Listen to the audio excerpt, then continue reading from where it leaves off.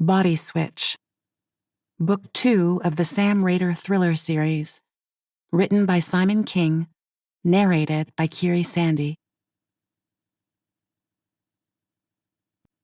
Chapter 1. Marlena Perez loved photography. Ever since she was a little girl, the art of capturing frozen moments of time had intrigued her to such an extent that it became a part of her daily routine.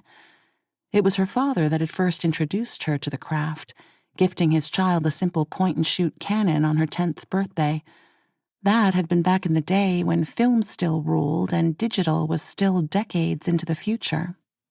Each morning, the mum of 3 teenagers would jump in her car before dawn and drive to a place she'd selected the previous evening. Photographing sunsets had become somewhat of a new fascination after their previous family vacation down in Florida. Walking the gorgeous beaches of Venice after capturing incredible sunsets had given her a new sense of direction. Whilst pristine beaches, like those found in Florida, weren't easy to come by in Ellsworth, Maine, Marlena began to explore the natural beauty she did have access to. The hills, forests, and lakes were proving to be a true find, one she never considered prior to that Florida trip. Photography had begun to slowly drift from her daily routine before that vacation, but now with a new subject matter to keep her occupied, the ideas flowed thick and fast. As she pulled into the still dark car park, almost an hour before the expected sunrise time, Eagle Lake sat bathed in moonlight behind her. She'd meant to come a little earlier this morning, wanting to catch a few shots of the lake with a full moon above it. The spot she'd chosen sat on the northern edge, a car park located perfectly within walking distance to the lakeside. Marlena parked her Honda in the empty car park, grabbed her jacket, and stepped out into the chilly October morning. A slight wind was blowing, and as she slipped into her coat, she was thankful to have remembered her woolen cap, sliding it onto her head before grabbing her camera bag and tripod. The beauty of the spot she'd chosen was that it sat at the head of the lake, giving the keen photographer easy access to not 1, but 3 sides of the water. This would prove especially useful when taking photos of the moon, the sunrise, and the lake with varying degrees of light. Once her car was locked, Marlena slung her camera bag over her shoulder, gripped the tripod tight, and slowly walked back towards the road. There was no traffic, not even the wildlife making their presence known. Silence hung heavy across the park, with only the stars sparkling in the night sky above. The track she'd spotted on the map the night before sat directly ahead, and the lonely woman quickly crossed the road. Despite knowing there was no traffic to speak of, the dark still held a certain fear for her, and she didn't want to get caught in the middle of the road should a car suddenly come speeding around the closest bend. As Marlena reached the other side, the track faded into the darkness beyond. The trees gently swayed above her as the wind slowly rose and fell like the waves of an incoming tide. Something suddenly fluttered beside her, and she froze as the sound crashed through the densely littered forest floor. A rabbit, maybe? Something sounding like a whistling began a few yards above her, and Marlena nearly dropped her tripod. Instead, she gripped it tighter, waiting for the footfalls that would no doubt happen next as someone came rushing towards her. But no one came, the wind silently continuing to fan the finer branches above her head. After standing in the near darkness for a moment longer, convincing herself that she was, in fact, all alone, Marlena continued on towards the first spot she'd previously selected. It lay at the very head of the lake, giving the amateur photographer a clear shot across the entire length of the water. The faint waves lapped the edge of the lake as she stopped on the trail and set up her equipment. Having used the camera for several years and knowing the layout like the back of her hand, there was no need for light, Marlena clicking the camera atop her tripod and then selecting the various controls she needed. It didn't take long for a dozen or so images to get snapped, each capturing both the mood and the emotion of the moment perfectly. There was just enough height in the images to allow some of the fading stars into the shot. Smiling to herself as she previewed each photo, Marlena picked up the tripod with the camera still fixed and began to make her way around to the other side of the water. Moonshots were great, but the sky was beginning to lighten, and the sunrise is what she had really come for. It was where her so-called money shot lay, and wasting time on this side of the lake might prove to delay her too long. Walking briskly with the tripod slung over her shoulder like a soldier on guard duty, Marlena walked back around the head of the lake, following the narrow footpath in the diminishing moonlight. She suddenly heard footsteps approaching from ahead and looked up to see someone jogging towards her. It was a man, wearing sweatpants and a hooded jumper. "Mornin'," the man said as he passed her, not bothering to slow for her response. Marlena looked over her shoulder to ensure he didn't turn and try and jump her from behind. She knew that the damn rapists loved these types of trails, to grab unsuspecting women who were walking around on their own. She gripped her tripod a little tighter as the man bounded into the shadows, continuing his run along the lake's edge. 10 minutes later, Marlena paused by a great spot on the western side of the lake. There were 2 benches just up ahead, and she figured it would be a great place to sit and wait for the right moment to send her camera into a torrent of clicks. Sunrise photography took patience and timing. If either one wasn't perfect, the resulting imagery could be completely ruined. She would later tell the police that it was probably because she had her attention focused more on the lake that she didn't notice the man sitting on the second bench. As she neared the first one, the second was maybe 24 yards further along, still enveloped in the last remnants of nightfall. The sky was already beginning to lighten, and she was now racing time itself to get into position. Once the camera was finally in place, pointed at the ever-brightening eastern horizon, she returned to the bench and sat for a moment. That was when she spotted the distant figure sitting on the other bench. The person looked to have something wrapped around themselves, which she didn't find surprising. The mist was still blowing out from her own mouth with each exhale, proof of just how cold the morning really was. As Marlena stood and prepared her camera for the approaching sunrise, she stole another look across at the lonely figure. She now saw that he, or she, had in fact a dark blanket wrapped around themselves. Nothing looked out of place as such, but that was the first time she sensed that something might be wrong.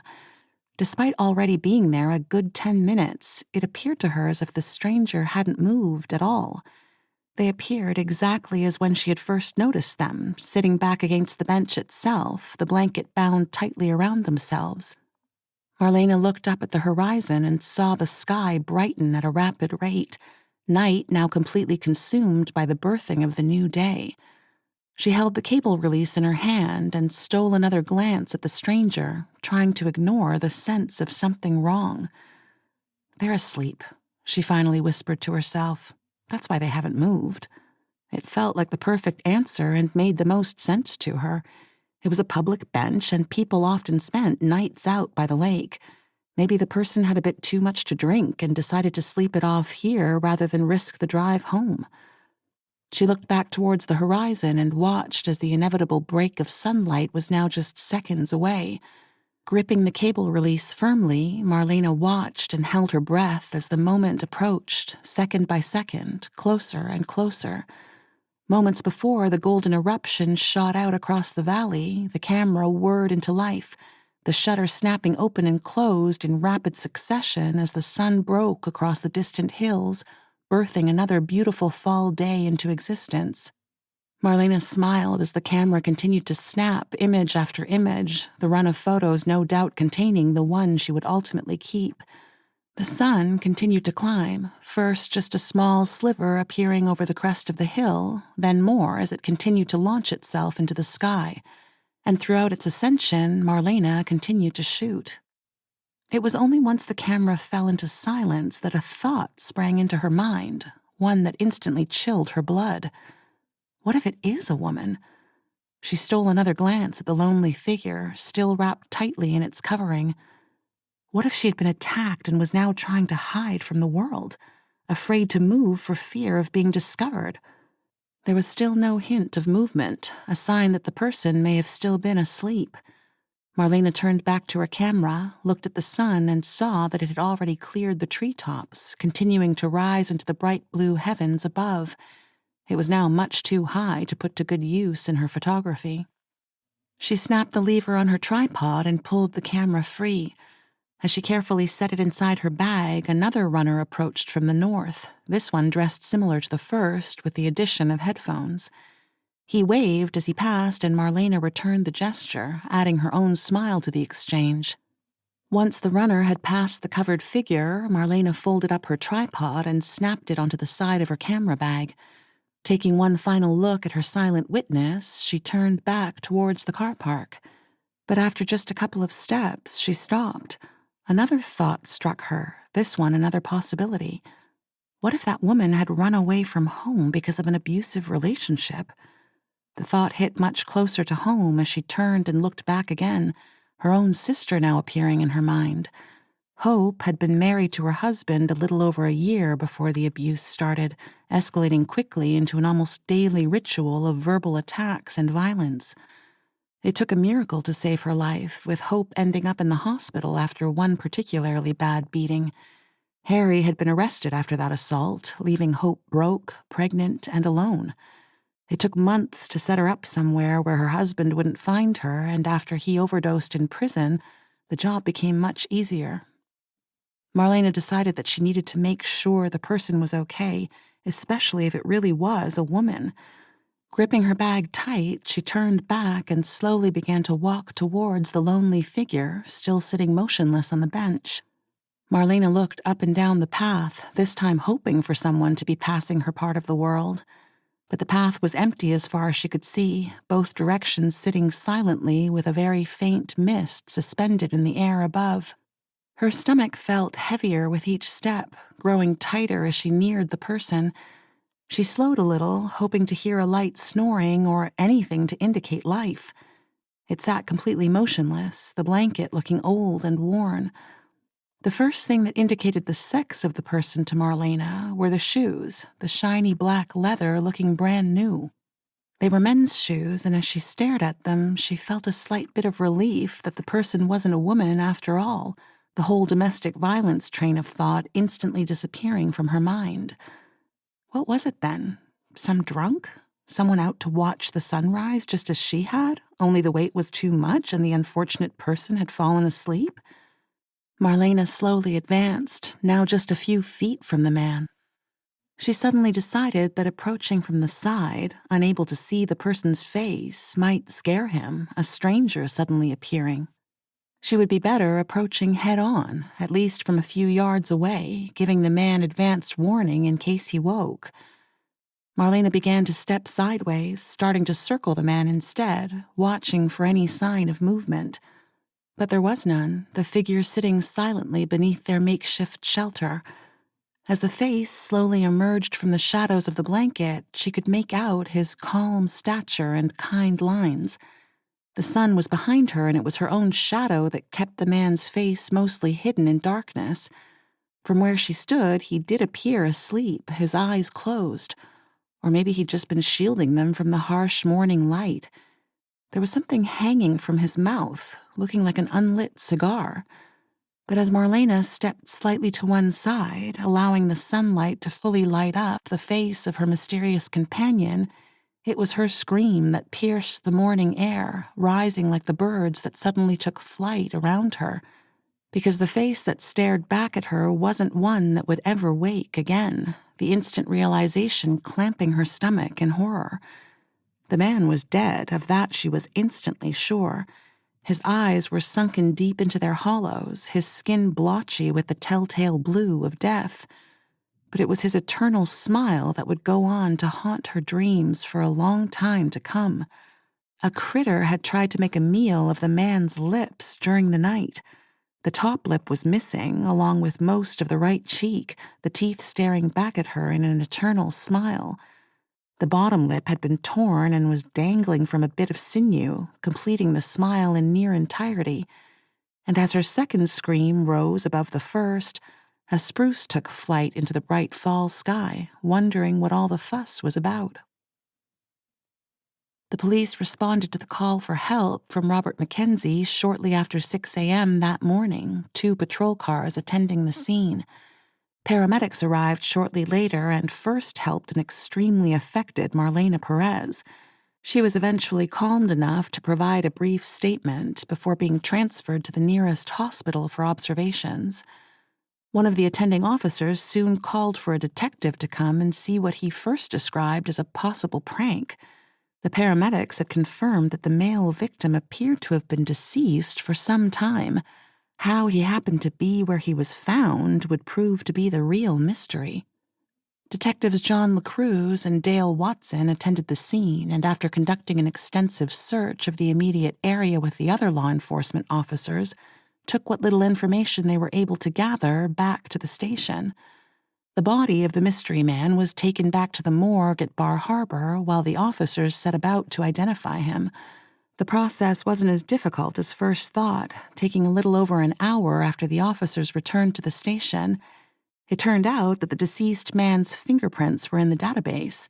He'd been arrested for 2 DUI offenses back in the late 80s. The name that popped up was Nathanial Johns, but once Detective Watson entered the name into the system, he found himself with more questions than answers. "He's dead," Dale told his partner as he looked up from his monitor. John stared back at him, confused. "Who, the stiff? Think that's already been established, champ." "No, I mean he's actually dead. Nathanial Johns died 2 weeks ago in Danville, Kentucky.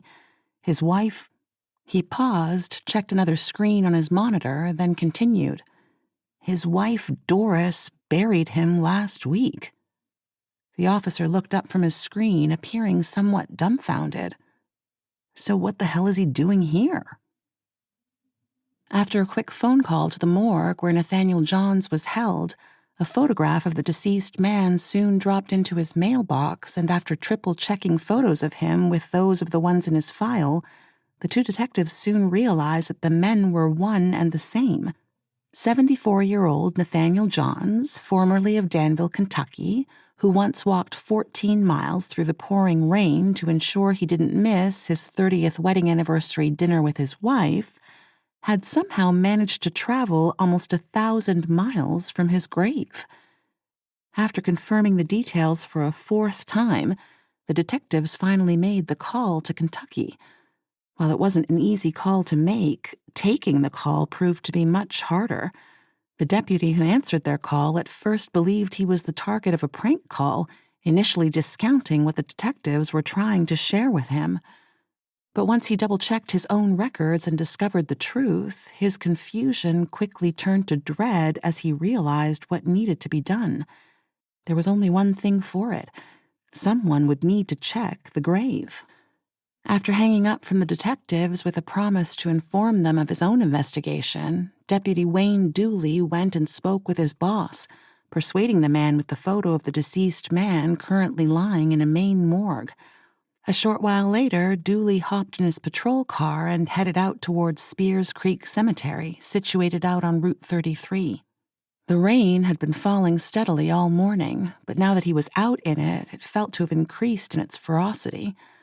The road resembled a waterway more than a hardtop, and the young constable carefully navigated his way across the thick sheets of water. Traffic was fairly light for the day, and it didn't take him long before reaching the cemetery's outer gate. It was closed, but visitors were able to walk through the narrow turnstile installed to keep vehicles out. Looking through his window, Dooley could see that the rain had no intention of letting up, despite his urgent assignment, and thus reached for his hat, slipped it on his head, and pulled it down a little tighter for extra protection. Rain or no rain, this was one job he needed to do, even if just to satisfy his own curiosity. As he hopped out of his car, he pulled his collar up a little higher, trying his best to limit the space between his jacket and hat. The wind was strong enough to push the rain sideways, and his face was drenched before he'd walked more than a few yards. Once he reached the gate, he dropped his shoulders and gave in, resigning himself to the fact he was going to get wet no matter what. The wind was sprinting across the cemetery, sending the trees whipping back and forth as Dooley first went to the information map to locate the exact spot of Mr. Johns.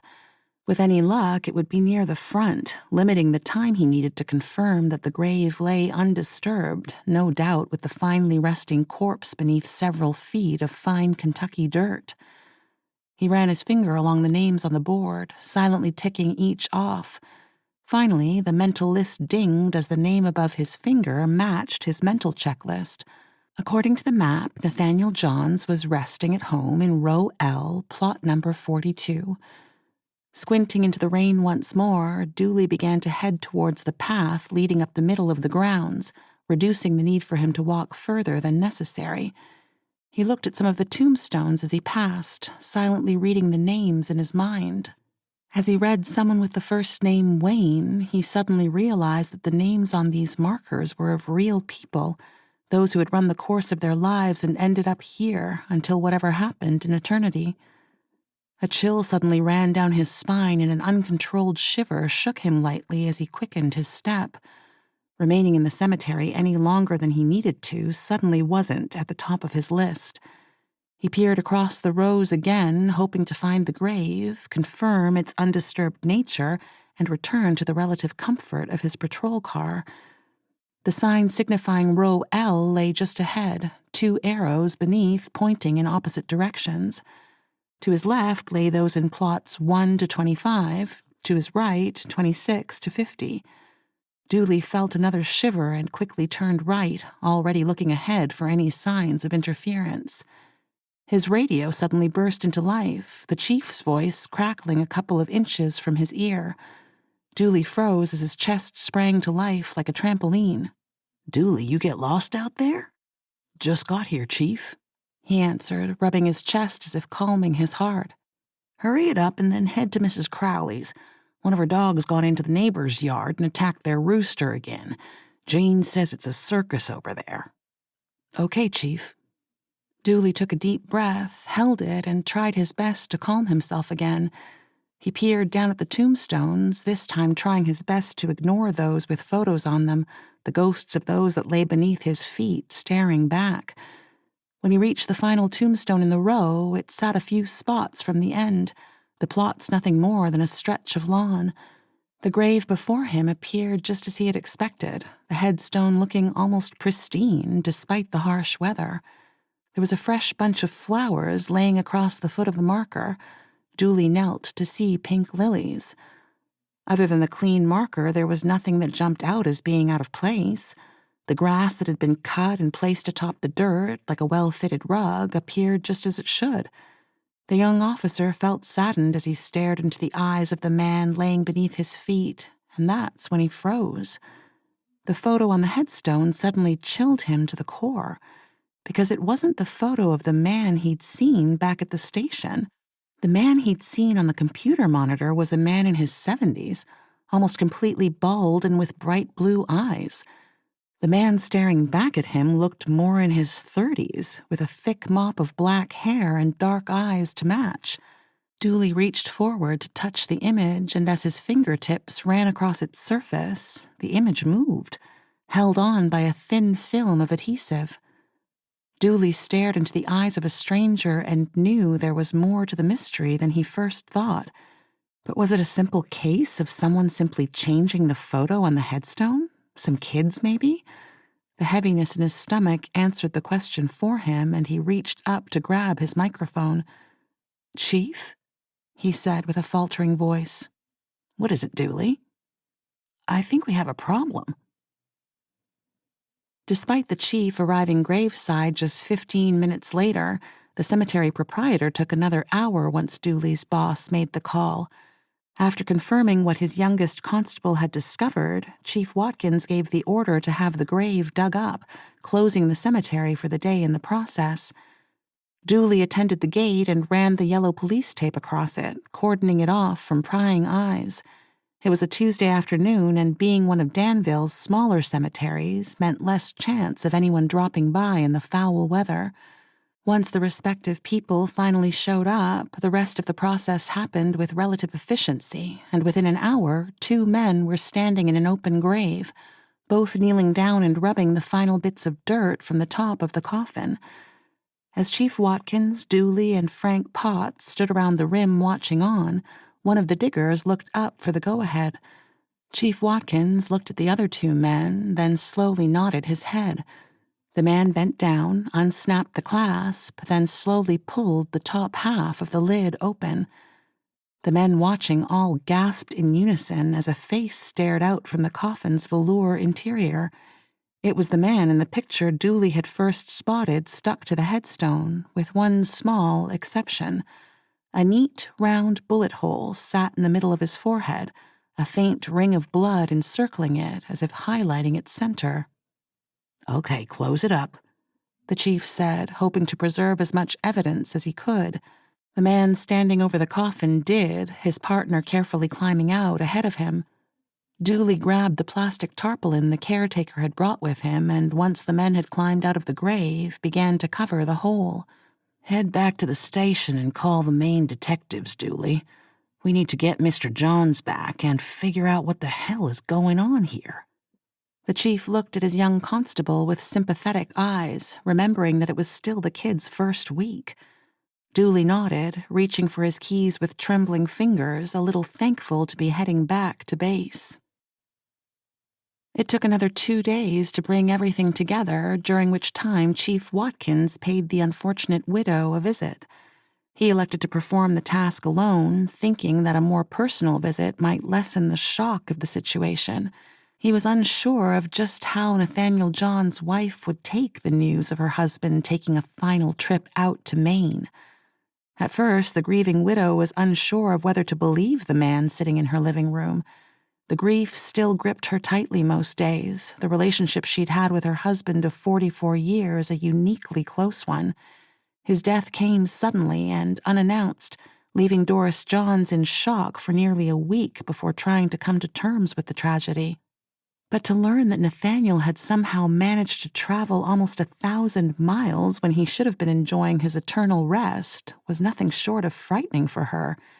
Chief Watkins didn't need to show her the photo he'd brought along for comparison, the many frames dotting the walls of the home already featuring the man in question. "May I ask when you visited your husband last, Mrs. Johns?" Brody Watkins asked, reaching for the cup his host had sat before him. "I haven't found it easy to go out there. I don't drive, you see." She sipped her own cup as Brody set his back down. "Why do you ask?" He thought of the flowers Dooley had pointed out, the fresh bunch of lilies placed on the grave. "Just curious, trying to get a sense of time. Could you tell me if there's anyone else that would visit him? Children, friends, anyone who cared for him?" Doris looked at him and offered up a gentle smile. She took another drink from her cup, and Brody could see her struggling with the fresh grief of her loss. "I'm really sorry to put you through this. I just have to establish what happened." He tried his best to sound empathic. "Nathaniel and I didn't have children, Chief. Our only son passed many years ago. We mostly kept to ourselves, especially during the past few years. We tried to live a quiet life for the most part. The only time we really ventured anywhere was to the west coast of Florida once a year." Brody nodded and asked a few more non-official questions in an effort to change the mood of the conversation. It worked for the most part, Doris giving him a brief glimpse into the back room of the home where Nathaniel's model trains still lived. He nodded and listened as she explained her late husband's hobby, talking with an air of affection that only served to weigh heavier on the conversation. Once they headed back out to the kitchen, Brody finished his tea, thanked the widow, and returned to his cruiser, the questions continuing to build in his mind. It took almost another week before the Danville Police Department could put a name to the second part of their mystery. After a chance discovery by a holidaying constable, the name Eugene Garcia was finally linked to the John Doe currently residing in one of the morgue storage units. The constable had been on a weekend getaway with his new fiancée to Richmond, Virginia. It was whilst enjoying a local newspaper with his breakfast that he came across the small column about a missing person. The photo of the missing man was quite small, but Leonard Parker instantly recognized the face. By the time he was eating dinner that night, the missing man had been positively confirmed as being that of the stranger back in Danville. But while the identification of the man had been accomplished, the answers to their many questions continued to elude the investigating officers.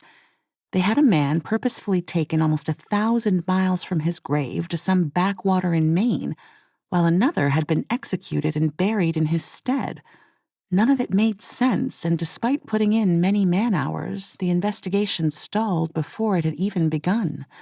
The late Nathanial Johns was eventually returned to his final resting place, a grateful Doris attending the second burial of her husband in almost as many weeks. The process was difficult, but when it was over with, she returned to the home she had shared with him for the better part of 30 years, a place where she felt closest to him.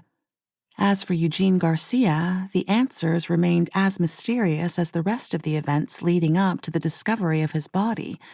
Because he was a single man living a bachelor life with very few friends, the only information the officers were able to obtain were from his sister.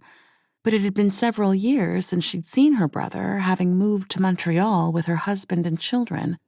As far as the pieces they managed to put together, Garcia had been a closet homosexual, unable to fully admit his lifestyle to either his family or the few friends he had, most of whom were little more than workplace acquaintances. The man worked as a shoe salesman, had a clean record, and didn't appear to have any vices, such as drugs or alcohol. As far as anyone could tell, the man was a loner, a clean skin, and a simple, law-abiding citizen. While the authorities desperately tried to follow any possible clues before they went cold, they were unaware that another organization had taken an interest in the case, one far more inconspicuous than any they'd heard of before. It was the kind of agency that took matters of murder into their own hands, to solve the crimes and end the killings, much like a vigilante mob might track down a local perpetrator. And when this agency identified the true culprit, nothing would save them from the executioner's punishment. Chapter 2. Sam turned and began to walk back the way she had come for a third time, the heels she was wearing beginning to bite into her feet. She knew that within minutes, a neat blister will have worked itself into her foot, reminding her why she never chose to wear these types of shoes. She slowed a little, bent down, and tried to run her finger between the leather and her delicate skin. "You okay?" Tim whispering through the earpiece. "Yeah, getting a blister," she replied. Despite easing the pain for a little, it returned the moment she rose back up and continued walking. "Let's hope this prick doesn't take all week." It was the third straight night the pair had tried to corner a killer suspected of murdering 6 women, raping each before killing them and throwing their bodies into the Allegheny River. Mama had managed to identify a single piece of footage of the culprit, and despite being unable to put a name to the barely visible face, it had shown a man of Asian descent. The police had failed to capture the offender after one of its own officers chased a suspect when a woman ran screaming from the park the previous week. She had been beaten almost unconscious and dragged into nearby bushes before fighting back and escaping the perpetrator's hold. The poor woman had sustained a deep cut to her right arm, as well as numerous lacerations. The officer gave chase for several blocks before losing sight of him. Pogram became involved in the matter by pulling 2 of its agents from another assignment for a single reason. The killer had struck a possible 9 times in under 2 weeks, working his way towards some kind of record, a record Sam wanted to deny him. 3 victims had managed to escape him, describing an Asian man with a thick accent. One woman thought she saw a long scar running down his left forearm, but she couldn't be sure. As far as the cops were concerned, it was the only real clue they'd had. After noting down all the possible locations of where the man had struck, Mama, Tim, and Sam all agreed that the best place to try and bait him would be around Highland Park Reservoir, the body of water just a few yards from the very river where all the victims had been found. It would be Sam doing what she did best by dressing as similarly as she could to past victims in the hope it would get his attention. After having no hits the previous 2 nights, Sam had high hopes that this would prove the lucky night. Tim had taken up a position on a nearby bench, dressed as a wino, complete with a half-empty bottle of cheap liquor and a jacket he'd given his cat to pee on. If anything, Tim liked perfection. Sam had been walking slow laps of the reservoir, pretending to be upset. It wasn't difficult. Her head hung low as she watched the ground pass beneath her. The few people that had been using the path alongside her had slowly diminished until it was just her, left to wander the outskirts of the water alone. The sun had sunk beneath the horizon the previous hour, and as Sam continued to stroll along, the lamps lining the path all flicked on in unison. They were spaced around 40 yards apart, and the shadows of night swallowed the light at each midpoint. It was a Sunday evening, and although the park had been filled with dozens of people only an hour before, once the sun hung low in the sky, most made their escape before nightfall descended over the popular hangout. "There's someone approaching," Tim suddenly whispered. Sam was on the opposite side of the lake, and she peered out into the darkness, trying to spot whomever Tim had discovered. "Where? I don't see anyone," she whispered back. "He's coming around the far side of the lake, following your lead." Sam continued to stroll, her pulse quickening a little. She couldn't hear the stranger's approach, but with Tim acting as her eyes, knew it wouldn't take them long to catch up to her. "How far?" She hated that she didn't have any indication of her follower, neither sound nor sight helping her. "Shh, he's close. Should be able to hear him shortly." Sam tried to quieten her own footsteps and turned her head ever so slightly in the hope of hearing the stranger. Only silence greeted her, the kind one dreaded when hoping for noise. But then there was something, a faint, repetitive thudding that grew louder with each step. It took her a moment to recognize the sound of the man's sneakers on the pavement. She hesitated slightly, waiting for something to strike her, expecting the man to jump at the woman walking alone. "Keep walking," Tim whispered. "He's not slowing." Sam stopped as the man passed her just as she neared one of the lamp posts. He was wearing earplugs, no doubt connected to his cell as he listened to whatever amused him. She watched as he continued jogging, paying her no attention. Her heart felt like a bass drum as she knelt down again, trying to ease the burning pain in her heel. With a final resolution, Sam removed the shoes and decided to walk barefoot for a bit. There was a bench further ahead, and she made a beeline for it. "I need to sit for a sec," she whispered to Tim. "Take your time," he replied. Once seated on the bench, Sam lifted her injured foot and carefully inspected it. The blister was significant, and Sam knew that if she continued walking in the high heels, it would turn into more than just a blister. She was about to tell Tim as such when she spotted something moving near a hedge. It was a small silhouette, almost the size of a rabbit. Sam sat up and peered into the darkness, the shadows shielding whatever the animal was. But as she continued watching, its faint yelping reached out to her. It was a puppy, that much she could tell. As Sam rose to her feet and slowly walked towards where it stood, she could make out a leash hanging from its neck. It appeared to be snagged on the hedge, the puppy struggling against it. The closer she got, the more the puppy seemed to thrash about. "Hey," she whispered as she knelt down, reaching for the leash. "Huh?" Tim asked. "There's a pup caught in the hedge here," she whispered. "Where are you? I don't see you anymore." Sam realized that in her haste to help the pup, she had ventured into an area mostly cast in darkness. The nearest lamppost was right next to the bench, but its light failed to reach to where she now stood. The trees that surrounded the hedge acted as a light shield, casting the area into an even deeper darkness than the surrounding area. Before she had a chance to react, strong arms suddenly enveloped her, pulling the much smaller girl off her feet. "What the?" was all she had time to say before a hand clasped itself over her mouth. "Sam?" Tim whispered as she first tensed instinctually against her captor, then relaxed herself, giving in. She knew if this was the man they were here for, he'd probably be armed with a knife, and the body armor Tim had given her to wear only covered so much. The man held her close, his hand covering her airways. "Don't move or I'll break your neck, bitch," he whispered into her ear. "Damn it," she heard through her other ear. The man relaxed his grip on Sam's face slightly as he began to walk backwards, carrying her further into the brush. She looked down and saw that he did indeed have a knife in the hand wrapped around her middle, its dim shape barely visible. His other hand was still fixed on her face, although he'd relaxed it enough for her to breathe as they pushed through the undergrowth. "Can't wait to taste you, luscious," the man whispered into her ear. Me either, Sam thought to herself, her mouth already salivating at the thought. In her ear, she could hear Tim whispering frantically for her, but without a chance to respond, she was nothing more than a mute witness. "Read about me in the papers, bitch? Know what I'm gonna do to you?"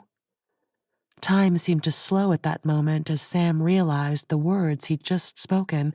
Even Tim seemed to grow silent. That was until his whisper returned, confirming what Sam thought she'd heard. Did he just confess? But before she had a chance to answer, the man lifted her slightly, slid the hand from her face onto her chest, and flung her down on the ground. She hit the deck hard and for a moment lay stunned. As Sam lay beneath him, slightly winded, the man knelt down on her chest and held the blade a few inches from her face. It looked like an oversized pocket knife, the blade ominously close to her cheek. As if to clarify his intentions, he ran the tip of the blade down the side of Sam's face as the other carefully felt between her legs. "I can feel your heat. You need to suck my dick, bitch," he whispered, momentarily fixed on that spot. It was the distraction Sam had been waiting for, and before the man could react, she swung an open palm at the flat side of the blade while her other hand punched his wrist in the opposite direction. The weapon spun from his grip in a blink, Sam catching it neatly before arcing it around and running it over his throat.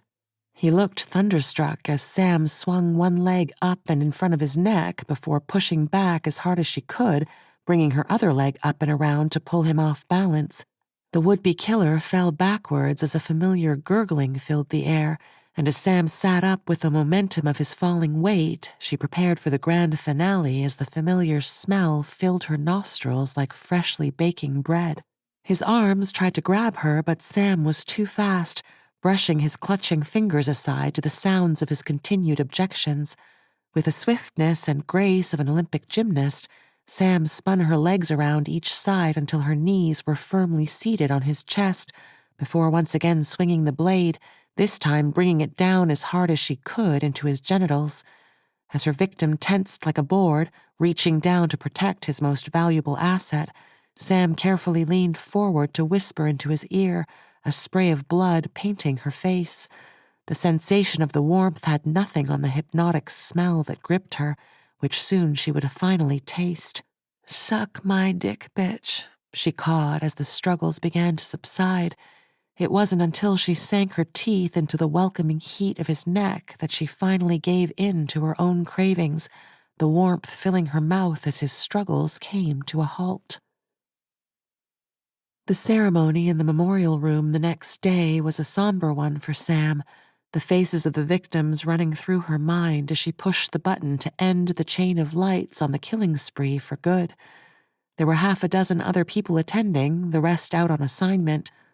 Once it was finished, Tim led her back to the elevator and pushed the button for Mama's office. The arms that embraced Sam as she stepped into the room were strong, fueled by the gratitude of the woman behind them. Mama had a friend whose sister was one of the victims of the Allegheny rapist. "Thank you," Mama whispered into Sam's ear before letting her go and returning to her desk. "Unfortunately, there's no time to waste," she said, sitting back down, her fingers instantly working the keyboard. "There never is," Tim said, following Mama and dragging a chair beside her. "What you got?" "Think we have an Uncle Pennybags," she said. "A what?" Sam asked, sitting on the edge of the desk, facing the bank of monitors lining the wall in front of Mama's desk. "Uncle Pennybags is what we call someone who looks to be setting up a game with the authorities. You know, like Monopoly. Uncle Pennybags is the—" Tim offered, but was cut off. "I know who Uncle Pennybags is," Sam said, sounding a little defensive. "Some serial killers set up the crime scene like a board game, you know, to play the cops. A come try and find me kind of game." Tim tried to sound diplomatic, not wanting to come across as arrogant. How do you know this is one? Oh, child, this is one. Of all the Uncle Pennybags I have ever seen, this would have to be one of the most obvious, Mama said, continuing to tap away on her keyboards. As Sam watched, 4 monitors lit up before them, 2 with photographs on them, the other 2 each with a map. Victims? Sam asked. In a way, the old man on the left is Nathanial Johns. He was buried in Danville, Kentucky after passing away 3 weeks ago. Sounds normal, Sam said. He was found sitting on a park bench on the shores of Eagle Lake in Maine a week later. What? Sam sounded shocked more than surprised. Mama continued. The other man there, Eugene Garcia, was found in Nathaniel's coffin, buried as if it had been his own all along. Someone switched the bodies? Tim asked, sitting up in his chair. Someone switched the bodies, Mama repeated. And that's not all. There may have been another one. She punched a couple more buttons, another 2 screens flashing on. That's George Andrews. He was buried last Tuesday in Orderville, Utah. His body was found this morning sitting in a bathroom cubicle at a gas station on the outskirts of Stigler, Oklahoma. The police are currently at George Andrews' gravesite to see what they find. He seems to be going through an awful lot to get someone's attention, Sam offered, peering at the image of the new face. That's a long way to transport the bodies. What if he gets pulled over? Tim asked. Something tells me that's the least of his worries. He's managing to hide these bodies all over the country and leaving them in places where they will get discovered relatively quick, Mama said, pausing her fingers. I'm not sure whether it will serve any purpose, but maybe you 2 might want to head to Danville. Maybe start where it all began. Try and see what you can find. I'll keep poking around and see if I can find something from this end. Sam looked at Tim and both nodded at the same time. Deal, Sam said. Want to organize the plane? Already on it. After stopping off at the equipment room and grabbing all the possible items they needed, Tim led them back outside to where Sam's Mustang sat, glistening in the late afternoon sun. The novelty of it was still strong, and she felt the butterflies of excitement each time she laid eyes on it, still finding it hard to believe that the car was hers. She hopped into the driver's seat as Tim slid in beside her, fired the engine, and sat and listened as it roared to life before settling into a calming purr. Any ideas? Tim asked as Sam gunned the car, spewing 2 neat little jets of gravel behind them as she tore down the driveway. Certainly twisted, she said, steering with one hand as she turned down the radio. Twisted is a given, but what a way to get some attention. The way I see it, he's either doing it to specific victims he knows, or they're complete randoms that are serving a higher purpose for him. Don't forget, it's only one of the 2 that was killed by the perp. The other one was already dead. Sam barely slowed as she swung the Mustang onto the hardtop, the tires squealing briefly as they tried to find purchase. Well, at least we know what their purpose was. The Milton Ward jet was already waiting for them on the tarmac when the pair reached the airport. After handing her keys to one of the attendants, Tim gestured for her to climb aboard, then followed, handing his bag over as well. The attendant thanked them, passed the keys to one of his colleagues, then followed his passengers aboard. Just like her car, Sam still felt the overwhelming sense of novelty each time she experienced another aspect of her new life, despite being with the secretive organization for a little over 6 months. The car, the home, the plane, it all felt like a world away from the reality she once knew. Tim sat in his seat and snapped the seatbelt into place, watching as if to ensure she followed suit. When Sam did, he peered towards the front expectantly, waiting patiently for the pilot to get them moving. A few moments later, the wheels left the runway as the plane steadily climbed into the darkening Kansas sky. Sam sat and peered out of her window, still overcome by the power of the engines that pushed her back into the seat. The view was incredible, with the multitude of lights stretching out across the horizon, her face almost pressed against the glass like a child on her first flight. Tim watched as his partner stared at the view beneath them, the lit-up cities and towns stretching out in every direction. He himself used to do the very same thing when first exposed to the excitement of private plane travel. He grinned as he imagined her excitement, now just a distant memory of his own novelty. Sam turned back once they reached cruising altitude, reminding herself of the reason for the trip. Tim sat with his laptop open, busily looking through the files Mama had already accumulated for them. "Anything new?" she asked as a flight attendant handed her a bottle of water. "Not really. Nothing from the latest gravesite anyway. Just trying to find something on the man they discovered in the coffin of the first guy, shot in the head. He would have stared into the eyes of his killer." He continued scanning through other documents as Sam went to the bathroom. When she returned, the laptop was closed. Tim sat watching the window, staring out into the blackness beyond. Every few seconds, a distant light would slowly float past, another town slipping by in the distance. Sam sat back down and took a drink of water, aware of something bothering him. "You okay?" she asked, stowing the bottle. He turned and looked, offering her a smile. "Sure, just tired. Didn't sleep much last night." "Can I ask you a question?" There had been something playing on her own mind, a name that occasionally crept into conversation. She had first heard it during the very first trip to the compound, although no one elaborated who the person was. "Of course," Tim said, turning a little in his seat. "Who's Evie?" Sam watched as Tim's expression instantly changed, turning from inviting and friendly to something resembling torment. She regretted asking the question the instant it left her lips. He started, but found the words stuck in his throat, suddenly feeling like thorns. He reached for his own bottle of water and took a long drink, his cheeks looking flushed. "I'm sorry, I didn't mean to pry." She felt her own cheeks burning slightly at seeing his reaction and felt instant relief when one of the attendants came from their compartment. "We're about to start our descent." Neither of them spoke again until the plane was taxiing towards the private terminal of the small country airport.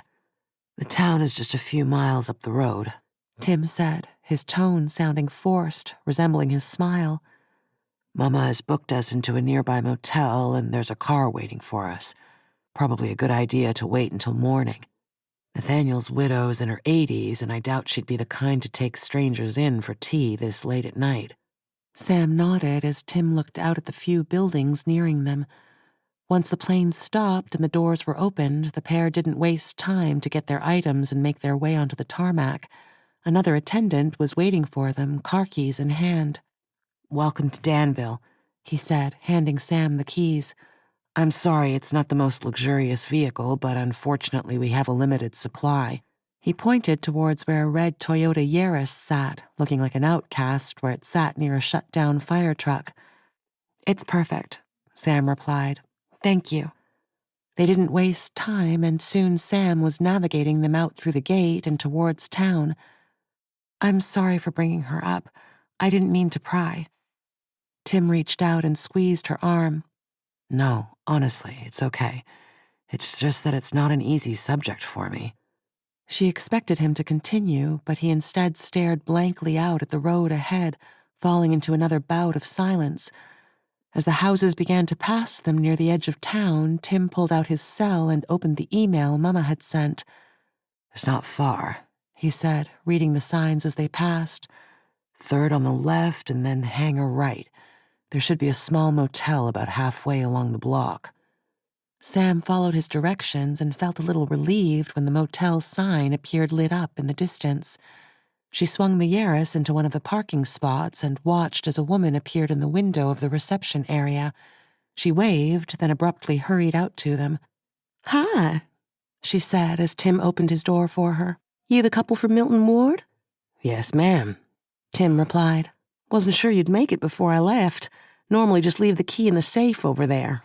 Instead, she held it out to him and Tim took it from her. Got you folks set up in room 11. It's right over there by the stairs, ground floor. Is 3 nights correct? Tim looked at Sam and slowly nodded. Yeah, 3 nights is perfect, thank you. Great. Okay, well, you can park your vehicle right by your room and a breakfast tray will be dropped by your door at 7 sharp. She pronounced vehicle as if it was 2 words, announcing Hickle like a long-lost friend. Thank you, ma'am, Sam said, and the woman waved before returning to her own apartment as Sam drove to the allocated parking spot. By the time they stepped out from the car, the woman was gone, the lights in the reception area switched off. The room was like a studio apartment and large enough to put a lot of city options to shame.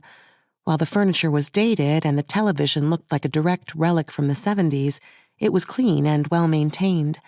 There were 2 beds, almost side by side, and Sam put her bag on the one in the corner as soon as they stepped into the room. Tim put his bag on the table and made the bathroom his first stop. The mood between them hadn't changed, and Sam began to wonder whether she'd actually upset him by asking the question. She considered apologizing again, then decided against it. Sometimes it was better just to let things as painful as that go. When Tim returned, he pulled his laptop out and set it up on the table as Sam grabbed her bag and went for a shower. She always found the heat helped her sleep better and with a big day ahead wanted to be as refreshed as possible. After absorbing the warmth of the water for a good 10 minutes, she finally returned to the room where Tim was tapping away on his keyboard. Anything from the second grave yet?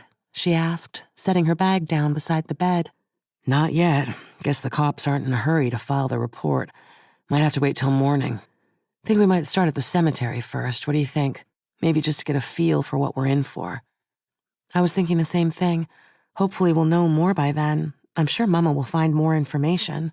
Sam grabbed the remote and flicked the television on, scanning through the channels before settling on an episode of Seinfeld. Tim continued to work the laptop, but after finding himself distracted by Kramer's antics, closed the lid, turned the overhead lights off, and hopped on top of his bed. After watching back-to-back episodes of Seinfeld for over an hour, both viewers groaned as Frasier took the next spot in the viewing schedule. After flicking back through the limited channels for something else to watch, both agreed to call it a night. Sam switched the television off and turned on her side, listening to the sounds of the motel reaching out through the darkness. "Good night," she said. Good night, Tim whispered from the shadows, and she heard him also make himself comfortable, the springs of his mattress squeaking slightly. But sleep did not come quickly for either of them, Sam shuffling a few times for that perfect position, while Tim simply turned on his back to stare up at the ceiling. Thoughts weighed heavy on him, and Sam could feel it from where she lay. As the minutes passed, the darkness hung heavy in the room, the silence broken by the occasional car passing out on the road. But country towns weren't known for their nighttime traffic, and so the passing cars were few and far between. Sam tossed and turned for what felt like hours, but nothing helped her drift off. The silence coming from the other bed worried her, knowing Tim was struggling with something too painful to share. They had shared plenty of rooms during the past few months, and Sam knew what Tim sounded like when asleep, and silence wasn't part of his repertoire. She was about to ask if he was okay again when he broke the silence himself. Evelyn Jansen was her name. He began, his tone matter-of-factly, and finally, Tim revealed the story behind the woman. Chapter 3. Evelyn Jansen had been a loner her entire life. Friends weren't something she ever kept close, and her family was as distant as one could get. Her mother had been a voracious drug user from an early age, and after giving birth to her daughter, had overdosed shortly after. Evelyn was sent to live with her father, but being a young soldier meant looking after a baby was next to impossible. The young Evie, as she eventually preferred to be called, ended up in the care of her grandparents, raising her in a strict Methodist household that tolerated very little and allowed even less. As Evie grew older, her life consisted of little more than school and chores. Her father was eventually killed in an auto wreck, his blood alcohol reading off the charts at the time. The young orphan attended the funeral as an 8-year-old girl and returned home almost a woman, her childhood effectively ending that day. Despite her grandparents trying their best to maintain a positive home environment for their child, Evie broke loose, preferring to act out. She eventually ran away from home and, after being returned once by the police, ran far enough to avoid getting caught a second time. After meeting a 20-something woman in a small town outside Chicago, a young and naive girl ended up posing for a number of small-time adult photographers. Whilst the money seemed good to her, it was when one of them put the hard word on her to try prostitution that Evie once again found herself running. Every girl may run from something in their lives at one point, but for Evelyn Jansen, it felt as if she would run the rest of her life. Her life lacked a fundamental part that gave most people stability: love. There was none. Whilst what remained of her family didn't miss her, the friendships she occasionally made felt flat and forced, the kind no one remembered a week later.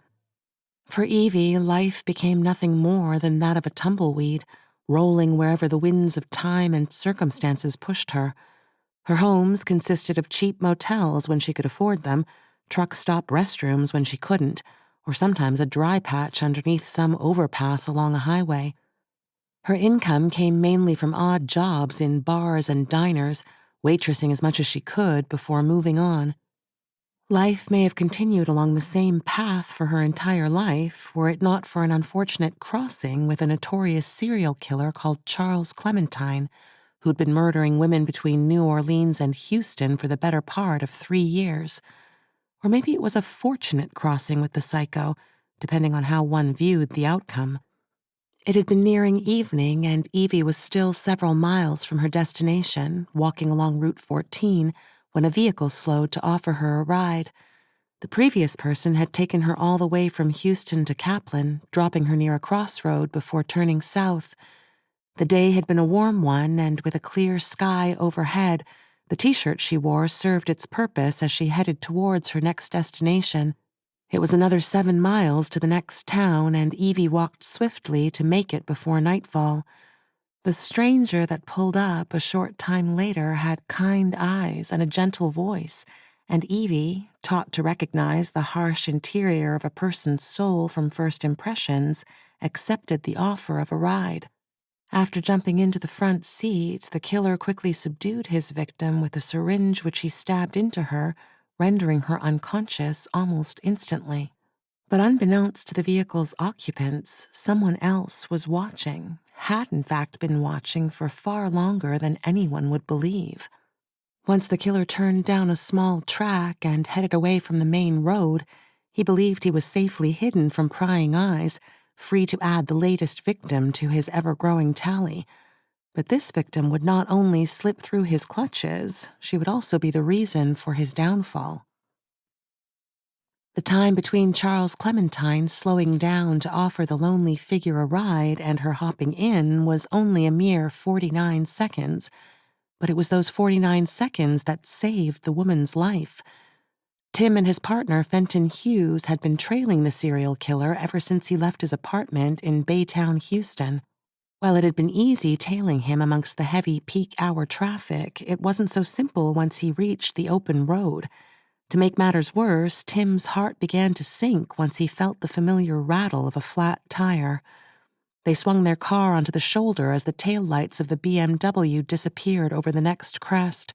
Positive that would be the last they saw of the killer that day, the pair quickly set about to change the blowout. They worked as if possessed by the fastest pit crew in history, swinging back onto the road in a cloud of gravel and smoke less than 5 minutes later. It turned into a desperate catch-up attempt, Tim flooring the rental Honda to within an inch of its mechanical possibilities. And as they hit the top of a low-lying hill, Fenton spotted the unique brake light pattern of the BMW ahead, just as it turned down the secluded lane. Tim killed the lights as he turned onto the dirt track, both windows down as they listened for any identifying sounds. After a brief moment of panic when they reached a T-junction, Fenton again spotted the brake lights to the left and across a small field, pulling in next to a drainage ditch. The two men pulled their own vehicle over, killed the engine, and began to cover the rest of the distance on foot. It was almost a full moon, and the field was lit up enough for the chasers to see a shadow walking around the German saloon as he prepared for whatever horror he had in mind. But the only horror Charles Clementine would see that night were the teeth that rained down on him before he had a chance to hurt Evie. She was lying unconscious beside the car, Charles standing over her and rubbing his hands together when Tim and Fenton surprised him. His brief attempt at an excuse had barely enough time to take flight before the disinterested men set on him, dragging the screaming coward to the rear of the car and pushing him to the ground. Fenton watched on as Tim made short work of the man, his throat torn out with a single bite as the familiar gurgling rose into the night air. He stepped aside as the blood sprayed across the dirt, the man's struggles kicking up small tufts of dust. It didn't take long for Clementine to feel the final moments of his life flow out from the wound, desperately still trying to gasp for mercy, but the only mercy offered to him was the same as what he'd offered his own victims. A cleanup crew attended the scene moments later and took the unconscious victim to a private medical station where they monitored her condition. Tim remained with her and tried his best to explain away what had happened, telling the woman that he'd found her lying on the side of the road. But what neither Tim, Fenton, or the Pogram hierarchy expected was that Evie had been awake the entire time, able to hear everything that happened. She recalled in detail the events from the previous night, and no matter how hard Tim tried to deflect her attention, the story was blown wide open. Knowing the gravity of the situation, Tim made a call to John Milton and filled him in on what he'd learned. After a lengthy debate, it was decided to investigate the girl herself and see what they could find. It was Tim and Fenton that spent considerable time with Evie, learning about the young girl's adventures. For the two men, it didn't take long for them to realize that the girl sitting before them was no different to their own experiences. Whilst Tim was one of Pogram's 7 cannibal descendants, the rest of the agents, like Fenton, were just outcasts, the type society normally discarded for not indulging in the mainstream hive. Finally, after several days of debating, investigating, and arguing, Evie was taken before John Milton and Xavier Ward to discuss the possibility of joining the organization. With the bubbly personality everyone would come to know her by, both John and Xavier were instantly impressed as Evie was welcomed in with open arms. And the rest, as the saying goes, is history. After spending several weeks training and shadowing various agents, she was finally paired with one of her rescuers. Tim became Evie's mentor and partner, the pair quickly proving to be a formidable force when it came to hunting serial killers. Within a few short months, the duo had effectively ended more serial killers than the rest had during the previous year. Both John and Xavier were so impressed with the pair, they gave them free rein in choosing which cases they wanted to pursue. The hunting continued for many more months, and the memorial room ceremonies became an almost weekly event for the pair. Everything seemed to be working perfectly, with Pogram making a serious dent in the murder rate of the country. But then things began to change, things that at the time felt to be unavoidable. A certain attraction began to bloom between the agents, and it wasn't something either of them could hide. The whisperings quickly found their way back to Milton and Ward, and once they were aware of the situation, they made the impossible choice to break up the partnership. With Tim and Evie effectively split up, both were reassigned to new partners. Tim was matched with Trudy Lynn, a 6-year veteran of Pogram, while Evie was assigned to Fenton, the second of her rescuers. But if history had a way of repeating itself, it did with explosive consequences. This time it was Fenton and Evie that hit the ground running, ending the lives of numerous killers. Evie had an unmistakable thirst for ending the lives of the monsters that stalked the country. She may not have had the thirst for blood the way some of the cannibals did, but her thirst was for seeing the killers die, and watch them she did. The other thing that made Evie and Fenton a one-of-a-kind team was that neither were cannibals.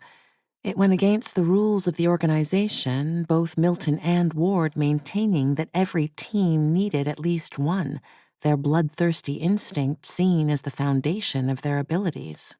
But with neither Evie nor Fenton possessing the traits, their team was made up of what John Milton liked to call mere mortals, destroying the belief held by the Pogram heads for so long.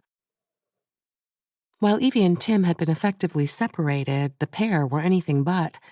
Their affection towards each other continued to grow, with the pair spending every non-working moment together. The relationship blossomed into a genuine love affair, and Evie eventually moved into Tim's home, the couple effectively taking the next step. During the final month of normality, Tim proposed to Evie in true style, popping the question down in the memorial room. Just like Sam, the room had been one of the first stops for Evie during her initial tour and had always held a special place in her heart. She saw it as the one thing she'd achieved in her life that really mattered, a place for not only remembering the victims, but also the murderers she helped end. It gave real meaning to her new life, a life that had once been nothing more than a simple existence. While Tim had acted on his feelings for the new girl in town with little delay, there was another that also found himself falling for the bubbly new personality.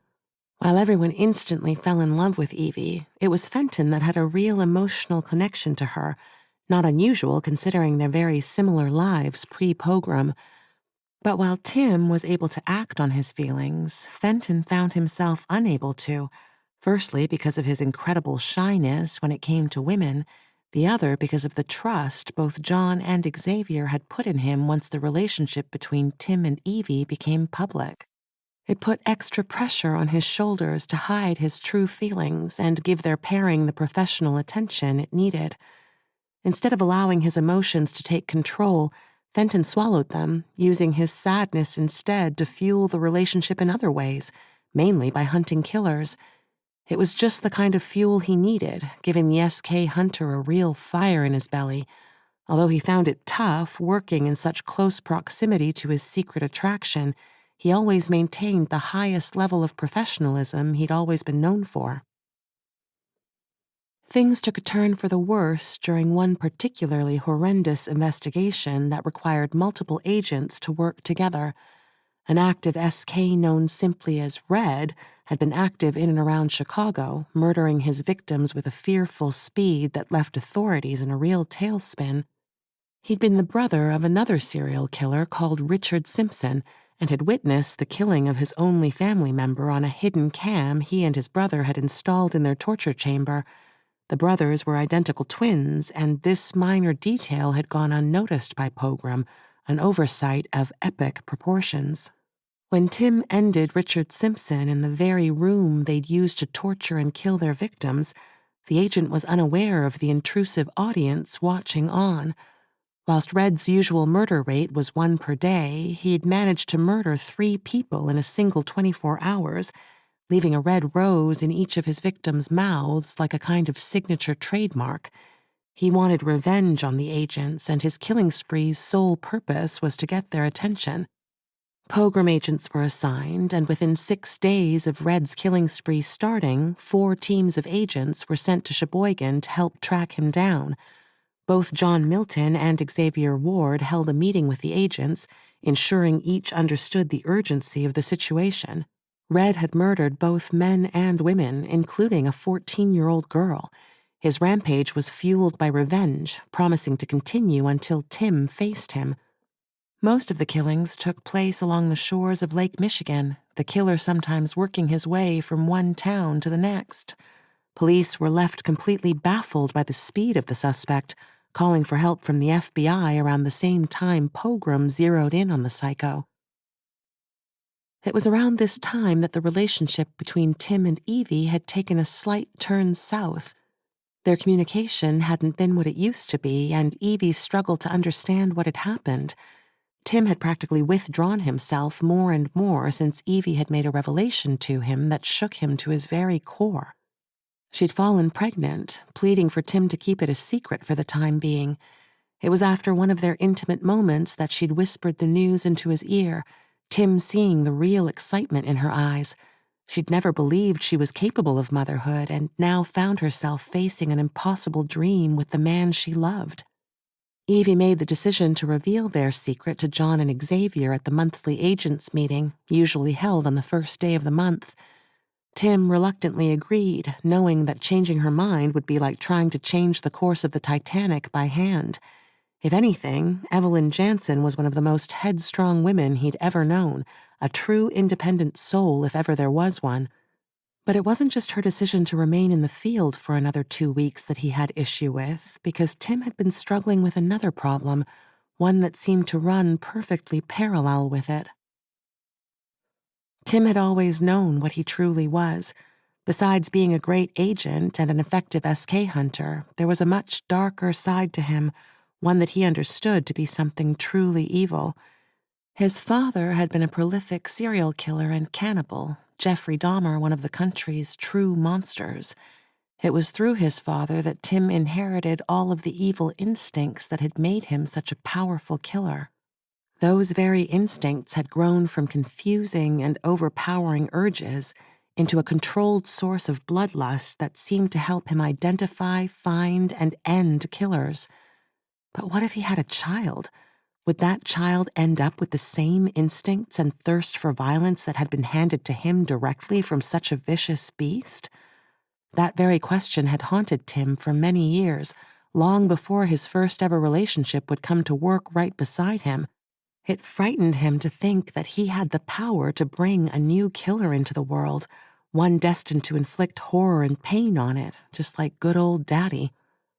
After spending many years in a seemingly endless battle of confusion, Tim had made the decision to never father children. But the decision wouldn't be complete unless he took real action, and during one particularly bad month of struggling with whether he'd made the right choice, Tim booked himself in for a vasectomy. The procedure was completed in less than a day, his conscience eased immediately. Despite never having been with another girl, he now felt as if it was no longer something that would hold him back. In Tim's mind, he was finally free of the responsibility, allowing himself to open up to whomever happened to come along. The news of Evie's pregnancy hit Tim hard, unable to tell her about the procedure that had rendered him unable to father children. Knowing that he couldn't have been responsible for the pregnancy, Tim chose to confront the only other person he knew to have real feelings for his fiancée, his old partner, Fenton. So he made the decision to confront Fenton, and because of circumstances, the opportunity didn't arise until a day after the 4 teams of agents arrived in Sheboygan to hunt down Red.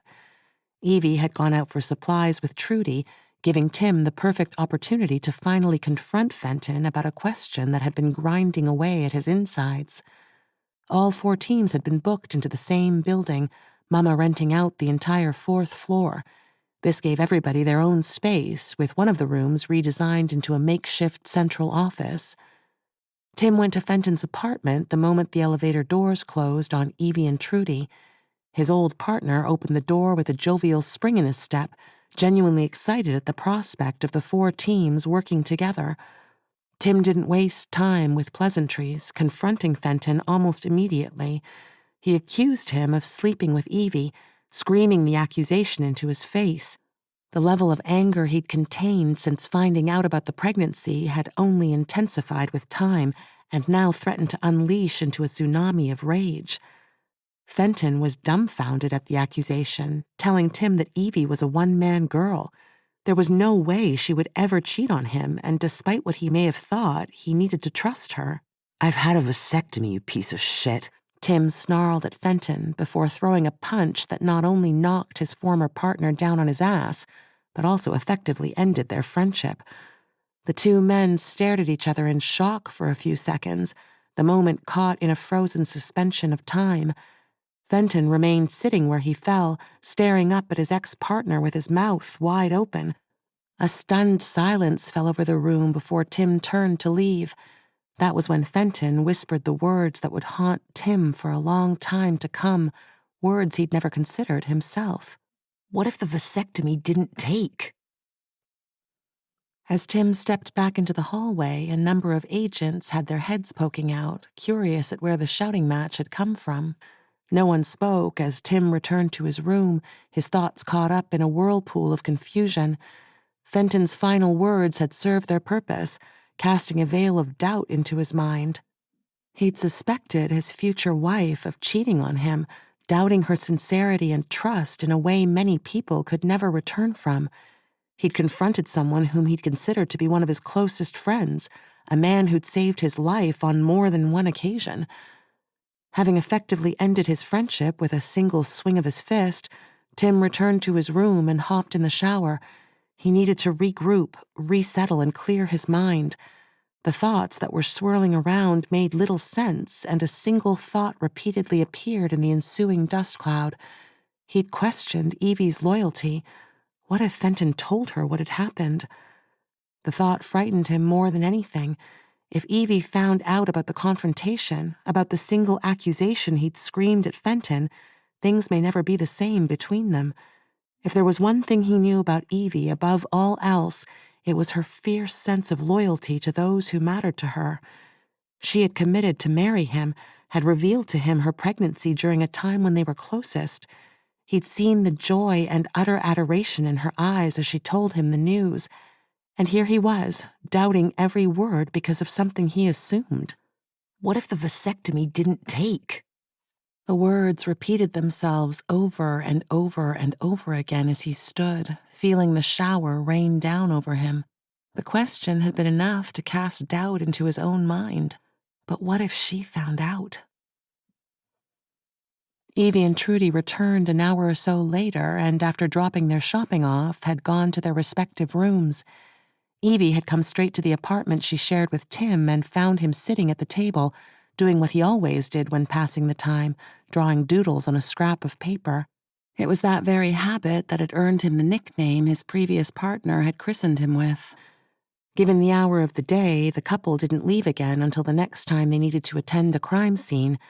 Mama messaged all agents with an urgent summons a little after dinner, and the 4 teams immediately headed out. A vehicle that had been identified as having possible links to Red had been spotted picking up a woman an hour before, and Mama had managed to track it to an industrial estate near the lake's shore. The agents jumped into 2 vehicles and made their way to the road where the final sighting of the vehicle had been. Evie and Fenton had jumped in their own car, together with Terry Manning and Lorraine Cruz. Tim and Trudy jumped into the other car with Karen Schmidt and Fox Dillinger, following the other vehicle as the procession rushed to save another possible victim. It was during the drive that Tim started to feel nervous at the thought of Evie and Fenton in the same car. What if he told her what had happened? What if the others backed his story, saying they'd heard the commotion? The uneasy feeling only intensified the closer they neared their destination. After pulling up half a block from where Mama had last spotted the vehicle enter the dead-end road, the teams quickly made their way via different routes. Whilst the first 2 teams headed down and around a warehouse that sat between them and the suspected location, the other 2 teams took the direct approach, Evie and Fenton leading the way. Tim and Trudy led the other agents around the far side, past a trucking compound and through a gate into a Walmart distribution center. As they stole their way through the yard, avoiding being seen by the few night shift workers busy forklifting their way around the compound, the foursome quickly reached a hole in a fence that led to what looked like an abandoned warehouse. The abandoned Sheboygan power plant stood ominously to one side, its shadows standing guard. Evie and Fenton reached the area first, confirming to Mama that the vehicle, a rusty Jeep Cherokee, was parked behind the building, both of its driver's side doors swung open. There were faint drag marks in the gravel leading towards the side entrance of the warehouse closest to the water's edge. The teams were in contact with each other via their earpieces, Mama listening in on her end. Knowing the killer was inside, the 4 teams decided to split and enter the warehouse from each corner of the building and work their way towards wherever Red was located. Mama was able to locate an old floor plan of the building and sent through instructions to each team, ensuring they knew ahead of time what was behind each door that faced them. Just as they entered their entrances, Tim looked up to see Evie staring back at him from across the yard and instantly recognized the expression. She knew. Fenton had told her after all, and now she stood opposite him, the pain in her eyes ripping into Tim's heart. It was the look of disappointment, as if he had been the one to betray her instead of the other way around. Before he had a chance to react, they put on their night vision goggles and entered the building. Fenton and Evie disappeared into the first door, entering the reception area of the long-closed company. Terry and Lorraine made their way back around to the other side, found their door, and found themselves in one of the workers' old lunchrooms, the smell of stale piss burning their nostrils from the moment they stepped through the door. Karen and Fox climbed a set of stairs and ended up on a mezzanine level, overlooking the bulk of the warehouse's stacking area, while Tim and Trudy entered via a fire escape door that opened directly into the toilets and change room. With all 4 teams in the building, they remained in constant contact as they stealthily whispered their progress, Mama coordinating their advance. No one initially found anything out of the ordinary, the place seemingly sitting in the deathly silence of abandonment. As each team made their way towards the main floor, doubt began to creep in that they had entered the wrong building. It was Fenton that first heard the unmistakable sound of weeping, leading Evie and 2 other teams towards a small room to the side of the warehouse's main floor. It could have been a storage room or an electrical room, but whatever it was small. Knowing that the victim was still alive, the teams decided that the best bet would be for 3 teams to circle the room, while the 4th team stood back near the opposite wall and monitored from afar, in case Red tried to make a break for it. It took a minute or 2 for the teams to get into place. Fox and Karen remained on the overhead walkway, peering through the metal grate at the small room beneath them. If anyone tried to run, they would have the advantageous high ground, while Tim and Trudy had the wide view from afar. Evie and Fenton carefully made their way to one corner of the room, while Terry and Lorraine reached a tiny alcove in the wall right beside the door to the killer's hiding spot.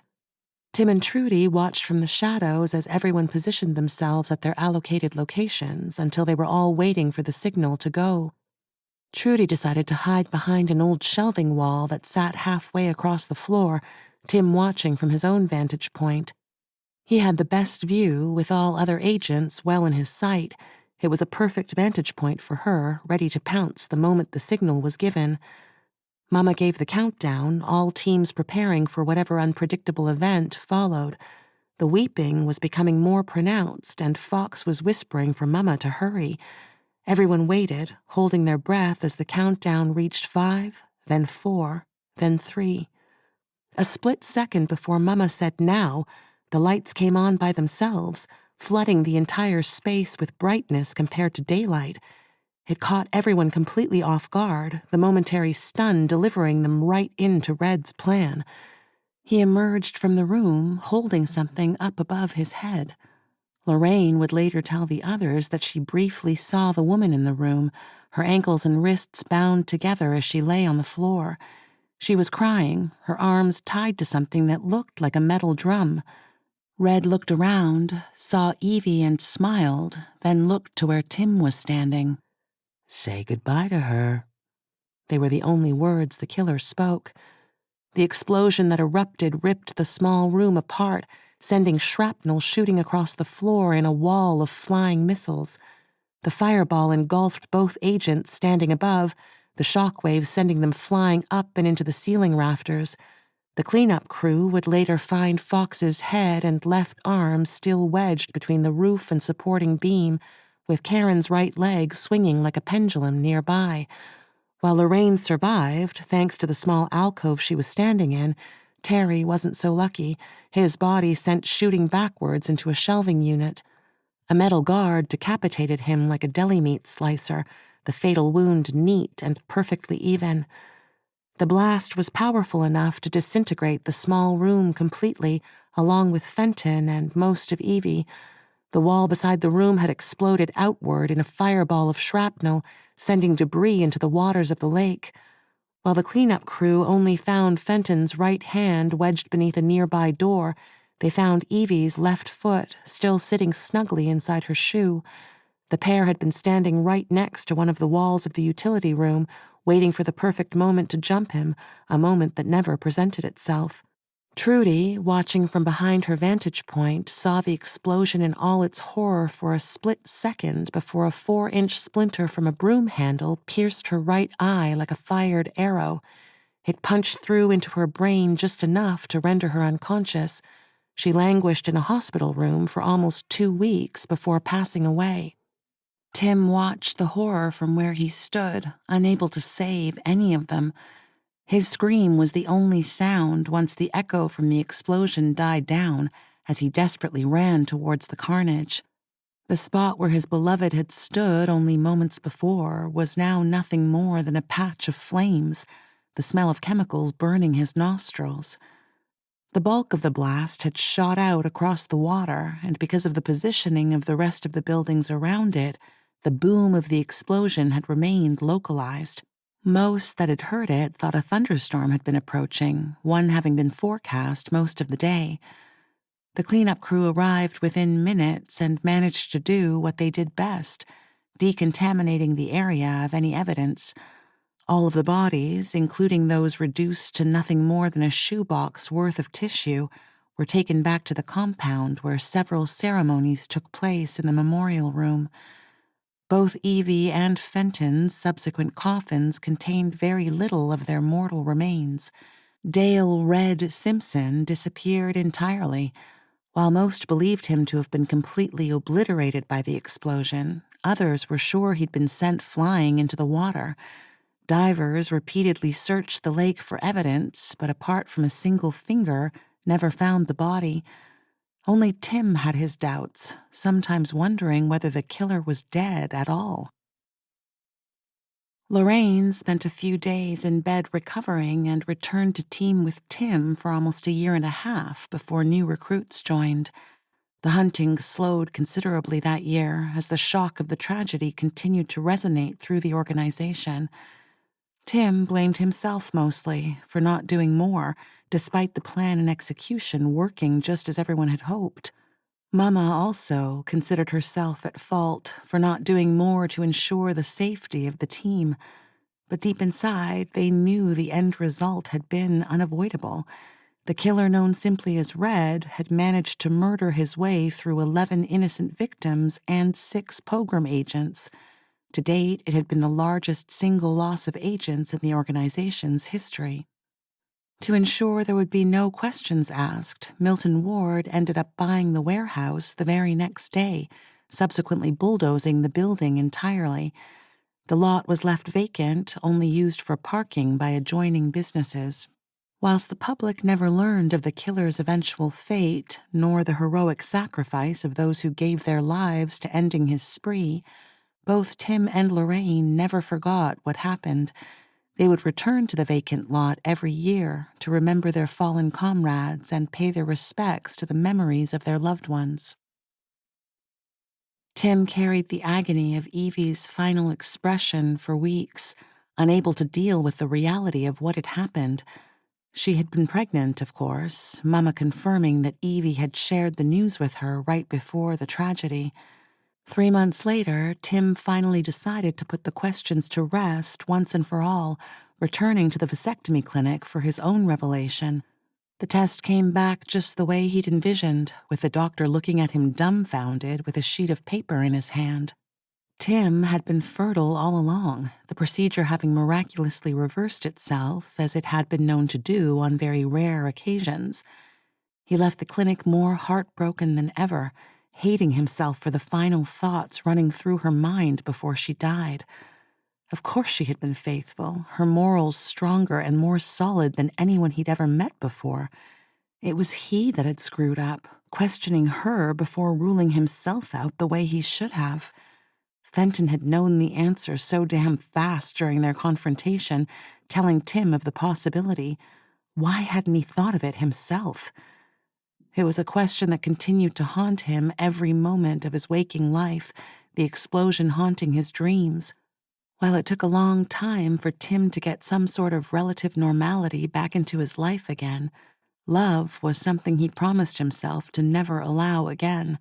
The first time had been enough to show him its destructive power, and that had been enough.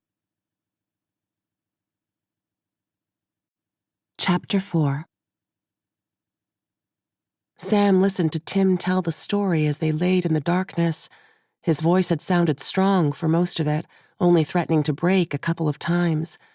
The shock of what happened affected her more than she ever expected, tears silently falling onto her pillow as she quietly heard the tale. When he finished talking, Sam heard Tim roll onto his side, simply ending the tale with the test results before turning over, leaving her to deal with the information any way she chose. He'd done his part, and now he wanted to let sleep heal him, the way it had always managed to help him escape, even if just momentarily. Sam reran the story through her mind, trying to picture the agents moments before the explosion tore them apart. The blast would have taken them so fast before they had a chance to realize what was happening, and Evie, taken right in front of him in a single moment of madness. A few moments later, Sam heard the unmistakable sounds of Tim's snores. She felt relieved that he'd managed to lose himself in what would hopefully be the kind of dreams that helped heal the pain, if only just a little at a time. Not long after, she too slipped into the shadows, welcoming sleep with open arms. Sam was awake before Tim the next morning, and rather than try and remain quiet whilst waiting for him to wake, decided to go for a morning run instead. The sun was streaming around the edges of the curtain above her bed, and from the feel of the heat, she knew that there was a beautiful morning awaiting her. She quickly dressed and slipped into her sneakers before quietly making her way to the door. Just before she left, Sam saw the earpieces on the table and grabbed one, just in case he woke before she returned. The new models were virtually invisible to anyone else, sitting snug inside the ear with little evidence they even existed. Once outside, Sam turned towards the main road, turned left, and let the course of her journey be decided by fate. Running with randomness was her favorite kind of exercise, the day pulling her along to wherever it chose. By the time Sam returned, Tim was already in the shower. She'd stopped by a bakery on her travels and picked up a couple of croissants for their breakfast, combining them with the breakfast tray waiting by their door. She sat and waited for Tim to finish before serving them. Despite smiling warmly at her as he came out from the bathroom, Sam could see the pain he was trying to mask, doing his best to keep the emotional strain under control. In spite of wanting to thank him for sharing the story with her, Sam figured it best to leave it be. If Tim chose to follow the story up personally, then she'd recognize his immense courage, but until that happened, she would remain quiet. They ate their breakfast while Tim opened the laptop and checked the database. It turned out that Mama had sent through the report from the latest gravesite. Another body had been found, this one executed in the same manner as Eugene Garcia, a bullet through the forehead. Victor Mortimer had been a family man, working 2 jobs to support his pregnant wife and young son. A mechanic by day, he'd taken on a second job as a bartender on weekends. He'd only been at this second job for 3 weeks before disappearing early one morning, failing to return home to his waiting wife. Kelly Mortimer reported her husband missing before the sun rose on the morning of his disappearance. The police officers attended and, after taking all the details, had begun a thorough search of the area. They found his abandoned car on the edge of town by the afternoon, but with no other clues, found their investigation stalled. That's 4 bodies, none of whom seemed to have any relation to each other in any way. Tim began as he grabbed a croissant. He pulled off the end and shoved the small piece into his mouth, preferring the pastry cold and plain. "There has to be something," Sam said. "Even randoms will always have some sort of similarity." Yeah, but right now, all I can see is that 2 of the dudes were buried already when the SK called them into service. Add to that the fact they're spread across half the country, and you have a puzzle wide enough to need a plane to reach the edges. "Okay, so what do we do?" Sam sipped her tea as Tim pondered. A voice suddenly crackled to life in her ear, and she suddenly remembered the earpiece. "You start at the beginning," Mama added from hundreds of miles away. "You're probably right," Sam answered, Tim looking at her curiously before realizing. He reached for his own earpiece, pushed it in, and joined the conversation. "Start with Doris Johns and work your way up. From what I can see, the police have hit dead ends with every lead. They got nothing." Okay, we'll use the Kansas News of the World angle, Tim said, Sam unsure of what he meant. "I'll make the necessary arrangements." Mama replied before falling silent. News of the world? Sam asked. It's a cover we sometimes use when speaking with witnesses. We're a couple of reporters from the News of the World newspaper. Isn't that a real newspaper, though? Like, wouldn't anyone be able to call them and find out we're fake? That's the beauty of it, Tim said, smiling a little as he swung the laptop around so she could see what he had on his screen. The News of the World website was open, the distinctive Earth logo slowly spinning at the top of the page. Tim pointed to a small line of text at the very bottom of the page, sitting beside another logo she instantly recognized. Owned by Milton Ward to proudly present the news of the day for free. We own it? Tim nodded. Sure do. Even runs like a regular newspaper. Only difference is sometimes the reporters number a few extra during certain investigations. Great cover, Sam said, nodding. A delivery turned up at their door less than 3 hours later, and when Tim tore the small satchel open and upended it, Sam watched as 2 small IDs fell onto the table. Tim grabbed one and held it out to her. Sam looked at it, her own face staring back at her from the small card. Tim took it back, inserted it into a plastic sleeve, then attached it to a lanyard which he handed back again. Sam slung it around her neck, feeling slightly bemused by the situation. It occurred to her that no matter what, Milton Ward seemed to be the most perfect front when it came to hunting serial killers. Tim slung his own ID around his neck, took a final swallow from his cup, then followed Sam out the door and into the bright, warm midday sun. Doris Johns lived a short drive from the motel, and Tim offered to do the honors, holding his hand out for the keys. Sam threw them, Tim catching them left-handed. So what's the angle? She asked once they were mobile. I've been thinking about that. What if we make it out to be like a feel-good story? You know, an article about a man who got a final round trip to a beautiful lake in Maine. Sam considered, then nodded. You know, I think that might just work. Not only did it work, but by the end of the interview, even the grieving widow was laughing along at the thought of her late husband's final adventure. Tim did most of the talking, introducing Sam as a trainee reporter. It meant they could focus on a single line of questioning, with the younger trainee able to drop her own questions as needed. Doris Johns was a wonderful host, providing the reporters with delicious glasses of iced tea together with a plate of homemade chocolate chip cookies. Sam noted just how charming Tim was as he asked his questions with a bemused smile, one which at first had worried Sam, anxious that the widow might take offense. But by the time they made their farewells, the atmosphere had been elevated from the initial sadness and grief to one of happy recollections and fond memories. As Doris was walking the reporters to the front door, they passed where the bulk of the family photographs were displayed. The trio briefly paused to allow the host to highlight a few of the wonderful shots from happier times. As Doris pointed to one photo after another, giving a brief explanation of the circumstances surrounding each shot, Sam pointed to one of the photos herself. Do you think we could borrow that one? It was a photo of Nathanial Johns, sitting by the banks of some river, a fishing pole in his hands. That one? Doris asked. Yes, to use in the article. It would give our readers a nice moment in your husband's life, to help highlight his happy times. Of course, Doris agreed, handing the frame to the eager trainee. She's got a good eye. Tim smiled back at the widow. She certainly does. And thank you so much for your time during this stressful period. We really appreciate it. Doris watched as the reporters hopped back into their car and slowly reversed out into the street. She gave them a final smile as Sam waved from the passenger side, then paused briefly at the photos on her way back to the kitchen, looking at the man she had loved nearly her entire life. One last adventure, she repeated, kissed her hand and touched his face before returning to her previous chores, the sadness finally broken by the unexpected visitors. Apart from the photo, I don't see anything that helped us, Tim said, pushing the earpiece back in. Mama began talking almost instantly.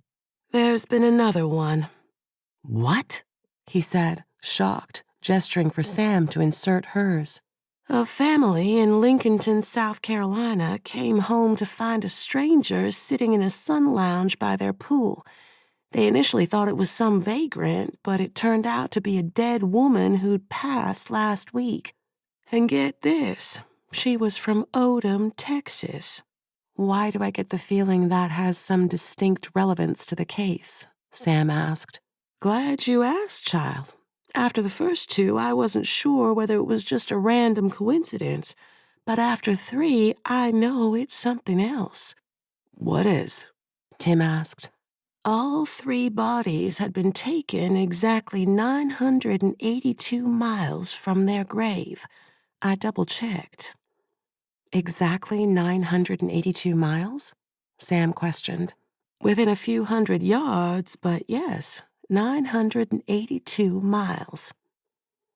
And thus the mystery deepens, Tim offered, shaking his head a little.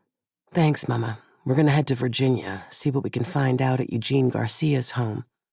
No, John asked if you two could head straight to Odom. He'd prefer you to keep up instead of catching up. Of course, Tim replied, unsure of whether he agreed with the decision. The plane was already waiting for them as the pair returned to the airport.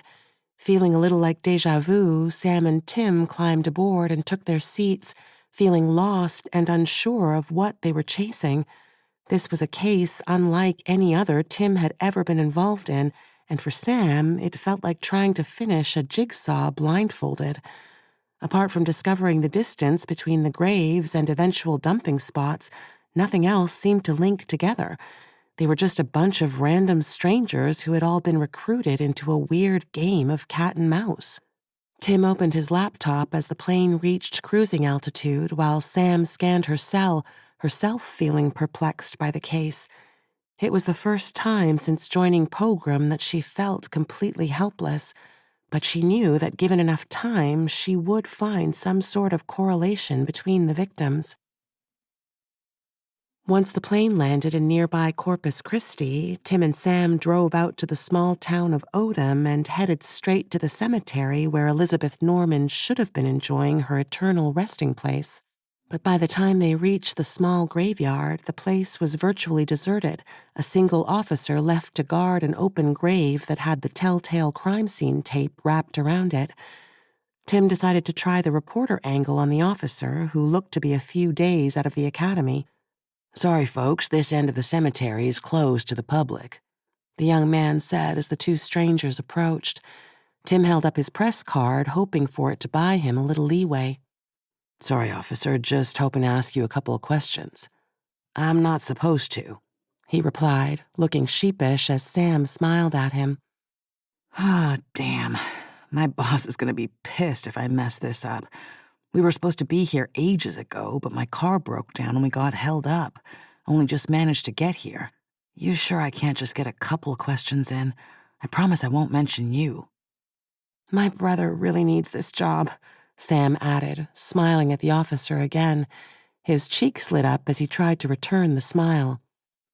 I really ain't. Just a couple of easy ones. Please, officer, Sam said. Tim looked at her surprised as she almost purred like a kitten, the young cop's eyes completely smitten. All right, maybe just a couple, he finally agreed. Awesome. Tim almost cheered triumphantly. Thank you so much. This grave, I trust they found a body inside the coffin? They sure did. Only it wasn't poor Mrs. Norman. It was some other lady. He briefly paused, looked around as if to ensure their privacy, then waved them closer. From the look of her, I'd say she was... He paused, looking at Sam reluctantly. What? Tim said, trying to encourage him. The cop swallowed, then continued. I'd say she was a lady of the night. You know, one of those street workers they have in the city. You mean a hooker? Tim offered, and the young man nodded enthusiastically. Chief Thomas said he's positive she'll have a record and wouldn't be hard to find. I think I agree with your chief if that's what she looked like. He said he was heading back to the station to follow her prints up, Asked me to stay here until the forensics technicians from Houston get here. Apparently. He paused again, this time sure he'd started something he wasn't supposed to be sharing. Go on, Sam said, trying to motivate him to share. I'm not sure whether I'm supposed to. Whatever it is, I'm sure it won't be a secret for long, and this way you'll know that it was you that warned the people. Sam was on a roll, swooning the kid with her mesmerizing eyes. Tim could see the kid was powerless against her. I heard a rumor that this ain't the first. Apparently there's been others. I overheard the chief talking with his brother over at the FBI. Heard him mention at least 2 others. Sounds like you've got yourself a real mystery on your hands, Dougie, Sam said. The cop just smiled, reminding Tim of an aw shucks moment from an old cartoon. Was it Elmer Fudd? I think this is going to be the only thing people will be talking about for a long time to come. Imagine old Mrs. Norman out and about after her death, as if on one final adventure. Is there a Mr. Norman, Dougie? Sam suddenly asked. He thought for a moment, then shook his head. No, not anymore. They divorced a few years back. He moved back to his home state. He lowered his voice again, as if about to share a dark secret. Everyone knew he only married Mrs. Norman for her money. Once he knew he wasn't getting any of it, he went back to his first wife. You wouldn't happen to know his name, would you? Douglas chuckled a little, as if acknowledging a joke Tim just told. Spent enough time with the man. His name's George Andrews. Holy shit, Tim said the moment they were back in their car. Sam fired the engine up and pulled back out onto the main road as Tim slotted in his earpiece. Mama, you there? He said, the excitement in his tone hard to miss. She was answering the moment the words left his lips, as if she'd been waiting all along. George Andrews, right? She said, surprising Tim. Yeah, how did you know? He handed Sam her own earpiece and she slipped it in as she navigated the car single-handedly. George Andrews was married to Elizabeth Norman for 5 years before returning to his former wife. Some say the entire marriage was a setup and that good old George was playing Lizzie for her money. Tim nodded along. Yeah, that was pretty much what our cop friend told us. There's also evidence that old George was returning to his former wife at regular intervals throughout the fake marriage. How often? Sam asked. From the paper trail, probably at least once a month. Any evidence that George knew Victor Mortimer at all? Tim put in. Not that I've found, but George was a rep for Goodyear and traveled extensively. His absence from home would have been the perfect cover for visiting his first wife. Do we have her name? Sam asked, pointing to a sign that read Corpus Christi. Tim gave her a thumbs up, agreeing to their next destination. Gail Andrews. I'll send you her address. You guys not hanging around for news on the body in Mrs. Norman's coffin? No. Keep us posted, please, Mama. Think our priority is an actual lead, and if this Gail Andrews knows something, we need to find out what it is. The drive back to the airport was almost in complete silence, save for the standard back and forth in traffic. Once airborne, Sam relaxed into her seat while Tim opened his laptop and continued trying to look for missing links he was positive existed. There wasn't a lot of talking, not because of a wall between them, but just because there wasn't a lot to say. Sam ended up switching the television on and checked the options. When she spotted Meet Me in St. Louis, she knew she'd be lost. 10 minutes after the opening credits, Tim looked across and saw his partner asleep, her face looking almost serene. He continued tapping away, using the link through the program system to access vast numbers of databases, including the FBI and local law enforcement. But that wasn't all, the keen hunter unwilling to accept whatever lay on the surface. He knew that for them to crack this case, the investigation would need to go deeper, much deeper, to where the dark secrets lay hidden. By using Mama as a springboard, Tim gained access to Facebook accounts, Instagram, and other social media sites.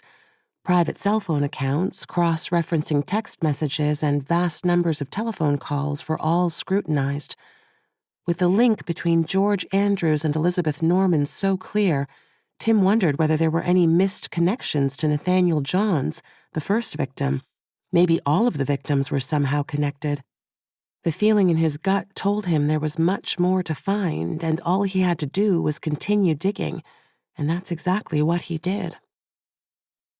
Sam loved sleeping on airplanes more than anywhere else. She once put it down to the endless drone of the engines, mixed with the gentle rocking of a cradle. Even turbulence didn't affect her too much, only adding to the quality of the sleep, unless of course it was severe. Once the movie began in earnest, she found herself slowly sliding from the conscious world, the saddlebags attached to her eyelids growing heavier with each passing second. After a final look across at her partner, Sam finally gave in, closing her eyes and sinking herself deeper into the already reclined seat. It was her father that came into her mind as she fell into the shadows, Samuel Rader appearing in his Navy uniform. He was sitting atop a kind of throne that had been placed in the back of his pickup, Sam running after it along a narrow mountain track. She looked down and saw her bare feet navigating their way around the sharp and jagged rocks jutting out along the path, her feet already bloodied. "How you gonna save him if you can't stand a bit of pain?" Samuel shouted from his vantage point. "Don't you know how much pain it takes to save someone?" She kept running, her bloodied footprints continuing to follow her up the mountain. "Daddy, I'm trying," she tried to call, but he wasn't listening, only pointing back at her. "Don't forget how your mama died. Alone, scared, unable to talk to anyone. Where were you?" He was shouting as he stood. "How can you protect these new ones if you couldn't save her?" Samuel leaned down and grabbed the tailgate with both hands, his knuckles turning white. "I thought I trained you better." "You did, Daddy. You did train me good. I'll save them. I'll save them all."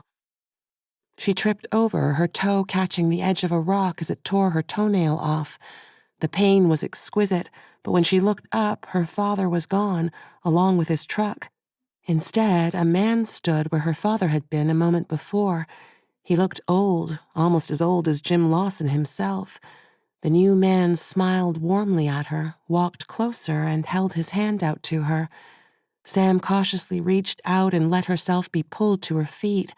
She watched as the man grabbed a handkerchief and rubbed his balding head. "It's warm out here. Do you need a drink?" "Who are you?" she asked.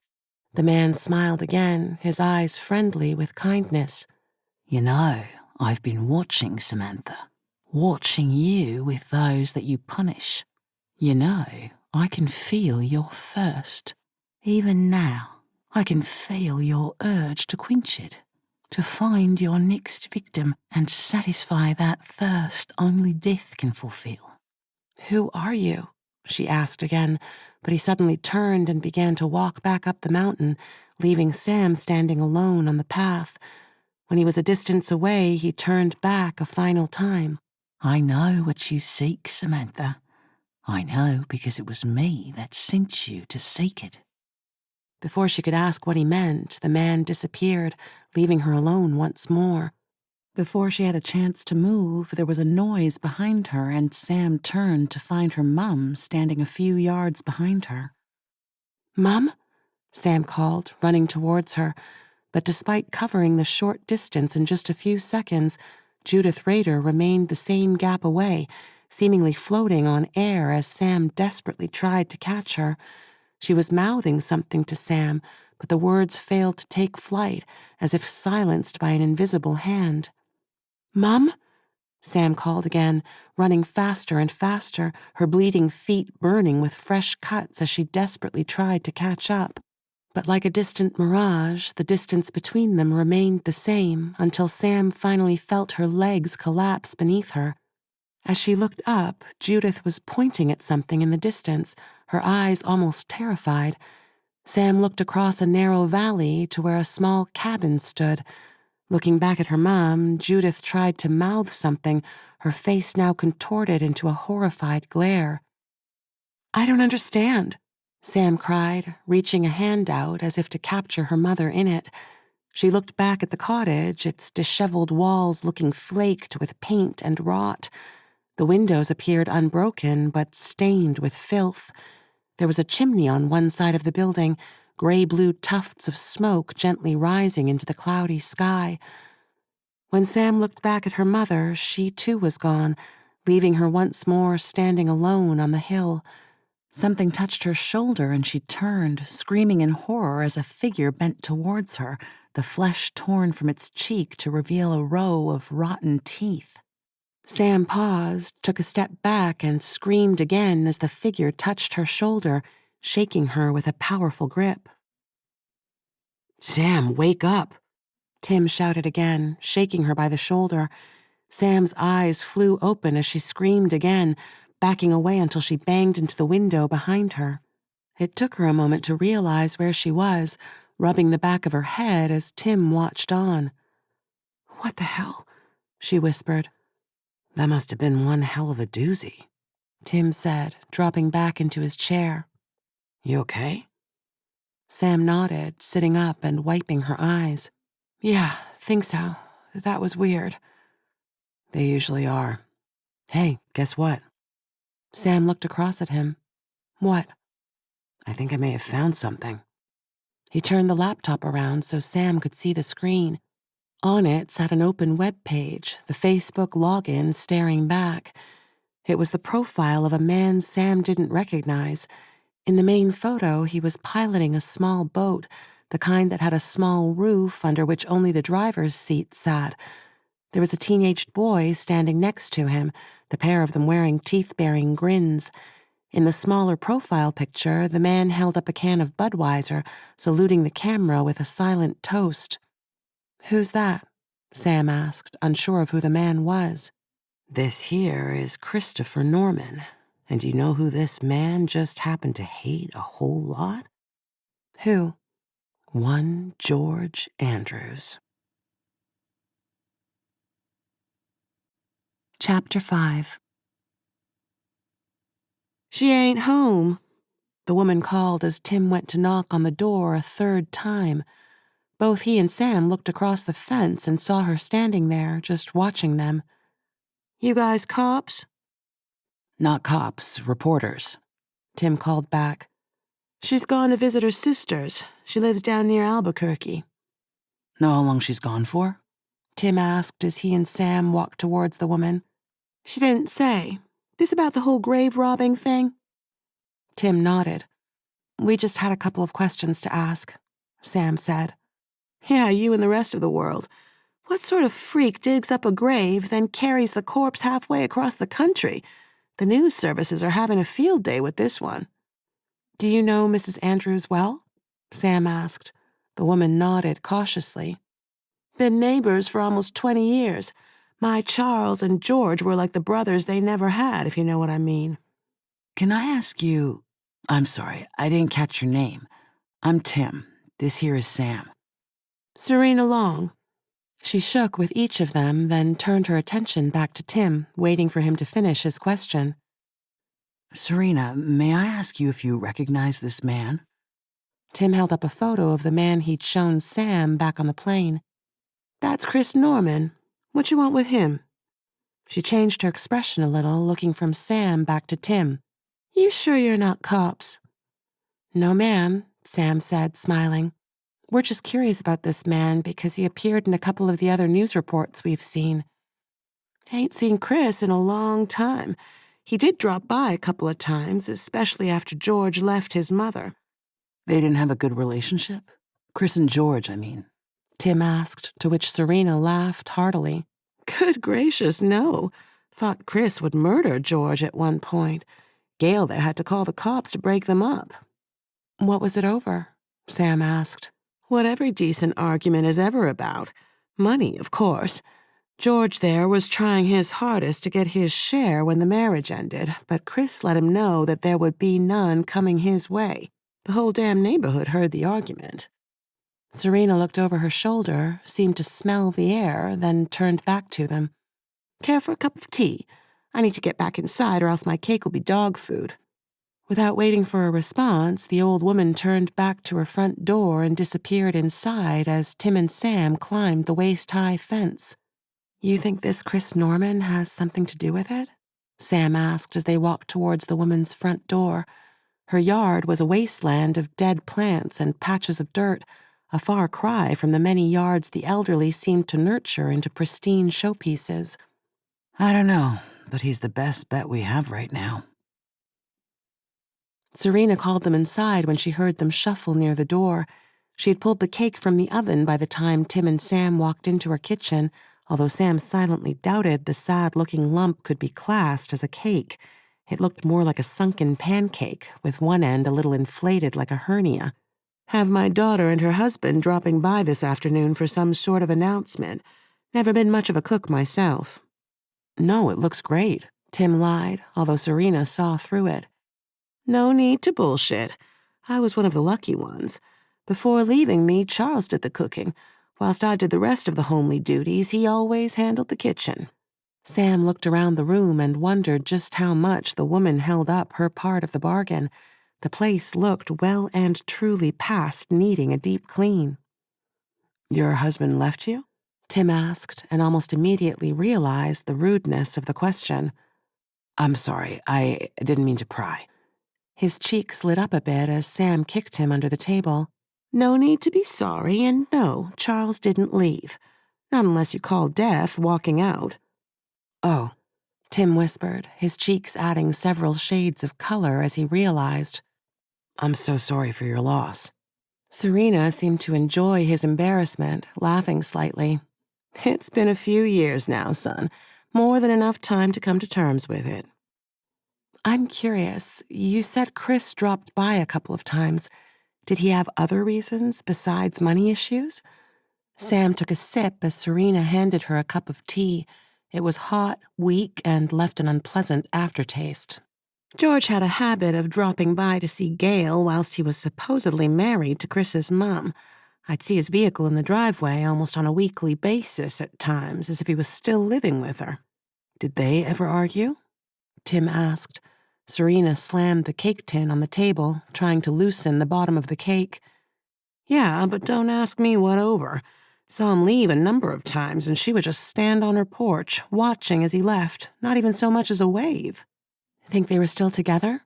Sam added as Serena turned the baking tin upside down, carefully holding a plate to its top side.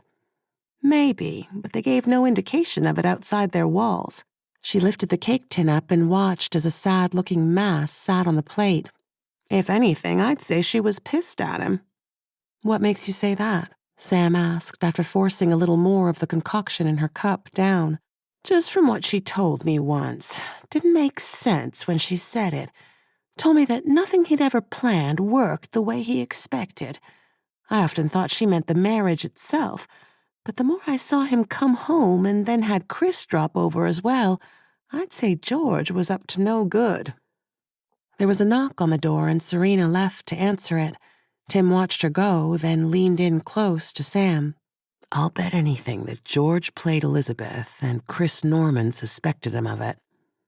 "Okay, I get that, but why would her son take his mother on a tour of the country?" Tim sat back, looking mystified as Serena walked back in the room, a small flyer in her hand. "Damn door knockers," she said, depositing the slip of paper into the trash. She turned back to them, looked at the cake, and sighed. Nothing a bit of glaze won't fix. Now, where were we?" "We need to push off, but you've been really helpful," Tim said, rising from his chair. "Oh, you sure? It's kind of wonderful having a bit of company that's not family for once." Sam giggled a little. "No, we really need to go. Thank you so much." Sam leaned in and gave the old woman a brief hug. Serena returned it, then led them back to the front door. "If there's anything else, be sure to come back." "Actually," Tim said, reaching inside his coat pocket, "could you let us know when Gail Andrews returns?" He held out a business card and Serena took it, then read the brief notes on it. "Of course, but I'm not sure how long she'll be. Could be months." "However long, it doesn't matter. And thanks for your help." After another brief goodbye, Tim and Sam returned to their car and pulled back out onto the road. Serena gave them a final wave before disappearing back into her home. "It just doesn't make sense," Sam said, reaching for her earpiece. "You're right. Maybe it's not him after all." Tim suddenly slammed his elbow into the door. "Fuck!" It caught Sam by surprise as she jumped a little. "Sorry," he whispered, "but why the hell is this prick taking bodies around the countryside?" "Maybe we've been looking at this from the wrong angle," Sam offered. "Huh?" Tim said. "What if the ones left in the coffins are the real targets and the coffin corpses are just decoys?" She touched her finger to the earpiece as if making sure it was there. "Mama?" "Yes, child?" Mama said after a brief pause. "Anything on the latest victim yet?" "Sending it through shortly, although I have to warn you, I've found nothing to link any of them. They're as random as lottery numbers." "Mama, we're going to set up at a nearby motel. Need to stop and go through what we have." "Sure, just let me know once you get there and I can be ready to help when you need it." "Thanks, Mama," Tim said, pointing to something up ahead. Sam looked and nodded her head as the red neon sign repeatedly blinked, vacancy. After checking them in, Sam followed Tim as he parked in front of their room. It was a typical roadside motel with a bunch of rooms all lined up along one wall. After parking the car in front of room 16, Tim jumped out, reached into the back seat, and grabbed the bag. Sam went to the door, unlocked it, and waved her partner through. "Welcome, fine sir," she joked, putting on her worst German accent. Tim laughed slightly as he entered the room, the musky smell of thyme hitting him in the face. "Think we need a bit of an air out," he sighed, dropping his bag on the table and opening the front window. "I think you're right," Sam agreed, leaving the front door open for a bit. "Be right back," she snapped before disappearing into the bathroom. She returned a few moments later, her bladder finally emptied. She was carrying a can of air freshener and began to spray it around the room. "Great," Tim sneered. "Now we can smell like a toilet instead." She sprayed a little in his direction, making out to stab the can at him. Tim picked up his bag like a shield. "Rather smell," Sam began, reading the can. "I'd rather smell like autumn mist than whatever this other aroma is." "Yeah, okay, you win," he finally conceded. "Before we start, want to grab some food? Think I spotted a Subway a mile back. I could do with a pizza sub." "Now you're talking," Sam agreed, grabbing her purse. "I'll go." After feasting on foot-long pizza subs, Sam cleaned up their trash while Tim prepped his laptop. With their stomachs filled and a few cookies still in reserve, they promised to settle in for an investigative session that wouldn't end until they either found a definite lead or they both starved to death. While Tim remained sitting at the table busily typing away on his laptop, Sam lay on her bed scrolling through several social media sites. Mama sent the access details directly to her, helping Sam gain entry to private pages. She lay on her stomach, her feet constantly arcing from pillow to sky as she scrolled through page after page of information. While Tim began with the unfortunate Eugene Garcia and Victor Mortimer, breaking down every possible section of their lives, Sam focused on the new name that had now entered the gaming ring. Proving Officer Douglas Campbell's hunch correct, Erica Robbins had in fact been in the database, popping up almost the instant her prints were entered. She had been a prostitute who worked the Houston, Corpus Christi, and San Antonio triangle, having some regular well-to-do clients in that part of the state. Her drug use had been somewhat controlled, but it was her passion for alcohol that often led the 28-year-old down a dark path. Some of her clients were known to take advantage of her, leaving the mother of two constantly pregnant and requiring terminations that she acquired in less than formidable establishments. Her regulars understood that once they managed to fill her with enough alcohol, it was game on, any way they wanted. The police knew the young woman well, having arrested her on many occasions. Her children lived with their grandmother, while each of their fathers had remained unknown. Despite the lack of a nurturing mother, the children did well, with a grandmother that would eventually provide them with the full-time care they deserved. But after digging a little deeper into some of the social links, Sam began to find that Erica Robbins had been trying to clean up her act during the past few months. Her alcohol consumption had declined significantly, and she began to attend AA meetings twice a week. Whilst not halted entirely, the reduction seemed to give her a much clearer sense of direction with her life. Having always had a passion for animals, Erica gained employment at a local veterinary hospital as a cleaner. She hoped it would lead to more of a hands-on role, caring for the sick and injured animals. Judging by some of the private messages Sam found, her boss was very happy with the level of work she was performing. To keep herself occupied, Erica also took on a second job, one much closer to her small apartment. She walked the dogs of some of the elderly residents in her building, mainly those unable to leave because of their frailty. It gave her the animal contact she so desperately sought and managed to keep her active when not working at the hospital. The combination of employment, reducing her alcohol consumption, as well as getting all-important support with substance abuse had a profound effect on her life. The relationship with her mother that had significantly deteriorated over the previous years had been steadily mending, the messages between them growing in frequency and respect during the final few months of her life. As Sam continued to dig deeper and deeper, it became apparent that given more time, Erica Roberts may have eventually brought her life full circle, returning to the promising young girl who had such high dreams of life when she graduated college. Throughout the final 3 months of her time on Earth, there appeared to be a connection which gave her hope. A man named Paul Sheldon began to interact with Erica on Facebook more and more, despite never meeting. Erica cared for him deeply, as evident in not only their many back-and-forth messages, but also in the private online diary she kept. Sam instantly recognized the name, as it came from one of her favorite books, Misery by Stephen King.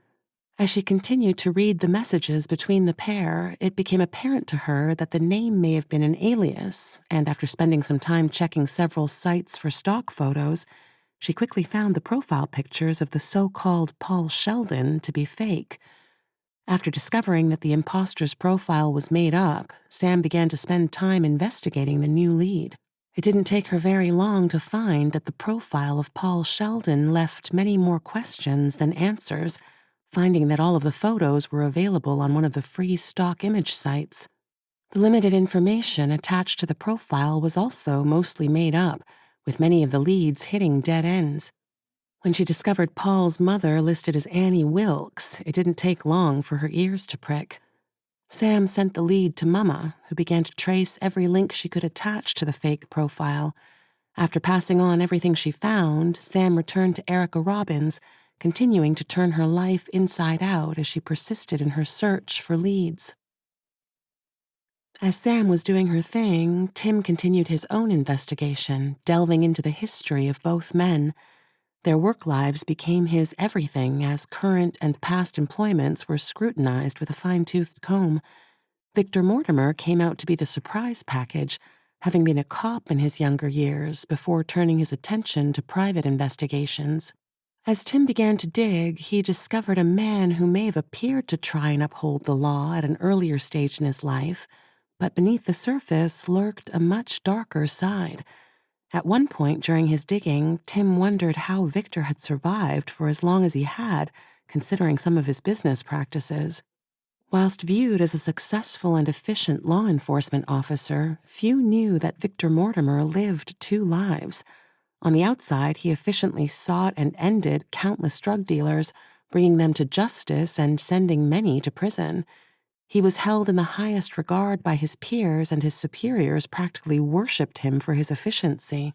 On the inside, Victor Mortimer was one of the most prolific drug dealers in all of Houston, running an enterprise that included most of the southwestern United States. His crew knew him to be a ruthless kingpin, with second chances unknown to him. If someone crossed him once, he made sure they never had the opportunity to wrong him a second time. He gained his supply by stealing it from those he arrested, or worse, killed. The Houston police hierarchy were happy to turn a blind eye to the kind of lethal justice Mortimer dished out, considering a dead drug dealer far less of a burden than a live one. As far as the press were concerned, with dealers out of the business and overall crime continuing to fall, they were happy to report on the man leading the charge against the evil drug lords. It took a significant amount of poking around, But Tim quickly discovered an extensive and elaborate business model that involved specific people, the kind that didn't mess with street-level dealers. If anything, what Tim saw was Victor as the embodiment of Walter White and his brother-in-law Hank as a single person. The radio chatter that began as the news of Victor Mortimer's death filtered through the press channels lit up like a Christmas tree, with hundreds of texts and calls registered within the organization. But where Tim fell short was linking anybody to his murder. He tried to find the telltale signs of mistrust, ill feelings, or even a significant competitor that wanted to muscle in on his business. Instead, Tim found subordinates that worshipped him, rival competitors that respected him, and an outfit that was genuinely in shock. It was a single lucky break that gave Tim the access into the organization, a single text message between two completely unrelated people, neither of whom had anything to do with the business. One was the sister of a man who'd been killed by Mortimer, the other a friend. Mortimer's alter ego lived under an alias, known simply as Total. He'd adopted the moniker once he realized that whatever money he made from the drugs he stole was total profit, something the rest of his crew soon adopted. Tim had found the mention of the alias in several pieces of correspondence, but when the victim's sister sent her best friend a message saying that she had a suspicion that Detective Mortimer was in fact the drug dealer known as Total, Tim's ears pricked. Another hour of poking around and he finally hit gold, and once he discovered the link, everything else seemed to just open up like a flower at dawn. I've stumbled on something here, Tim said as he continued scrolling through the pages. Sam, this is huge. Sam looked up from her cell, spun around on the bed, and got up, sharing her own discovery. I found a fake profile that was connected to Erica Robbins, some guy pretending to be a friend. She grabbed a chair and pulled it next to Tim, who was staring intently at his screen. Sam, I've discovered an entire drug ring. He looked at her with astonished eyes, maybe even a little fear as he whispered the words. What? Sam said, looking at the open site. That body found in George Andrews' coffin. He wasn't just some random guy. He was a drug kingpin. Sam, whoever offed him is going to be on a lot of people's hit lists. I mean, that person is seriously fucked if these guys ever find out who he is. Tim began to show Sam the connections, the calls, the texts, and several law enforcement files on the drug baron known as Total. Her mouth dropped further and further the more she saw, until her jaw actually ached. You can't possibly keep this to yourself. We have to tell John. Tim nodded. I think you're right. John? As Tim spoke the name, it surprised Sam, forgetting about the earpiece. It took but a second for John Milton to answer. Yeah, what's up? Sam listened as Tim filled their boss in, the details flowing with a clear and concise timeline. Once he finished, John thanked him and said he'd get back to him soon. Tim stood, stretched, and went to retrieve a bottle of water from the fridge. Do they always listen? Sam suddenly asked, curious about the earpieces. Because of their simplicity, they didn't require a detailed explanation, and yet she never quite fully understood just how they worked. Who? You mean the others? Sam nodded. No, he said, laughing a little. They are voice-activated and also name-activated. You can't talk or listen to anyone not connected to your set, not until you mention them. Once the system hears the name, it opens the channel and you can communicate freely. But I don't ever call your name before we talk. That's because ours are set to open mic status. Plus, Mama's patched into everybody's, although hers is more screen-based. When you speak her name, a notification pops up on her monitor. So I can just say anybody's name and the connection opens? Sam asked, looking unsure. Yeah, pretty much. That's so cool. Yes, it is. Beats having to send texts or make calls, Tim said, dropping back into his chair. He stared back at the screen, still a little dumbfounded by his discovery. What do you think will happen with this? Sam asked, pointing to his laptop. We can't do both, so I guess that... Tim? John's voice suddenly cut in. Here. Keep going with these body switches. I'll put Dwayne and Lucy on the Mortimer case. If it leads anywhere back to the current case, I'll let you know, but for now, focus on that." "No problem," Tim said, although Sam detected his disappointment. The connection was broken and it was just the two of them again. He turned to her and said, "All right, show me what you found." By the time Sam brought Tim up to speed with her own discovery, the time was nudging dinner, and when Tim's stomach grumbled loudly, they both knew it was time for a proper meal. No sandwich was going to satisfy the hunger both of them had. "There was a diner a couple of miles back," Sam suggested as they climbed back into the car. Tim nodded and they headed in that direction, the trip quick and in silence. There were a few other cars in the parking lot, and when they stepped inside, they found several tables surrounded by other diners. The pair headed to a vacant spot near the far corner, the smells from the kitchen setting off Tim's stomach again. Once seated, a waitress approached, topped their glasses with water, and offered them a couple of menus.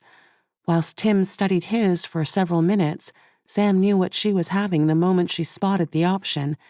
Tim looked at her surprised when she closed the menu again and placed it aside, having held it open for barely 5 seconds. "You're not eating?" he surmised. "Oh, I'm eating all right," she chortled. "Oh, yeah?" he whispered, amused by her expression. "Hell yeah," she replied. Once the waitress returned, Sam offered for Tim to order first and patiently waited as he chose his usual. "Cheeseburger, fries, and a cherry Coke, please." The waitress noted his order down, then turned to Sam.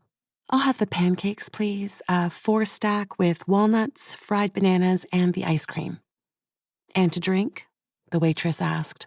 "Chocolate banana milkshake, thanks." Tim stared at her, dumbfounded. Once the waitress was gone again, he shook his head comically. "Where the hell are you going to fit 4 pancakes?" "I'll manage," she giggled. She hadn't had pancakes in forever and refused to pass up an opportunity to indulge. They sat back and took note of their surroundings whilst patiently waiting for their food. The clientele seemed quiet and sincere, a welcome sight for the pair. The previous diner they had dinner at turned out to be a bloodbath, with 3 men coming to grief over a woman one of them sat with. Chairs had been sent flying and a few teeth knocked out. The local police arrived a short while later and kept witnesses back for statements. "You realize the man we're chasing could be right here, hidden amongst this crowd," Sam said, looking around the room. Tim tried to look at the people sitting around a few of the tables and nodded. "Yeah, but not that guy over there." "Who?" Sam asked, surprised. "That one there, the one with the Nike cap. He's not our guy." He sounded sure of himself. "How do you know?" Sam queried. "Because he's here for that waitress over there, the one behind the counter." "What?" Sam looked at him, almost shocked. "And neither is that guy there," he added, pointing to a different man, this one sitting alone by the window. Sam tilted her head at him questionably. "Yeah, see, he's here to try to get a job as a chef.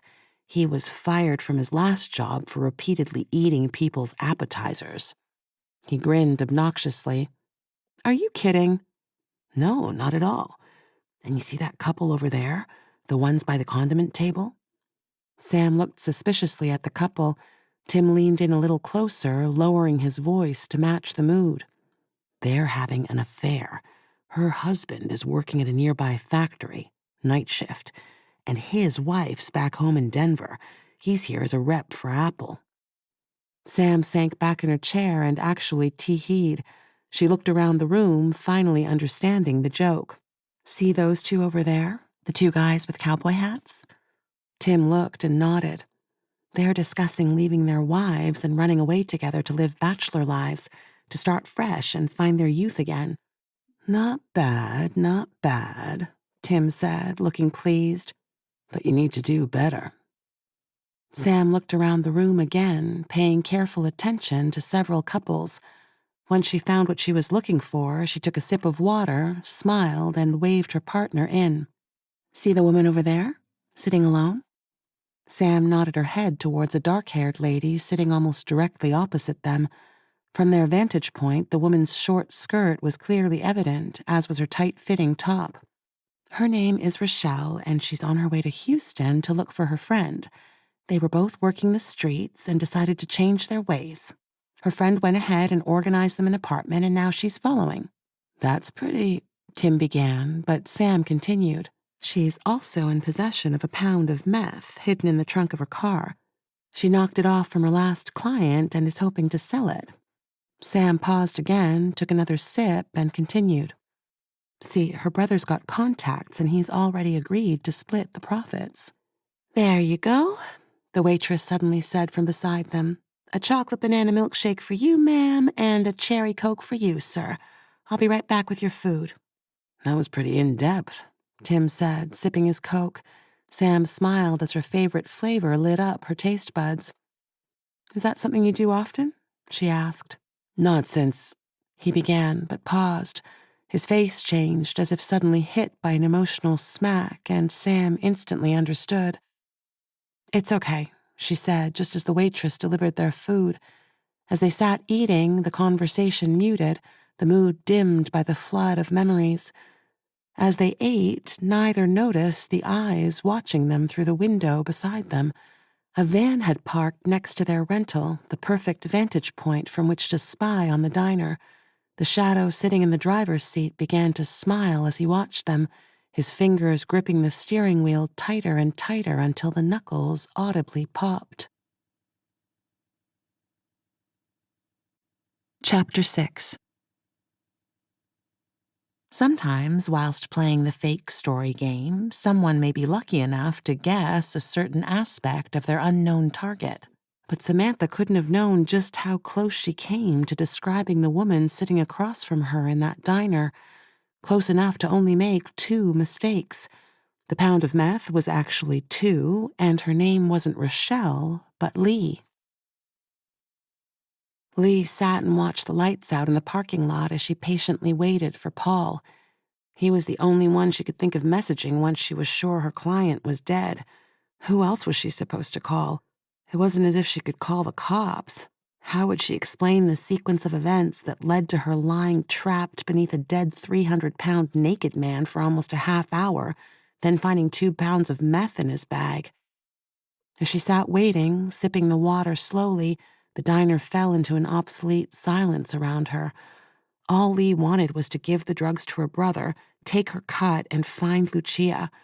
This whole shitstorm could be blamed on her future roommate, already safe in whatever apartment she had managed to find them in Houston. If only we had gone together, Lee thought to herself.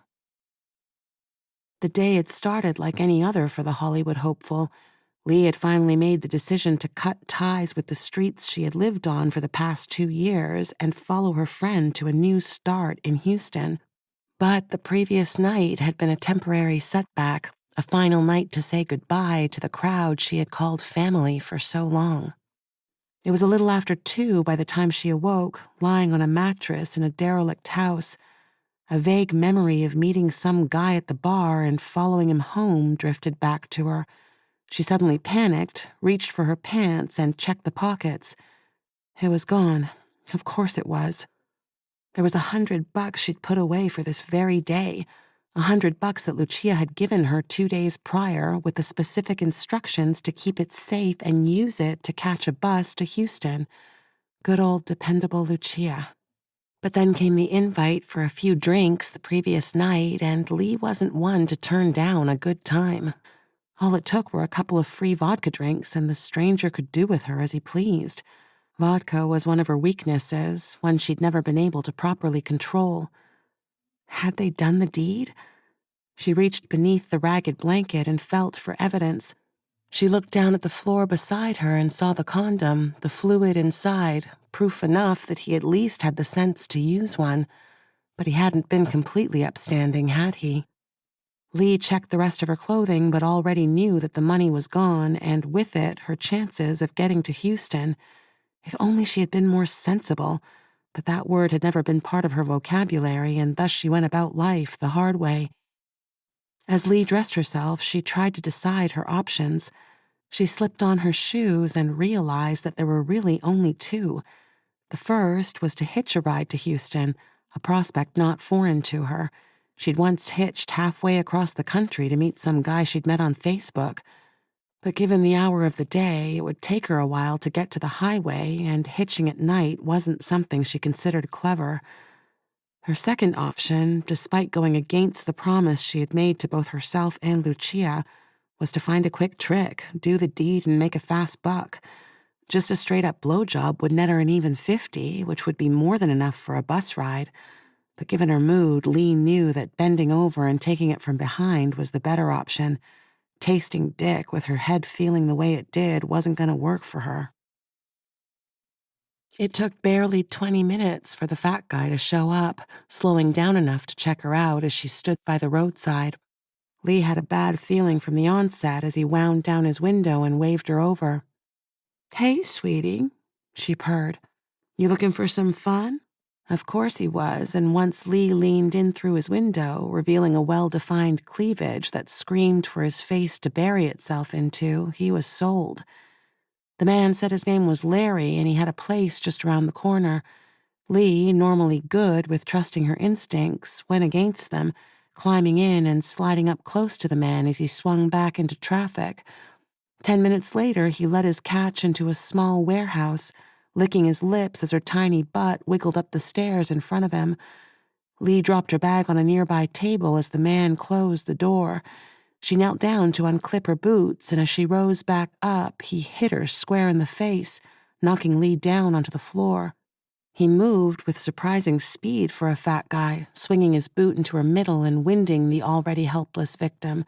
She gasped for breath as the man first stood above her, licking his lips again, then unzipped his pants and dropped down on top of her. With his weight on top of her, Lee struggled for breath, desperately gasping for what little she could. She could feel one hand grabbing at her skirt, his other working her panties aside. She tried to scream, but her lungs were far from that point, instead gasping for breath. His eyes stared at her excitedly as she finally felt his cock, stumpy and hard, find its mark. "There you are," he whispered. His sweat dripped down onto her face as he began to pump furiously, Lee just desperate for him to finish his thing. Her wind was slowly returning, despite the throbbing pain in her nose. The man dug his fingers into her back as he began to moan with each thrust, building himself into a climax that would shortly end his life. He came like a man winning the lottery, and Lee felt him thrust into her one final time as his groan turned from ecstasy to terror in a second. He tried to get up, briefly clutched at his chest, then fell forward onto his victim, trapping Lee beneath his mass. At first she screamed, desperately needing to get the piece of shit off her. His cum was flowing uncomfortably down her leg, and Lee was desperate to fight herself free. But with the full weight of the dead man on top of her, nothing was going to happen quickly. It took all of her strength to finally work herself free, and when she did, Lee kicked the guy repeatedly in a fit of anger. Her nose had finally stopped bleeding, and she cleaned the blood off as best she could, her tears helping to loosen the dried streaks. She stood and stared at the corpse lying in the middle of the office as panic gripped her. What if the cops thought she killed him on purpose? How could she prove he'd raped her? "Because he damn well hit you," a voice suddenly spoke inside her mind. The familiar voice of logic she hated so much sounded almost pompous, the one that always spoke when she least wanted it to. She had to get out, get as far from the scene as possible. As she stood above the body, Lee spotted the familiar bulge in his back pocket. She reached in and pulled out a wallet, then nearly dropped it as a wad of 50s stared back at her. Once her fingers finally calmed enough to count it, Lee found herself almost $600 richer. She gave the prick a final kick, then headed for the door. Once outside, she considered her options again, and this time may have chosen a foolish one. The man's car was still parked in the drive, and after going back inside to retrieve his keys, she hopped into it and made her escape. It wasn't until she stopped to get gas that she made the discovery. There was a sports bag in the back seat, and when Lee opened it, she found another 1,000 in cash, as well as 2 well-packed bundles of crystal meth. Having never used it herself, she wasn't 100% sure that's what it was, but after taking a photo of the packages and sending it to her brother Rob, he quickly confirmed her suspicion. Scared beyond shitless, Lee decided to drive out of the city and find a quiet place to sit and think. She needed to clear things in her mind and knew that would only be possible if far enough away from her problems. The diner seemed like the perfect spot, and after parking the car around the back and securing the bag in the trunk, Lee headed inside. After ordering herself a burger and Coke, she messaged Rob again, positive he'd know what to do. Her instincts proved correct, and Rob soon sent back a plan. His connections were interested in buying the meth, and he would arrange the deal if she was willing to split the cash. Knowing she had limited choices, Lee agreed. The meeting was set down for 8 that evening, and with a good 4 hours to kill, Lee passed the time by hanging out on her cell. It wasn't long before she found herself talking to a man she'd been conversing with for the better part of a year. She had found Paul Sheldon appear in the suggested friends section of her profile and found his picture appealing. After checking out some of his interests, Lee had sent a friend request. It didn't take long for the pair to chat regularly. With a common interest in sci-fi, Lee found herself chatting to her new friend for hours at a time, sometimes until the dawn of a new day. Despite having never met in person, Lee felt an instant connection and quickly considered Paul one of her closest confidants. As she found herself sitting at the diner in a panicked state, it didn't surprise Lee that it was Paul's profile she headed to first, initiating a conversation that would hopefully take her mind off things. He always seemed to know just what to say, and part of her was hoping for more of the same. Paul didn't disappoint, sensing something off the moment the messages went back and forth. While she may not have initially wanted to share the specific details of her problems with Paul at the onset of conversation, she was soon sharing the most intimate details with him. Within the first dozen or so messages, Lee had shared the events of the day, right down to the rape, the drugs, and the car now parked behind the diner. That was when Paul made the suggestion of picking her up and taking her to Houston himself. She could leave the car at the diner while they made the trip, and he knew someone that could effectively dispose of the vehicle the following day, maybe even offering her a couple of $100 for the scrap metal. Lee felt it was the perfect solution to her problems and quickly agreed. The only issue was that Paul was a couple of hours away, and if she was prepared to wait, he could get there as fast as he could. Lee agreed, finding herself sitting at a table alone, unknowingly the subject of a nearby couple's fake story game. Lee saw the van pull up in the parking lot and a moment later felt her cell vibrate. She checked the notification and found Paul's message staring back at her. She felt nerves grip her tightly as she left a 20 under her empty glass, then headed out into the night. The van looked as mysterious as she now felt about the man driving it, having never met face to face before. He wound down the window as Lee approached, and despite his face hidden in the shadows, she could make out his warm smile.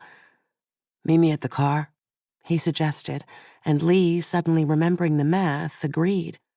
She quickly walked back around the side of the diner, looked over her shoulder to make sure Paul was following, then hurried to where the Lincoln was still parked. Paul parked the van next to the car and left the engine running as he hopped out, looking around to make sure they weren't being watched. Lee pointed at the trunk and opened it with the key, then leaned inside as she reached for the bag. The explosion of pain that suddenly hit the side of her head stole the strength from her legs as she collapsed over the trunk's lip. As the darkness consumed her, Lee had a single thought, one she knew to be the voice of logic. Wasn't the money in the wallet enough to get you back on track? With all sense of time gone, Lee woke up lying in the back of the van. At first she thought there was a bright light streaming in, but after a few moments she realized that it was sunlight. That meant she had been tied up throughout the night. Her head throbbed excruciatingly, as did her wrists. She was tied with her hands behind her back, and her ankles were taped together. There were no sounds other than the steady groan of tires on hardtop. The radio was silent, and as Lee tried to get a handle on her situation, she felt the van slow before stopping completely. The man sitting in the driver's seat turned back to look at her, his previous warm smile now completely gone, replaced by a stare as vacant as a desert landscape. He reached across to something on the passenger seat, then climbed through to the back. Without a word, he slid what looked like a pillowcase over Lee's head as she tried to swing her head wildly from side to side. But her effort was in vain, and once the hood was secured, she listened as he returned to his previous spot. A moment later, they were driving again, the faint sound of other traffic barely audible. Despite falling asleep again, Lee woke to find her bladder painfully full. After trying to listen to the sounds around her and confirming the van is still moving, she began to kick her heels into the floor. The sound was both metallic and loud as she continued to try and get her abductor's attention.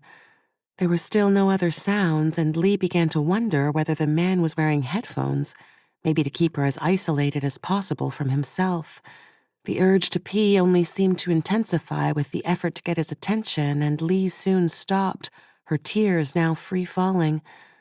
The voice of logic continued to torment her as she considered the options she chose that led her to this position. If only she hadn't gone to that party. If only she didn't follow that guy home. If only she offered a blowjob.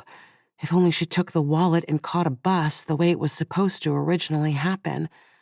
But hindsight is a bitch, and as Lee's terror continued to build, she began to wonder whether this really was the end. Is this how her life would reach its finale? Unable to control her emotions any longer, the floodgates opened, both in her eyes as well as down below, and as the hot urine ran down her legs, Lee understood that her fate had finally been sealed.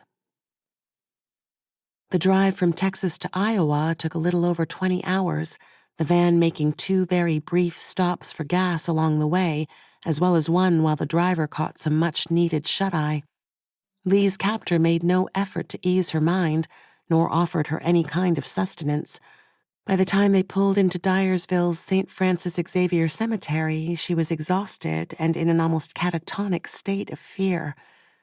The moon sat high in the sky as the man pulled up in front of a side gate, used a bolt cutter to snip the tiny padlock, then crawled along the narrow path to where the cemetery's most recent addition had been laid to rest. After killing the engine, he climbed out, grabbed a shovel from the van's rear, and walked the several yards to where his intended destination lay, a man he'd been specifically waiting for. After shining his flashlight on the headstone and confirming the identity of the corpse lying a few feet beneath him, the man began to dig. The dirt was still packed loose enough to make the effort of digging the coffin up a little easier, but as this was his 4th time, the job became somewhat simpler. The first coffin he'd almost dug up entirely before realizing that it was only the head he needed exposed, just enough to open the half lid and pull out the stiff. Once out, it was easy getting his victim to slide in to take the place of the corpse, and by the time they reached the point of needing to climb in, they were so scared that none remotely considered fighting back. The man continued to dig, with only the moon above watching him. The van sat in silence, and he was sure his passenger lay asleep inside. Just enough time for a final dream. The bitch had pissed herself, and he knew he'd have to give the van a decent clean before heading to his next location. If he didn't, the stink would be overwhelming, and he'd rather avoid exposing himself to it. His shovel finally struck something solid, and a quick check with the flashlight revealed the glossy white lid of a coffin. After climbing back out of his hard work, he returned to the van, grabbed the body bag he kept under the seat, and brought it back to the grave, taking a couple of deep breaths before cracking the lid. Henry Simpson stared back at him with an expression that looked almost peaceful. He'd only been buried 3 days ago, and time had not yet taken a hold of him completely, the smell just slightly musty. He appeared much younger than his 57 years, the crouched figure remembering the picture that had accompanied the newspaper article announcing the corpse's passing. He'd been a civil engineer for the better part of his life, a caring husband, as well as a grandfather to 2 boys. But what had given him fame was his relentless pursuit for adrenaline. The townsfolk described him as someone who never forgot their youth, Henry either skydiving, abseiling, bungee jumping, or searching for the next great roller coaster ride. Now, lying in his coffin, the man wondered whether that's what he should be given as a final experience, one last hurrah to cap it all off. He knelt down, reached in, and grabbed hold of Henry's shoulders before pulling with all his might. The body was limp, the rigor subsided, which made for an easy extraction. Once he pulled the corpse out completely, the man wrapped the body bag around him, tied one end, and began to haul it out of the grave. The process wasn't easy, but his anger and determination kept him going, driven by the memories that now filled his world. He climbed half out of the grave, reached down for the bag, and began to pull. Henry Simpson had only been a slight man, much smaller than George Andrews. The latter required him to tow the body from the grave using the van and a rope. This time, the corpse was light enough to remove by hand. Once he had the bag out completely, the man dragged it back to the side of the van, pausing briefly to catch his breath. But time was of the essence, his next destination already waiting for him and good old Henry in New Mexico. He finally walked to the van's side door, opened it, and looked down at the woman, the stink of piss burning his nostrils. She was awake and very much aware of him, but the way her body was shaking uncontrollably, he knew she was lost in her own terror that had consumed her during the trip here. Grabbing her legs, he snipped her ankle bindings with his knife, then pulled her to her feet. She was sobbing as she stood in the moonlight, her body limp with complete surrender to whatever fate lay in store. Leading her slowly towards the hole now waiting for her, the woman shuffled towards her temporary resting place, the man barely needing to hold her. He'd discovered that it was better leaving the hood on until the end. It was mostly easier on him, not needing to see the eyes of his victims. After helping the woman sit and slide down the edge of the grave, he followed her down, then guided her feet into the open coffin. After a little manipulating, she laid down, finally feeling the last pillow she would ever rest her living head on.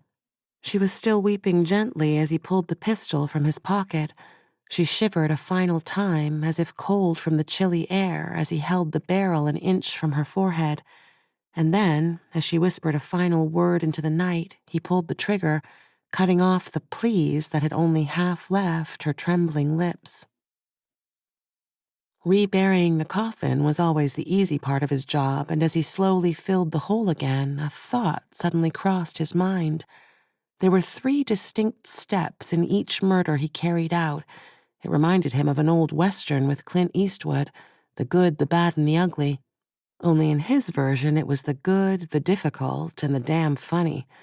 The good he considered to be the brains of his cat-and-mouse game, locating the victims like a private investigator needing to find just the right people to answer the call. The difficult was the changeover, the part where he needed to switch the bodies. The damn funny was what he did with the corpse he dug up, like the poor bitch he took halfway across the country and sat on the edge of someone's swimming pool. How he wished he could have waited and watched as the homeowners came to find their unexpected visitor. But that was the catch. He couldn't remain, constantly trying to meet his own deadline, because there was a timeline he needed to follow, and unless everything happened to fall into place, it will all have been for nothing. He continued to shovel, dragging the dirt back into the hole. It had to look perfect, almost as pristine as when he first arrived, because that was part of the ruse, wasn't it? To keep people guessing until the very moment they opened the lid and found a new face staring back at them, one that would give them yet another mystery to solve. Once the hole was filled and the man had restored the grave to its prior state, he took his shovel back to the van, tossed it inside, and proceeded to help his new passenger aboard. The drive to Artesia took almost as long as it had taken him to drive the woman to Dyersville, but just as before, the trip was spent entirely in silence. He felt a little easier with his passenger not prone to too much conversation. The radio had been broken since he purchased the van and hadn't been fussed to fix it. The silence served its own purpose, and it was one he needed to keep at the forefront, because this was a job he needed to finish just as he'd planned. No distractions to steer him away from his goal. And that's what radios did. They distracted. Their entire existence was based around distraction. Apart from the standard gas stops, this time there was no sleep break. Somehow he felt he owed the corpse the dignity of completing the task as quickly as possible. He imagined them finding their last journey as the opportunity for a final laugh, as if they could slap their friends on the back and cry, "You'll never guess where I went." The journey between his destinations always happened without interruptions. He drove an inconspicuous van with legitimate plates and details. His driver's license was current, as was his insurance. Apart from his concealed cargo, there was no reason to pull him over, and apart from a single random traffic stop during his first corpse transportation, he had no other incidents to date. The only thing that truly mattered to him were the miles he laid down. They had to continue if he was to succeed. Without the miles, there would be no endgame, no final retribution, and that's what drove him the most. The final act that would give him the ending he lived for. Chapter 7. After returning to the room and diving back into their research until almost 2 in the morning, Sam woke a little after 8. This time there was no sunshine streaming in through the window. It was the sound of thunder that had jolted her from sleep, and as she sat up in bed, she felt a little panicked as the dream she'd been having already dispersed into the fog. Her father had been there again, trying to warn her about something. Was it the cabin again? The one her mother had pointed at? She hopped out of bed, went to the window, and carefully pulled the curtain aside. The morning looked murky as thick fog hung low over the motel. Rain had been falling, the car park dotted with multiple puddles. Sam looked back over her shoulder and saw Tim start to stir. He wasn't much of a morning person, and so she left him to wake naturally. After taking care of her bathroom needs, she filled the kettle, grabbed 2 cups, and prepared them with coffee and sugar. Just as the kettle began to boil, Tim rose, wished her a good morning, and went to the bathroom. The steaming coffee was ready and waiting once he returned, Sam already back on her cell, returning to the spot where she'd left off only a few hours before. The trail a certain Paul Sheldon was weaving behind him stank of lies and deceit. None of the posts, photos, or stories he shared were genuine, and it didn't take a genius to figure things out. Sam had been working her way through some of the conversations he'd been having with his supposed Facebook friends. He had close to 200 active contacts, and he spoke with them all on a regular basis. At least 3 dozen had daily conversations, often spanning dozens of back-and-forth messages. Tim had left Sam to follow the conversations while he spent the time compiling a map of where each contact was located, then cross-referencing them with past victims and contacts. It was a mammoth task and one that kept him busy while Sam continued reading the chat messages. He was also tracing where each contact was accessing their app, giving him a view of where they were located during the conversations. As Sam continued to scroll through endless conversations, Tim grabbed his coffee and returned to the laptop. After taking a couple of sips and pressing the update button on his webpage, he suddenly went into a coughing fit, spluttering as if he was choking. Sam jumped to her feet as Tim's face turned purple, still struggling for breath. But whilst Sam was trying to help him, he only pointed at the screen, desperate for her to see what he'd found. It took Tim a few minutes to get himself back under control, the pain still burning in his lungs. He'd inhaled some of the coffee, sending it down the wrong hole as he saw the most recent location of a conversation Paul Sheldon had with one of his contacts. The name of the diner stared back at them as Sam stared at the photo of the contact who'd been sitting a few feet from them the previous night. With her pulse kicked into overdrive, Sam scrolled through her own cell and quickly found the woman in the photo, a face now haunting her. Once she found it, Sam practically dropped into the chair. It was a good thing it was there, because if it hadn't been, she knew the floor would have been her next stop. "Holy shit, Tim, that's the woman from last night. And look at this," she said, holding her screen up for him to see. As his expression changed to match her own shock, Sam knew that he understood. She even had the meth, he whispered. We have to find this Li Ling. Tim, if she turns out to be lying in some coffin, then we have him. Tim returned to reality. No, we might have a lead, but in reality, we still have no idea who this guy is. And look at this. He briefly tapped on his keyboard, hit enter, and turned the screen in Sam's direction. See this? He waved at the point he was trying to make. What does that mean? She asked, unsure of what the image was. It means he's using a rebooster to hide his app's access location. It also means we can't track him because he's hiding behind at least a dozen walls. This guy knows exactly what he's doing. But, Sam began as she looked at her own screen, if he screws up even the slightest bit, we'll be all over him. Sam continued to go through the conversation between Li Ling and the mysterious Paul Sheldon. Their chat was one of the shortest they'd ever had, concluding with just 2 simple words, I'm here. She reread the conversation a second time, more so to convince herself that the information was real, originally just a random thought process in her own mind. I can't believe how close I got to her actual reality, she finally said. Tim looked up from his laptop. Coincidence, nothing more. He shrugged his shoulders at her. It happens. Yeah, maybe, but still. That's still nothing. Forget it, it'll just distract you. He didn't sound dismissive as such, but Sam knew what he meant. They had bigger fish to fry, and wasting time on something that was not going to move their case forward would only slow them down. So what do we do? If we keep going this way, we'll be forever playing catch-up with this person. We need something to get us ahead. He suddenly waved her over. Check this out, Tim said, turning his laptop towards her again. Sam stood and sat at the table, watching as Tim pressed play on the footage he had displayed. Within a few seconds of the file playing, she recognized the location. It was the diner from the previous evening. The view was from a camera mounted on one corner of the building, facing along its length. Is that? Sam began, but she didn't need to finish, Tim nodding as they watched themselves through the window. The picture suddenly changed, the camera view altered to one of the car park. Oh, great, Tim snapped. What?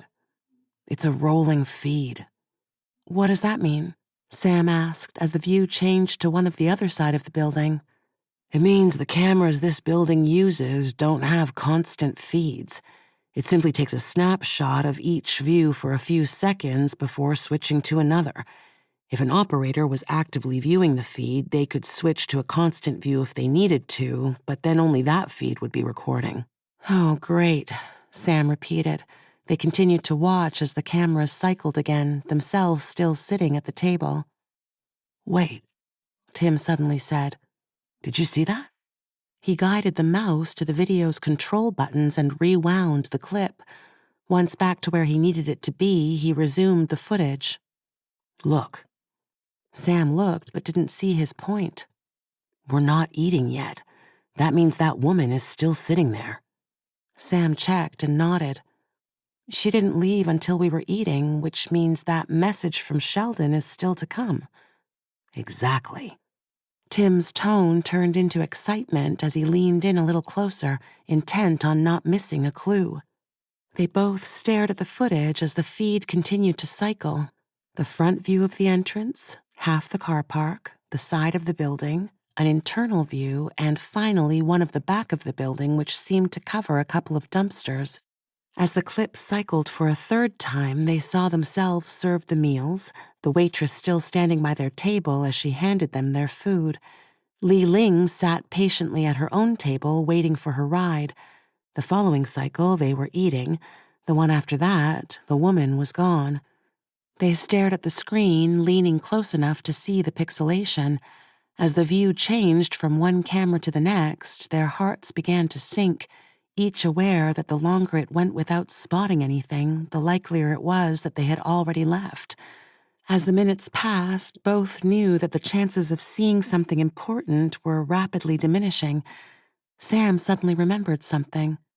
What about the gas station next door? Tim looked at her with a new sense of hope, flicked his fingers, and began to bash at his keyboard. A few minutes later, he scoffed loudly. "Damn," he half yelled.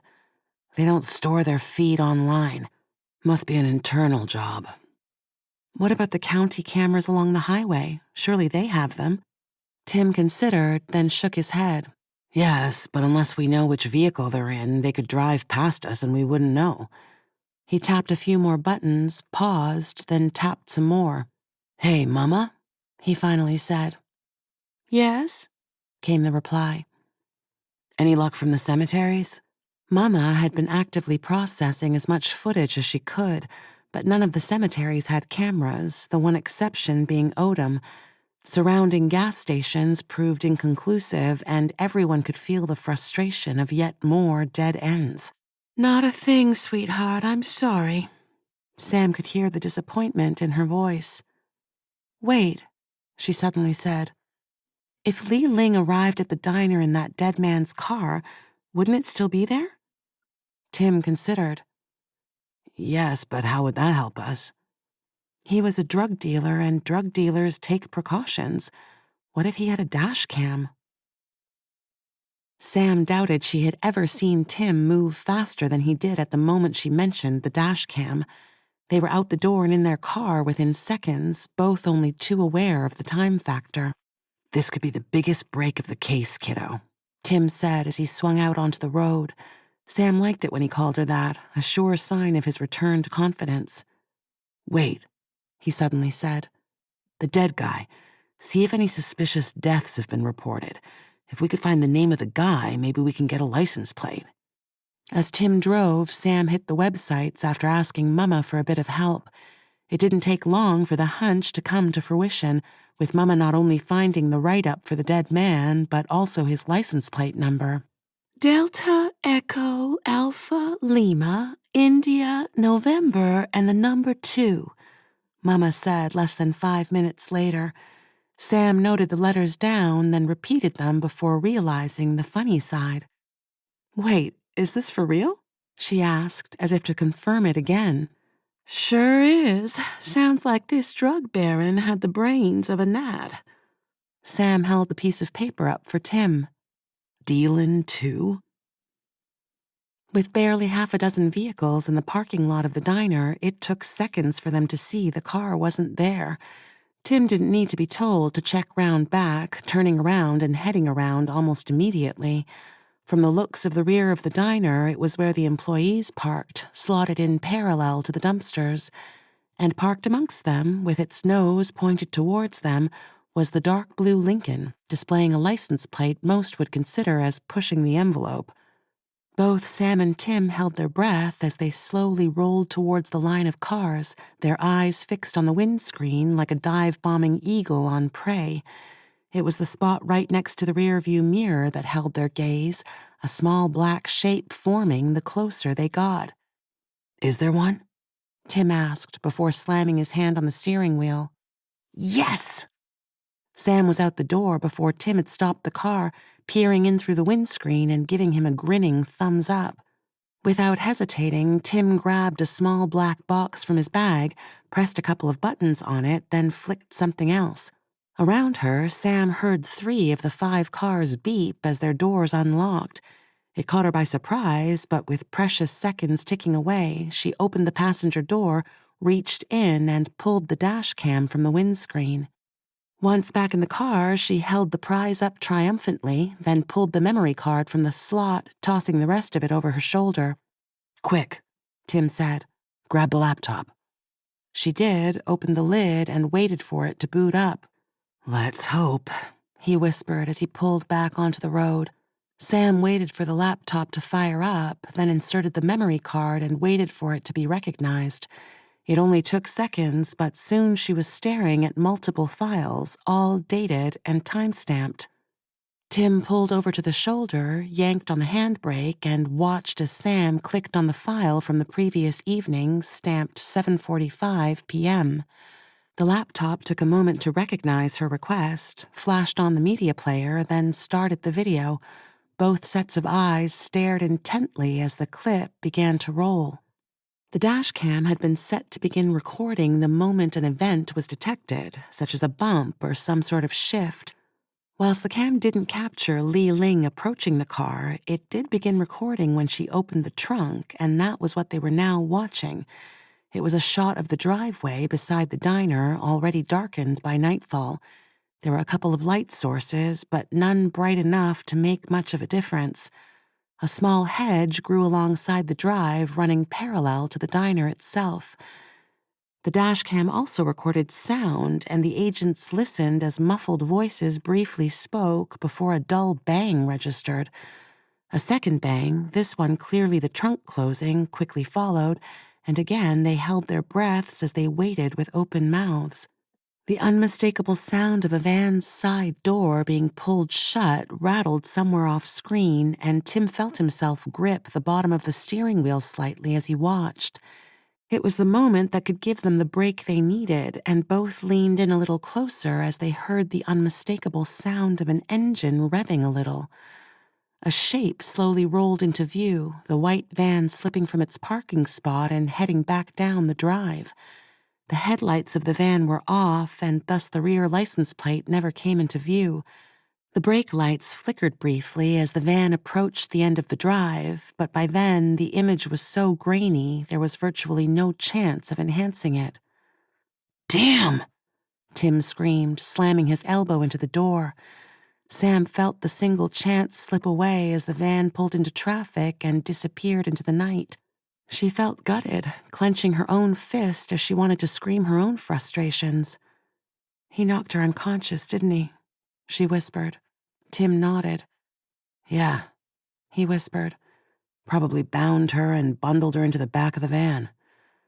They sat in silence, the clip finally ending. She was about to close the lid when she paused, stared at the screen, and clicked the rewind button. Once happy with where she wanted to be, she pressed play and watched as the van briefly braked, then turned onto the main road. "Mama?" she said, Tim turning curiously. What is it? He asked, but Sam held a finger up as Mama answered her. "Can you please check for cameras along Route 77 between Sinton and Woodsboro heading east? We're looking for a white Savannah cargo van." She began, then paused, opened another web window, and quickly typed something. "Maybe 2010-2011 model." "One sec," Mama replied, and they listened as she hummed while she searched. Sam looked at Tim, and he grinned an approving smile at her. Good thinking, he said. "Here," Mama broke in. "Think I have something." A notification popped up on the laptop screen at the same time Sam's cell dinged. She clicked on the tab and a new window opened on the laptop screen. A moment later, they were staring at two screenshots, each of a white Savannah van traveling along the highway they were now sitting on. "Wait, these are different," Tim said, peering a little closer. "Yes, but they are the only two I found. The only two within a 30-minute window. If that's the van you're looking for, it's one of those." "So which one?" Sam asked, looking at Tim. He was studying the screenshots side by side, his eyes moving from one to the other with deep concentration. He continued darting back and forth for almost a minute before speaking again. "This one has that small smiley face on the windscreen while the other one doesn't. It's the only difference I can see. Mama, did you see anything on the back of the van?" A moment of silence followed as the woman sitting in her office hundreds of miles away now sealed their fate. "No, both clean and free of any modifications." "It's this one," Tim said, pointing to the one without the sticker. "You sure?" Sam asked.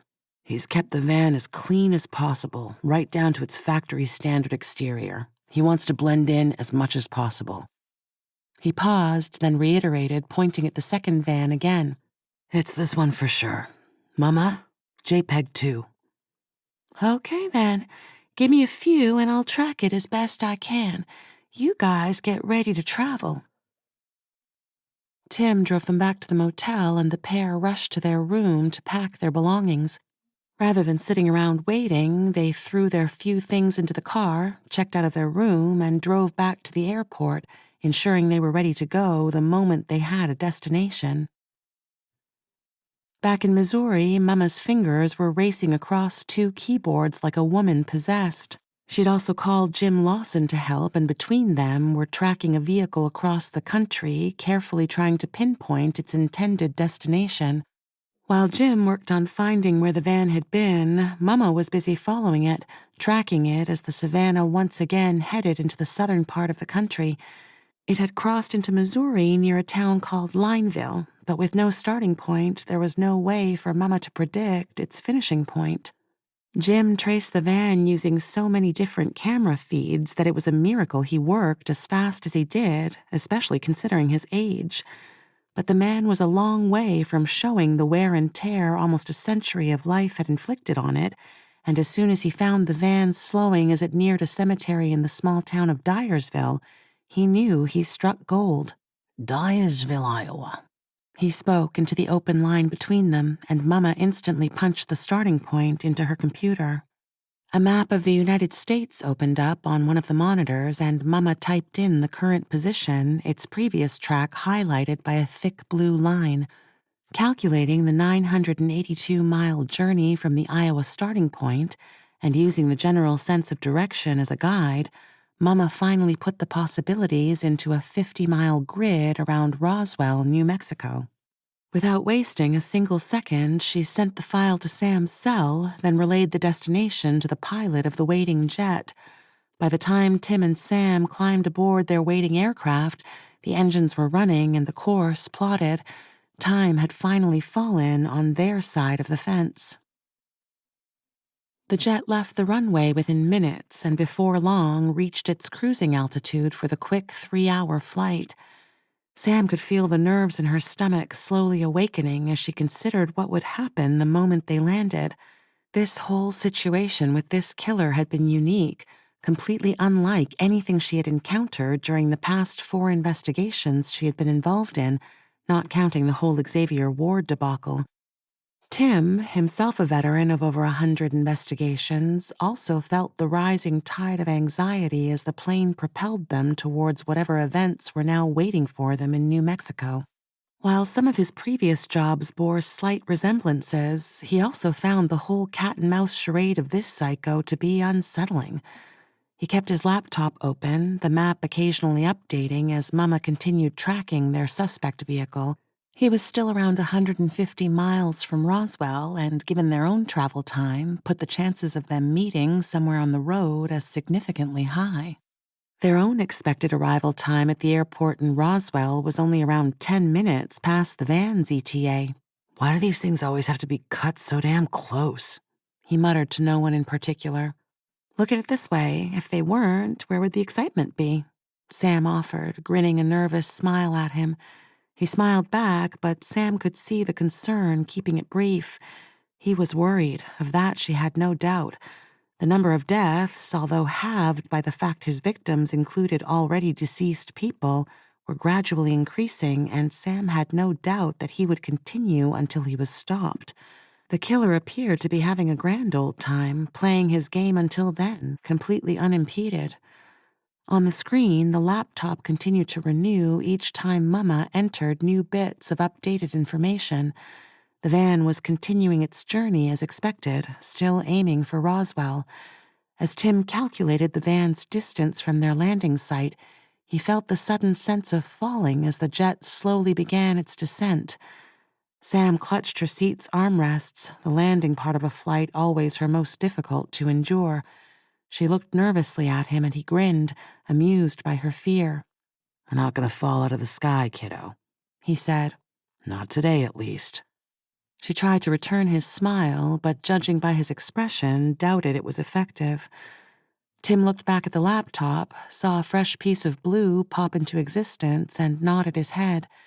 They would land in Roswell ahead of the van, probably with enough time to go and meet it out on the interstate. That would make things even simpler, giving the agents the opportunity to follow the van and watch as he visited his latest drop-off zone. Just as he was about to close the lid on his laptop and prepare to land, Mama's voice came through their earpieces simultaneously. Pete and Chuck just found Lee Ling. They were only 100 miles from the cemetery, and Jim sent them down for a look. She was buried in a coffin belonging to a man called Henry Simpson. I'm sending you a photo of the man. His corpse is the one being transported. Thanks, Mama, Tim said, looking at Sam. She simply nodded, the case finally starting to close in on itself. The jet touched down almost 10 minutes later, and both agents raced from the aircraft and into their waiting vehicle. Sam slid into the driver's seat, the Avalon already running and ready to go. Tim jumped in beside her, ripping his laptop from his bag and tossing the bag into the back seat. It took a moment for it to fire up, but once it was, he stared at the screen. Mama? He said, sounding confused. The map isn't updating. He stared at the blue line that had gradually closed the gap towards Roswell, but since he closed the lid and waited to disembark the plane, it hadn't updated. He's disappeared. The woman sounded as distant as the actual miles between them. He was following Route 70, passed through Acme, then disappeared. He must have stopped somewhere. Before he had a chance to start banging away at his door again, Sam intervened. Awesome. Gives us a chance to find him. Can you give me the distance between last known location and next camera location? Last known was half a mile from Acme, your side. There's a stretch of almost 13 miles until the next camera location. Somewhere in that zone is your target. Tim's groan of frustration echoed beside her. At least we have a starting point, Sam said, gesturing for Tim to calm down. My guess is he's lying low until nighttime, then we'll use the cover of darkness to dump the body. You're probably right. Sam drove out from the airport and headed north towards Roswell. Tim kept tapping away at his laptop as she maneuvered them through the traffic, checking the time on the dash more often than she wanted to. It was already a little after 4, and with the sun already well on its way towards the western horizon, she knew time was again a luxury they couldn't afford. Why don't we have satellite views? Doesn't the military or other private firms have the technology for live video feeds? Sam's mind wandered as she drove, and the thought just hit her out of the blue. I suggested it to John and Xavier years ago. I think the main reason it has never been followed up is because John now, wants to keep program as low-key as possible. While she can buy satellite time from certain companies with the capability, you're only ever renting the time. They record the feed on your behalf and pass it on. If we started using their services, I doubt it would take long for questions to start coming up. Makes sense, Sam said as she passed a semi. The other reason is the cost is ridiculous. Better to spend the money on tools that will benefit us more in the long term. How expensive? She asked, and Tim considered. Well, to put it simply, if I remember correct, an hour of satellite time costs as much as an agent does for an entire year. What? That much? Tim nodded. See what I mean? Sam stopped at a red light, her mind still racing with the current situation. She looked to her left and had an idea. What if we split up? She pointed past Tim and he turned to follow. It was a car rental place, a row of Toyotas and Nissans lined up like a parade. Cover more ground. Sam dropped Tim at the rental dealer and proceeded ahead, the race with the sun now all too real. She calculated that they had a maximum of 2 hours of daylight left in which to cover dozens of side roads and tracks leading from the interstate within the 13-mile stretch. She agreed to speed ahead to the town of Acme, turn around and start with all of the northern side roads, while Tim, once mobile, would start with the southern ones. As Sam drove, she kept the radio off to keep her sense of concentration at hand, watching each vehicle that passed her. Traffic wasn't too bad, but each time a white object appeared in the distance, her heart jumped in anticipation of it being their target. Her eyes would remain transfixed as the object formed a shape she would identify, only breathing once the make and model of the vehicle was positively confirmed. She nearly screamed at one point as a white Savannah came into view, positive it was the one. But just as her foot left the gas pedal and shuffled across to the brake, she noticed the plumber's rig attached to the roof racks. The road seemed to stretch further ahead of her as Sam tried to chew through the miles.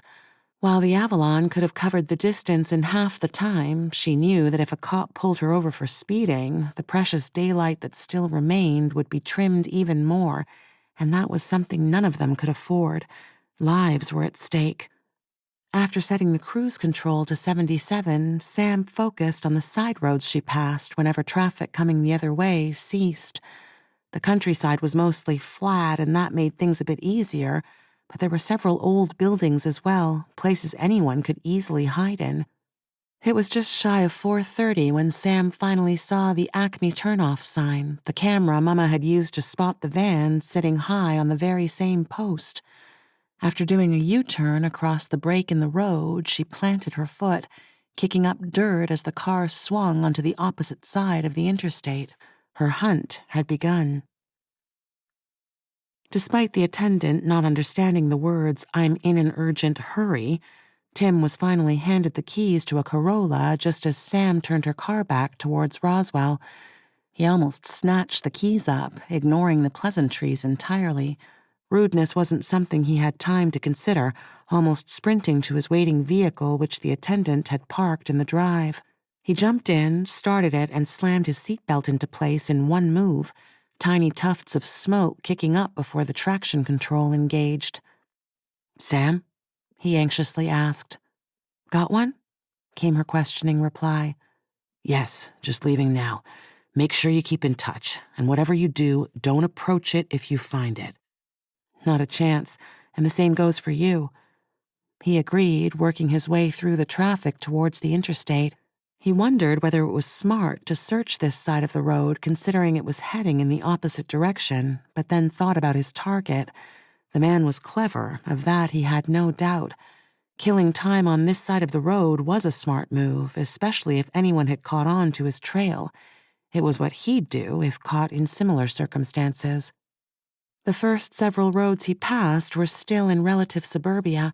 The buildings, although more separated than in towns, still provided numerous options for Mama to access, and Tim knew if the van was in that lot, she would have already found it. He drove a couple of miles further out before choosing his first turnoff, effectively starting his own hunt. Chapter 8. Sam and Tim worked their way from opposite ends of the interstate, each carefully combing every road, track, path, and wagon wheel rut they could find. The problem they were having was that almost every road they turned down had buildings. Barns and sheds of various condition dotted the landscape as they would slow down for each and try and ascertain whether someone was hiding inside. But for most of them, seeing anything was near impossible, and rather than wait for the other to come and offer backup, it was agreed that they would carefully sneak close enough to the structures to see inside. But with most of the buildings in relatively usable condition, both Sam and Tim had to peer in through a hole in the wall or steal a quick glimpse through a dirty window in order to clear it. It slowed the process down considerably, and by 5:30 they had finished barely half the possibilities. "We're running out of daylight," Sam said as she returned to her car. Looking out over the rest of the road she was currently on, there were another 4 buildings, each as much a possibility as the rest. They sat behind simple gates, close to the road, and were in good enough condition to hide a vehicle. Tim, slowly idling his way past a group of 3 buildings that looked to have been in their prime sometime during the Second World War, stopped the car. "I'm guessing another 30 minutes and we'll be in darkness. And once that happens, he's going to see us for miles." He grabbed a cigarette, lit it, and stared at the buildings. "What do you think we should do?" Sam asked, starting her car again. "I got an idea," Tim suddenly said, butting his smoke out after just a single puff. "See that hill up there on your right? I'm guessing he's going to be holed up somewhere on your side. If he had chosen this side, he would have been at the end I've been hunting. My guess is he wasn't as smart as we figured. We take a high vantage point and wait. I'm thinking he'll wait until after midnight, then take old Henry to wherever he's got planned. We'll simply keep an eye out for any headlights driving along the road and then pounce. But what if we miss him? What if he is on that side and we don't see him? Sam slowed to peer in through an open barn door. We still have Mama watching the live feeds. We'll ask Jim to join in as well. If he rolls, we'll see him. Sam looked at the ever-darkening sky and knew the consequences of not acting. Given their limited options, Tim's plan sounded like the best choice. Sam swung her car around and slowly drove back the way she had come. Soon, she was winding her way up to where Tim would shortly meet her, and hopefully they would finally find their mark. The shadows of night arrived quickly once the sun dropped beneath the horizon. Traffic on the interstate was still quite regular, headlights quickly replacing the cars as the light continued to fade from the sky. Tim and Sam sat on their respective hoods, the latter cross-legged with her chin resting in her palms. As well as his laptop, Tim also kept a set of binoculars in his backpack, which he was now using to scan across the landscape beneath them. From where they were sitting, there were around 6 to 8 homes in the low-lying areas, and Tim spent almost a minute on each, trying to spot anything out of the ordinary. An hour after they parked their cars, darkness had consumed the valley entirely, with only the stars offering a hint of help to the pair. With no moon to speak of, it made searching the areas a little harder, but where the lack of light hid most of the countryside, it also meant any headlights that fired up away from the road would be spotted from miles away. As Tim continued scanning with the binoculars, Sam sat and watched the traffic pass by on the interstate, scanning the land occasionally for signs of life. But apart from the stationary lights of the homes, no other possibilities appeared. It was a waiting game, pure and simple. Sam yawned loudly, looked at her watch, and saw the hands rapidly closing in on midnight. She had already peed twice behind a nearby bush and wondered how she was possibly needing a third, considering her lack of water intake during the past 5 hours. Headlights, Tim suddenly said, standing on the hood of the car as he gazed through the binoculars. Sam, unable to see them from her level, also stood and saw them on the other side of the road. "Isn't that a home?" she said, watching as the vehicle slowly turned around whatever driveway existed down there. Tim paused, watching intently as the car slowly rolled towards the small road that would then lead it back to the interstate. "Can't make out the vehicle, it's too dark," he whispered as Sam stood patiently by. "Wait until it turns onto the main road," she offered, watching as the vehicle turned onto the small dirt road. She saw another light source come to life a couple of miles back the other way. "There's a second one, I think." Tim turned to look as the first closed the distance to the interstate. After confirming it was in fact a vehicle, he turned back to the first. "Keep an eye on the second one. That first one is almost there," he said, watching as the first now slowed to turn onto the interstate where only a few cars dotted the landscape. "That's not a van," Sam said as the SUV came into view. "Jeep," Tim said, following it for another quarter-mile or so. He turned back to the second set of headlights, it about to turn onto the interstate as well. They watched as the vehicle first slowed, paused for another to pass it, then turned onto the hardtop, slowly building up to its cruising speed. It looked to be a small hatchback, taking its time as the driver worked his way through the gears. "Mama?" Tim suddenly said. It took her a moment to answer, her voice heavy with sleep. "Yeah, I'm here." "We have 2 vehicles that need tracking, if you can. A red SUV came onto the interstate around 5 miles from Acme.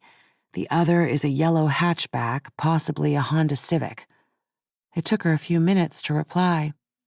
"I got 'em," she finally said. Tim sat back down on the hood, resting the binoculars in his lap. As they continued watching the area for more signs of life, neither knew that the subsequent victim had already been taken, their SK on his way to the next drop-off. "The hatchback stopped out the front of a bakery in Roswell. Looks like the driver works there. Mama's voice, now back to her usual level of alertness, sounded matter-of-factly. It had been almost 20 minutes since the two vehicles interrupted an otherwise uneventful night, and as Mama's voice broke the silence, Sam felt a sense of uneasiness build inside her. "And the Jeep?" she asked. "Looks like it's heading out of town towards—" She paused as if waiting for something. "One sec, it's just approaching a turnoff." Another pause, both agents hanging on every word. "Yup, heading towards Artesia." Tim slid off the hood, his feet thumping into the ground. "Can you track it?" he asked. "There's no cameras between that turnoff and the town itself. Nothing along the way I can patch into either. And Tim..." "Yeah?" "Artesia is exactly 982 miles. "I knew you were going to say that," he answered, slapping his leg. "Damn!" He suddenly turned to Sam. "I didn't want to do it this way, but I don't think we have a choice. You take the home where the Honda came from. I'll take the Jeep's home." Sam nodded, slid from her own hood, and rushed to the driver's door. As a final reminder of their situation, Tim called a final instruction out to her. "And stay in touch." Tim followed Sam to the interstate, then turned one way while Sam went the other. He could see her taillights for a few hundred yards, then lost them as he turned down the small road where the Jeep had been 20 minutes before. It was a narrow road, fences running alongside its entirety. Once he reached the driveway of the home he'd seen through his binoculars, Tim slowed, pulled over onto the non-existent shoulder, and killed the engine. This part he would need to do on foot. Sam turned down onto her own road and made the mental calculation of the distance she'd followed the Honda for. Once she was sure she was at the correct spot, she also pulled over and killed her engine. "I'm here," she whispered, Tim acknowledging her with his own declaration. As she stepped out of her car, Sam felt the air bite into her, the temperature significantly lower than it had been higher up on the hill. The lack of moonlight didn't help her cause, but she slowly began to walk down the driveway anyway. She scanned the buildings ahead, trying to work out where to start. It looked like there were 3 buildings in total: the home, a barn, and a separate double garage. Sam considered each as she neared the end of the drive, one other vehicle briefly stealing her attention. But as she approached it, she could see that it was nothing more than a wreck, spending its final years resting on cinder blocks. It was the barn she went to first, its double doors standing open and ready, as if inviting her inside with welcoming arms. After stepping into the doorway, it took a moment for her eyes to adjust to the further reduction of ambient light, but the shadows were enough to tell her that there was no van hiding inside it. Apart from some sort of tractor, there was little else in the building. "How's it going?" Tim whispered as Sam stepped back out into the night. "One building is clear. I've got 2 to go," she whispered back. "Perfect. I'm just coming up to my house. 2 buildings here, 1 garage and 1 home." Sam acknowledged, then continued towards the garage. While one of its doors was closed, the other had been retracted completely, the open stall bathed in complete darkness. She wondered whether that was where the Honda had driven from when a dog began to bark furiously at her from the home. At first, she thought the animal had been behind the fence that surrounded the main building, maybe even chained up. But then she heard its growling grow ever closer and knew there would be no outrunning it. The wreck she had briefly inspected just moments before now appeared to be her only refuge from the dangerously sounding set of teeth fast closing in on her. Sam leapt onto its hood, then listened as the snapping jaws tried to follow her. In a final attempt to save herself, she clambered onto the roof as the dog tried to jump up, its claws scratching the fender. "Tim! Tim!" She snapped into her earpiece, but before he could answer, Sam suddenly found herself lit up as the dog ran back towards its master. "What the hell you doing on my property?" A man's gruff voice called to her. Thinking fast, Sam sat down on the roof and slid back down onto the hood. "I'm so sorry. I've been driving most of the day, and I'm lost. I need to find 425 Mossman Lane." She sobbed a little, then shrieked when the dog began to bark again. Quit it, Boomer, the man yelled at the dog. Paul, what is it? A woman suddenly asked from the darkness. Go back to bed, hun. Just someone lost their way, that's all. But the woman remained. Oh, Lord, are you okay, dear? Paul, chain that animal up and let the poor girl down from there. I'm so sorry. I saw a yellow hatchback, and my brother said his neighbor had one, and so I thought... Sam began, doing her best to sound frightened. Yellow hatchback? That's my son's. He works at a bakery in town. Oh, Sam said, her feet finally back on the ground. Where did you say you were looking for? Mossman Lane. Oh, you're on the wrong side of town for that. Other side of Roswell, heading west about 2 or 3 miles along Route 380. The woman sounded sincere, holding one of Sam's hands. Oh, the other side of town, Sam said sheepishly, just as Tim whispered into her ear. Get here fast. After thanking her late-night acquaintance profusely, Sam returned to her car and, once inside, asked for an update as she swung a U-turn. I found the van. The owner of the house is missing. It was the Jeep, Sam. She floored it, listening as Mama and Tim coordinated their efforts to relocate the red SUV. Tim had already jumped into his rental and was heading back towards the interstate as Mama was arranging a crew to process the van before local law enforcement became aware of the situation. After driving the short distance back to town, Tim parked his car in the allocated return spot and dropped the keys through the slot in the door. Once back in the Avalon, Sam pulled back out onto the road and headed south towards the small town of Artesia. This one's only a drop-off, Sam suddenly said. Tim looked at her, at first confused before understanding. He's gonna dump and run. Unless, of course... Headlights came the other way and both held their breath to see what sort of vehicle it was. The white sedan whizzed past as Tim continued. Any of the cars passing us could be him. Did you find out anything about the missing owner? Sam asked as she sped up a little more. Tim reached into his pocket and pulled something out. Yuri Lebedev, he read from the driver's license he held up. Couldn't see any signs of a struggle, so he's either lying in the back of the Jeep or he wasn't home. Either way, there's another victim he'll need. The rest of the drive to Artesia was in almost complete silence as both pondered the next stop in their hunt. More than anything, they were anxiously waiting for Mama to pick up the trail of the Jeep once it showed up on one of the cameras within the township, but that call never came. Apart from a roadwork construction zone that had been abandoned for the night, there were no other significant places of interest by the time the agents reached the outskirts of Artesia. Mama? Tim called through, but he already knew the answer to his question. Any sign of him? None. He's either taken a detour or whatever he'd been planning for occurred somewhere during your drive. Apart from the 4 vehicles that have driven back the other way, there's been no other signs of life. Wait, Sam said suddenly. We've only passed 3 cars. Tim paused as if calculating. She's right, he said. Mama, keep track of them. We need to regroup here. Will do, was the reply as Sam slowed and pulled to the shoulder. I'm willing to bet he stashed the Jeep, Tim said, opening his laptop. Once it was fired up, he opened a map and zoomed in on their location. But that could be anywhere. Yes, but... He paused as if trying to work something out. It's just that Another pause. Something's telling me that one of those cars was him. Gut instinct? A new voice said through the earpiece.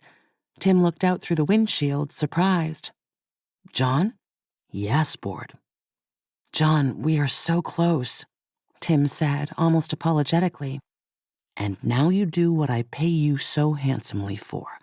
You use your above-average instincts and follow that. If you think he's in one of those cars, then follow it. You sure? Tim questioned. Sport, if you're wrong, you're wrong. Then we pick him up again when he digs up the next corpse. It's all we can do. Try and eliminate those 4 cars as quick as... 1 sec. The voice paused as both Sam and Tim listened intently. Make that 3 cars. The other one turned out to be another baker. Eliminate the 3 cars as quickly as possible. If you can, rework what you're able to. Maybe get a helicopter in the air to see if they can locate our red Jeep once daylight hits. Until then, get cracking on the 3. Tim smiled and nearly saluted, already feeling a whole lot better about things. Sam gave him a thumbs up as Tim closed the laptop. All right, John. Will do. Thank you. He gestured for Sam to swing around and head back the other way. She did as asked, running events through her mind. Mama, which way? While one of the vehicles had driven through Roswell and continued on towards Albuquerque, the second turned west towards San Antonio. The third vehicle turned east, headed back towards Acme and the great beyond. Tim considered the options and again followed his instincts. North, he said, pointing the way for Sam. Seems logical that he'll head somewhere new. My guess he'll get to Albuquerque and continue on. You right to drive? He asked, looking at Sam. Eyes are starting to get heavy, but I think I'm good. Okay, I think I'm good, but if I nod off, wake me after an hour and we can swap. Sam nodded, agreeing to the plan. They were at least a half hour behind their target, Mama continuing to give updates every so often. Sam acknowledged each with a simple thank you before the silence once again swallowed her. At one point, Mama pointed out that the car heading towards Acme never made it, undoubtedly turning off before it reached the town. After a brief consideration, Sam decided to stick with the plan. Beside her, Tim began to quietly snore as he rocked gently to and fro from the car bouncing along the tarmac. Tim, Sam said, shaking her passenger gently by the arm. He groaned a little, shook his head, and tried to sink back into sleep. Tim, wake up. He slowly opened his eyes, temporarily confused by his surroundings. It was still night outside, and from the look of the dashboard clock, he had only been asleep for 20 or so minutes. I'm awake, he whispered, sitting upright. A new voice spoke in his ear. It's not the car you're following. You've made good ground, but it just pulled into an Albuquerque hospital. Plus, we have another problem. A problem? He asked, rubbing his eyes in an attempt to wipe the fog away. We've lost contact with the crew at the van. Tim froze, stared at Sam, then slammed his elbow into the door again. His driver wondered how much bruising that elbow endured on a weekly basis. Sam slowed enough to swing the car around and floored the gas pedal. Cops or no cops, she couldn't afford to drag their asses any more. She hadn't noticed any patrol cars along the road, nor any hiding by the roadside. As far as she knew, they had a clear run all the way back to Roswell. By the time they pulled into the driveway, Mama had confirmed that apart from several vehicles passing camera points on either side of where the house with the van was located, it wasn't one of them, nor had she been able to contact either of the 3 men who'd gone to the home. The sky was starting to lighten again, and with daylight only minutes away, Tim and Sam knew they were at the pointy end of time once more. The buildings looked devoid of life as they drove entirely up the driveway. The house sat quietly on one side while the open garage faced it, the van still parked inside. They both saw its nose staring back at them from the shadows. But it wasn't the nose of the van that drew their attention, the 2 bodies lying on the drive taking that honor. Both appeared shot, the bullet holes visible from the sides they dropped on. Tim and Sam jumped out of the car and ran to where they lay, each checking one for any signs of life. But the execution-style bullet to the forehead ensured neither officer would ever wake again, the spray of blood and brain painting the colored cement beneath them in ghastly patterns. Where's the third? Sam said, rising back up. She looked around but saw no one else. Tim walked to the garage to check the van, but it too was deserted. Tim looked at the space where the Jeep had presumably been parked and saw something he hadn't noticed the first time he was here. There was enough space for a second vehicle behind it, and now had a discarded canvas car cover lying there. He ran to where it sat and stared at the ground around it, seeing faint tire marks. "He's taken whatever was parked here," Tim finally said. "Mama, can you get a handle of all the cars that have left here since?" He began, but stopped. "Since when?" he thought to himself. "We don't even know what he was driving since the last drop-off." "Pretty sure I can," Mama said, reminding him of the only vehicle to pass him coming from Artesia that turned back onto the interstate. Sam returned from the house a few moments later, holding her hands up. Tim just stared at the canvas cover as she walked beside him. "House is empty. The other one wasn't in there. He's gone." "Guys," John suddenly said, cutting in unannounced. "Drop whatever you're doing and return to HQ." Tim looked at Sam in surprise. "You want us to come home?" he asked. "Yes, right now. A second team should be almost there. They'll have a ride for you. Straight back, guys. No questions." Sam raised her hands questioningly, as much in the dark as her offsider. Tim shook his head a little, went to ask something else, then simply snapped his mouth shut. The whirring sound of an approaching engine broke the morning silence, and they walked to the open door to investigate. One of the usual cleanup trucks pulled into the drive alongside an SUV. Men started piling out of both, with half of them heading straight to the bodies. "Hey," one of the men from the SUV called. "I'm to give you guys a ride back to the airport?" For the Pogram agents, the drive back to the airport was a blur of confusion and failure. Each carried demons within them, questions which haunted them and the decisions they'd made during the previous days. The jet was sitting on the runway, and as the driver pulled up beside it and wished them well, neither responded with much more than a wave. Sam slowly climbed the stairs aboard, with thoughts of one of their own now becoming part of the case. Once they were both seated, the attendant closed the door, signaled the cockpit and all clear, then buckled themselves into their own seat. It wasn't until they had reached their cruising altitude that either of them spoke, with Sam finally breaking the silence. "Do you think they pulled us because we failed?" she asked. Tim looked up from his lap, his face a blank canvas that mirrored her own. "I don't know what to think. It's my first time called back from an active case." "But surely they must realize we did our best, didn't we?" She sounded defeated, and Tim only stared back, having no worthy answer to give her. Sam sank back into her seat and stared out of her window, the sky clear all the way to the horizon. Beneath her, people were preparing for their workday ahead, getting children ready for school while others sat down for breakfast. And as they crossed the airspace from New Mexico into Texas above the city of Farwell, a white van crossed the border at the very same time. The driver briefly peered up at that moment, adjusted the earpiece he was wearing, and smiled. One of the two men lying in the back began to kick out again, and he briefly turned to watch, his grin never wavering as he continued to close the distance to his next destination. Chapter 9. The jet landed shortly after lunch, and the team stepped off to find a car already waiting for them on the tarmac, the driver standing by for them. It didn't surprise either of them, both still unsure of the reason for the diversion. As silently as they had sat on the plane, each of them slid into the back seat, keen to have their questions answered. Apart from a slight delay from some minor roadworks, the short drive to the compound was done within less than 20 minutes. Neither wasted time in jumping out and heading to the elevator.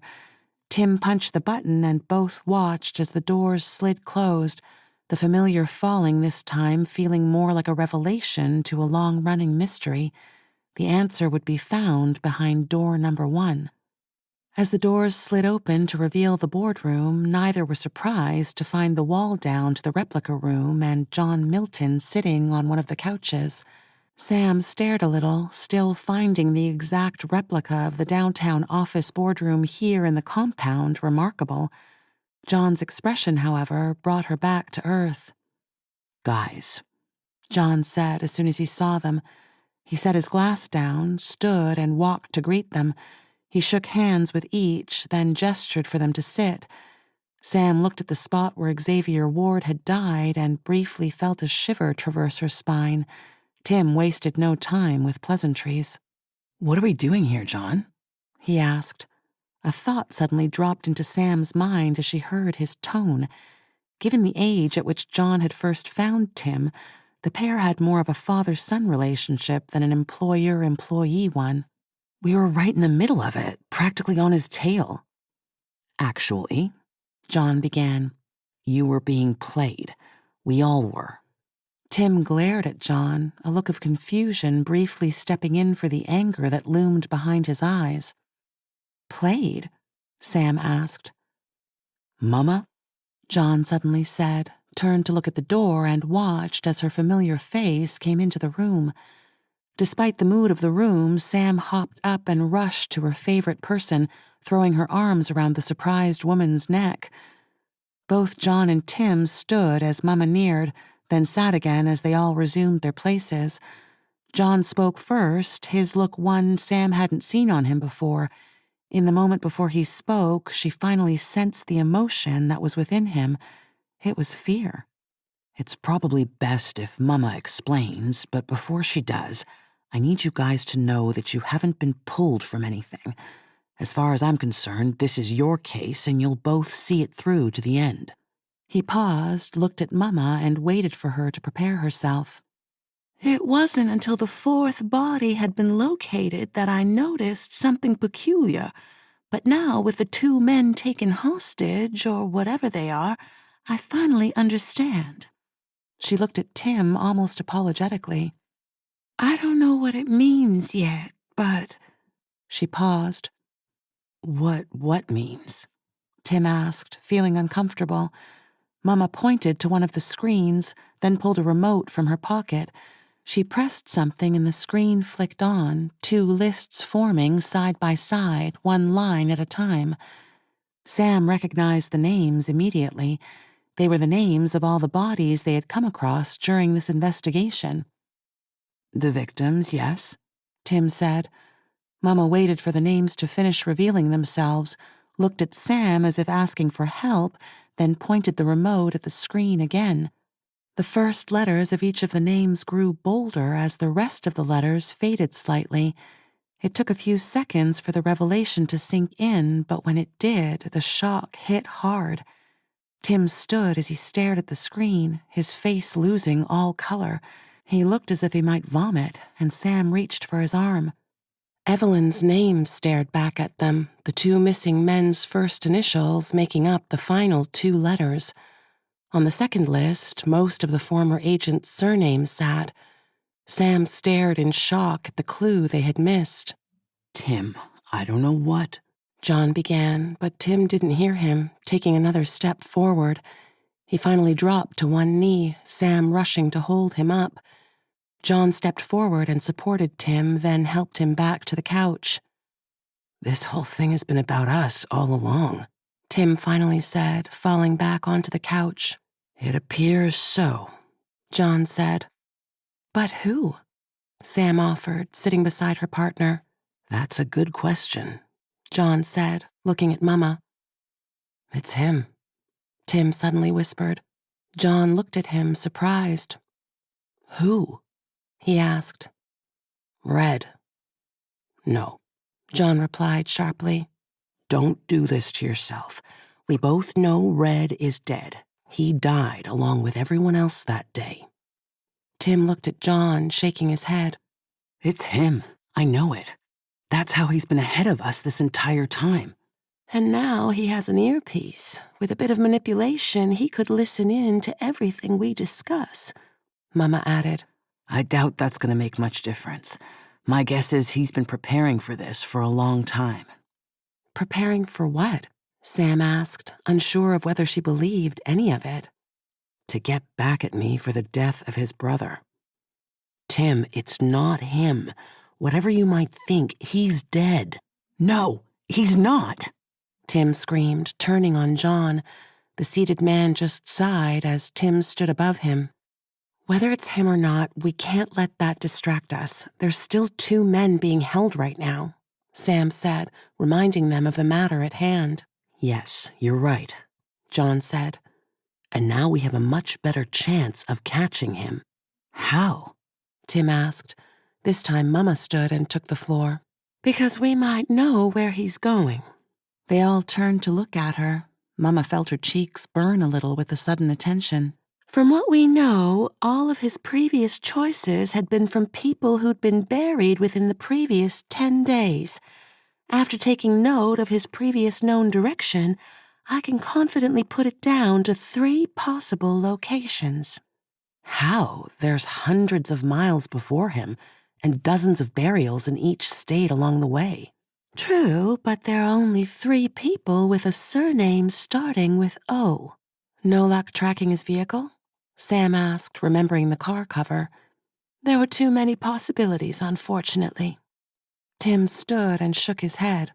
Let me speak to him, he said, glaring at John. I'll get him to talk. No, came the reply. At least give me a chance to save them. John, I'm the one he's after. Honestly, kid, John said, rising to his feet, I don't believe it's him. We found bits from his body that indicate he died in that explosion. No, you found a finger. John leaned in, grabbed Tim by the shoulders, and looked into his eyes. The 2 men remained like that for a few moments before John gave in. Mama, would you give him an earpiece? He said, still staring at Tim. The younger man simply nodded, looked at Sam, and shot her a wink.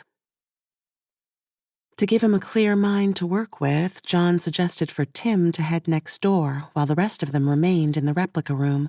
John added to the isolation by closing the dividing wall between the 2 rooms, returning to his spot on the couch as Mama powered up the speaker that sat on one of the tables between them.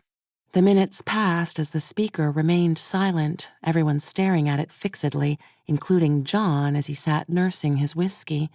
Sam glanced quickly at John, trying her best to keep it inconspicuous, but he noticed. You believe him, don't you? He quietly asked. I don't know what to believe. All I know is that we need to give it everything if we want to save either of those men. John didn't reply, taking a sip from his drink before sitting back. As he did, Tim's voice finally rose from the speaker, sounding every bit as threatening as his words. I'll find you, you piece of shit, he began. He paused, the speaker temporarily crackling as the connection snapped in and out. And when I do, I'll kill you, just like your piece of shit brother. Time froze as they waited for a response. Sam looked at both Mama and John, 2 people who had known the person Tim was referring to, but neither displayed the kind of emotion she was feeling. The anticipation of an answer gripped her hard as Tim continued. What's the matter? Not man enough to answer? Rather kill a few more innocents? Why? Why go through all of this bullshit just to get at me? He paused again, patiently waiting for an answer, but the other listener remained quiet. The silence in the replica room screamed at Sam as she sat, waiting for an acknowledgement, but whomever was listening on the other end either remained in complete control or wasn't listening at all. Suit yourself, coward. I hope you die squealing like your brother. As if finally hitting the right nerve, a single word was spoken, the voice sounding robotic, like one of those old 80s computer-synthesized voices. Soon. There was a click, a snap, and Mama confirmed that the connection had been broken. I'd say that's the end of the earpiece, she said, checking her laptop. John lowered the wall again, and Tim returned, looking exasperated. Was it him? He asked. The voice was computer-generated, but whether it came from Red is anyone's guess, Mama said. I think we need to set aside whether that voice was his or not. There's 3 possible destinations, and you guys need to choose one, John said, setting his glass down and rising to his feet. I'll get 2 other teams in. Mama, show us the options. She did, the 3 names appearing on the big screen. Calvin Orr in Lewiston, Michigan, Cyril O'Reilly in Lancaster, Ohio, and Michael Overton in Lime Ridge, Wisconsin. Tim walked closer to the screen, staring at the names. As if reading his mind, Mama opened a map of the U.S., the 3 locations highlighted. He turned, looked back at Sam, and gestured to her. Any preferences? He asked. She considered, thought about all the previous locations, and shook her head. They're all pretty much the same, she said. Tim turned back to the map. We'll take Wisconsin, he finally said. Why? John shot from across the room. Odd one out, I guess. Tim replied, and John nodded. Okay then, get on it. Mama, get Anderson and Riley to Michigan. For Ohio...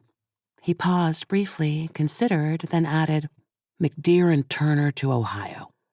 On it, Mama replied before getting up and excusing herself. She disappeared into the elevator a moment later, leaving the 3 of them for final words. After some last-minute instructions and brief pieces of advice, John wished his 2 agents luck, then watched as they entered the elevator. They rode back to the surface and returned to the waiting car, which took them back to the airport for the 2nd time that day. Sam stole a couple of glances at Tim, noting his ruffled expression. She could tell he was struggling with the emotions of the meeting. The information would have been tough to take, especially with the history he had with the killer. Despite wanting to ask him a million questions, she held off, waiting for him to invite her in again. They didn't speak until the plane was airborne again, Tim unsnapping his seatbelt the moment the attendant gave the thumbs up. He began pacing back and forth thousands of feet in the air, the occasional bumps of turbulence not seeming to affect him. For Tim, the emotional roller coaster playing out in his mind was too much. Sitting still was an impossibility he needed to fix, and pacing up and down the short aisle helped him. It's him, Sam. I know it is. Gut instinct? She asked. I don't know how to say it, but somehow, he began, continuing to pace. Somehow I've always known. It just never fit, him disappearing that way.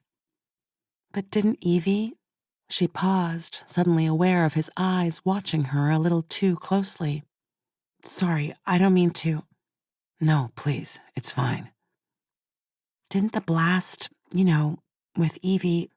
She struggled to find the right words, only too aware of the pain he already wrestled with. Blow her apart? Pretty much vaporize her? Yes, it did.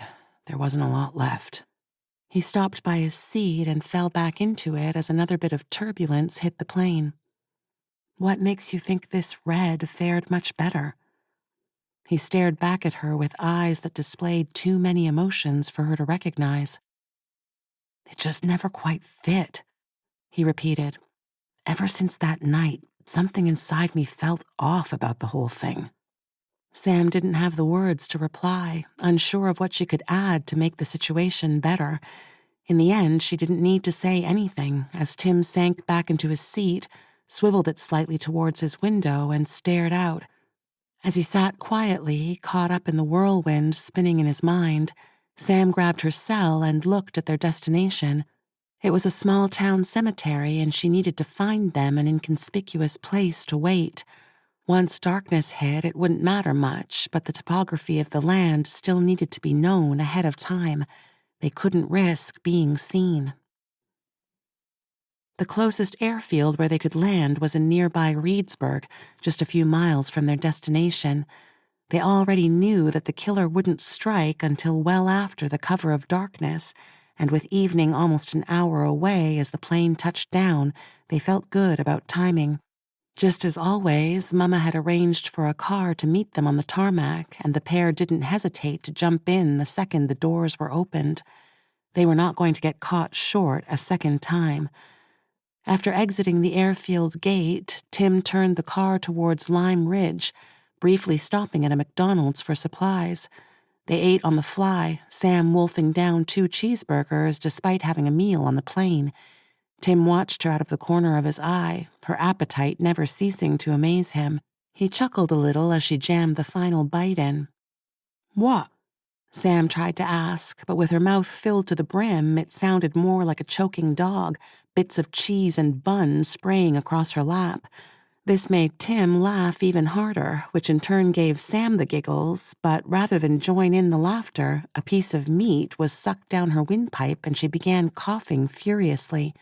Tim's laughter slowed, then stopped completely as he watched Sam's color change from deep red to near purple, her choking not easing as he pulled over onto the shoulder. With traffic passing them at breakneck speed, Tim jumped out and rushed to Sam's side, her color now matching the deathly sounds coming from deep within her. Without hesitating, he grabbed Sam by the shoulders, pulled her from the vehicle, and swung his arms around her middle. He'd never performed a Heimlich maneuver before, but had watched it on television many times.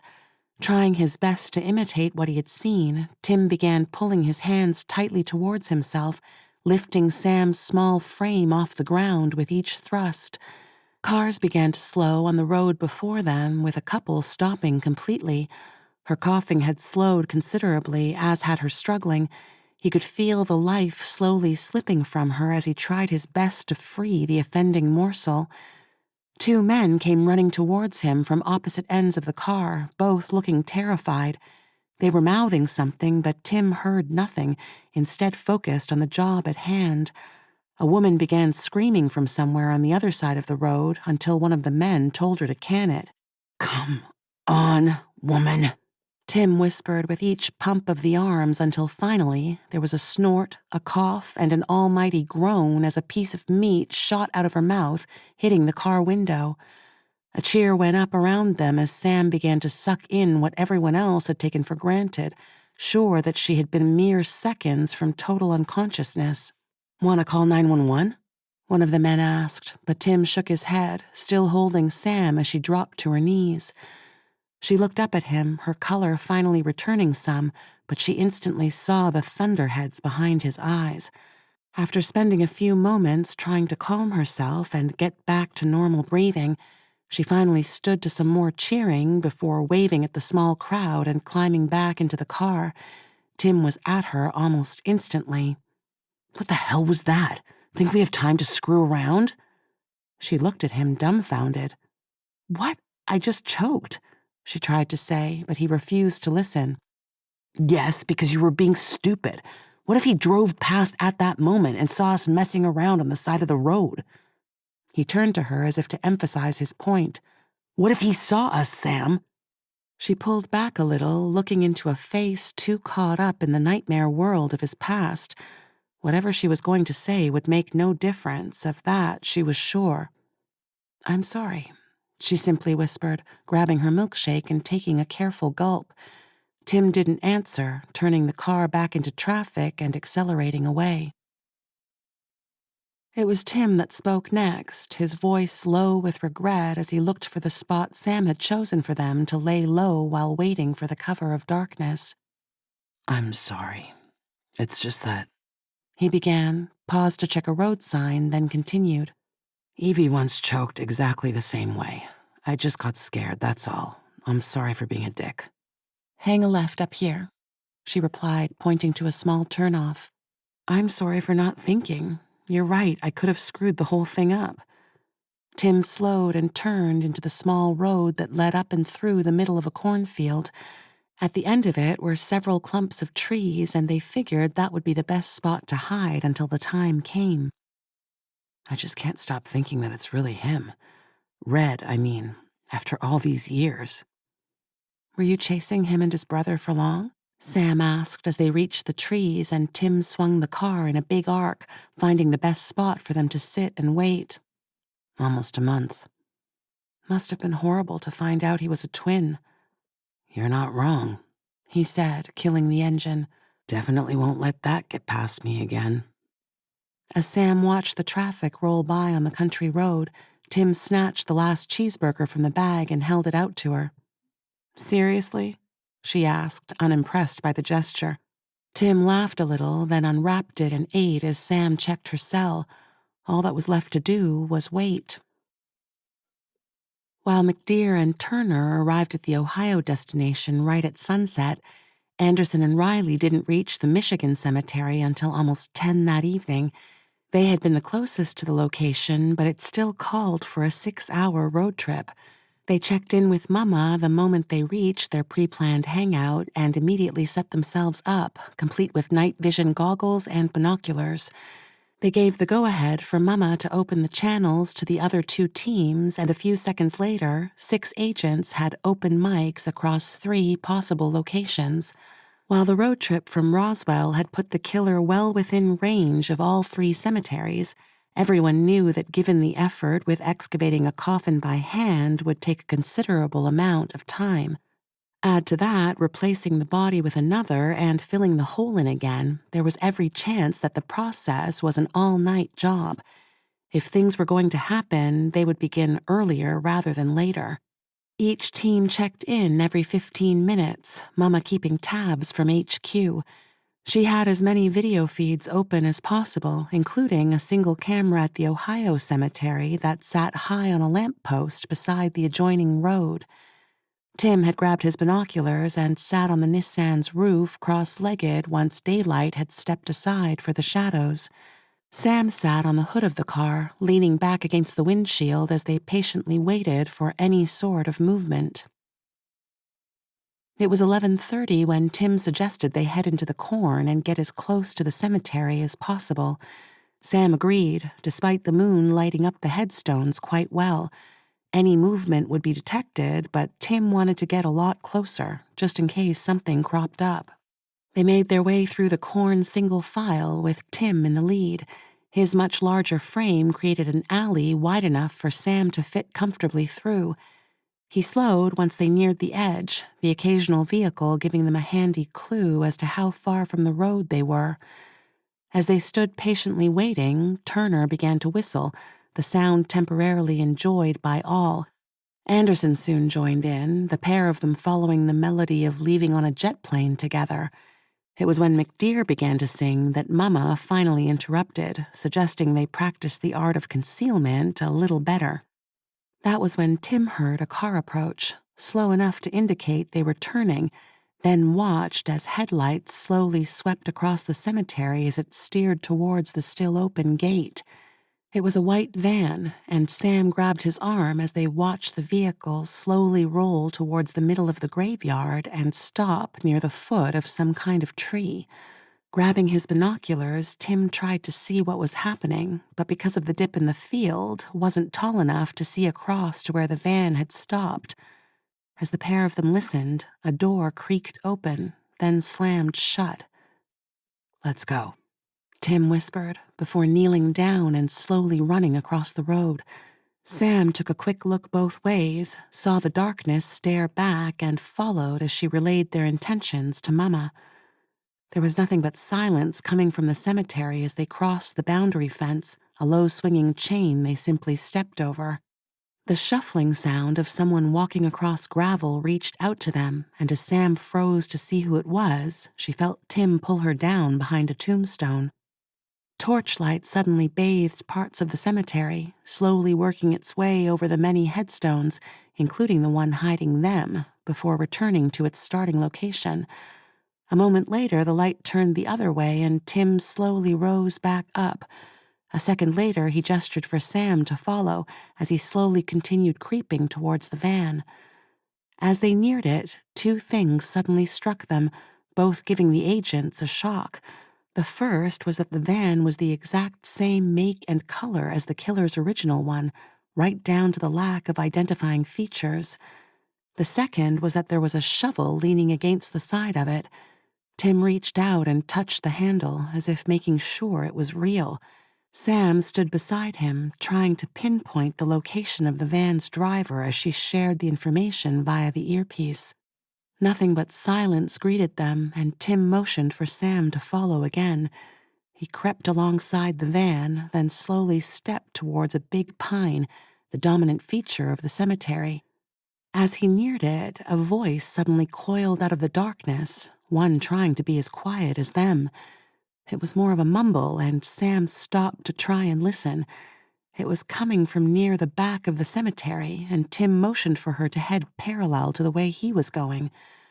As they began to walk, the moon suddenly disappeared behind a cloud. The graveyard was abruptly cast into an eerie darkness that turned the headstones surrounding Sam into a million hiding spots for the monsters that filled this place after midnight. As if forced by the moment, she checked her wristwatch, her heart missing a beat as she saw the hands pointing at 12:03. The voice mumbled something again, and this time Sam was sure she heard the word die amongst the jumble of sounds. Tim looked across at her as she continued sneaking between the grave markers. There was a sudden thump as something was thrown to the ground. A shadow seemed to rise up from the ground just a few yards ahead of her, and Sam choked back a scream that threatened to escape. But Tim didn't hesitate, standing a couple of feet closer than her. He ducked down, saw his opportunity, and with spring-loaded legs jumped at the lonely figure as it hurried past him. The figure screamed as Tim hit him almost directly in the middle, wrapping his arms around the shadow's legs. The man let out another scream as he fell to the ground, something now attached to him. Sam snapped on the flashlight she'd been carrying in her pocket and lit up the two men lying on the ground before her. The man looked to be in his mid-30s, his face a terrified mass of stubble, blood, and tears. Tim had one arm twisted around so the stranger couldn't move, his other gripping a handful of hair. "Who are you?" Tim snarled into his face. Sam moved slightly aside so she could keep them illuminated while trying to light up where the man had come from. Once they were sure he wasn't going to give them trouble, Sam neared the place where the man had been digging, spying the shallow hole he'd started. Tim yanked him to his feet and walked him back to the van, Sam following slightly behind as she lit up the way for them. The man was crying uncontrollably, his sobs making his words almost completely unintelligible. But as soon as they neared the van and opened the back door, Sam finally understood the man's grief. A woman was lying in the back of the van, her bottom half sticking out from under the blanket she'd been wrapped in. There was blood on the floor beside her legs, and the smell of it instantly hit both agents. As the man broke down, his story spilling like the blood of his wife lying before him, Sam relayed the events back to Mama.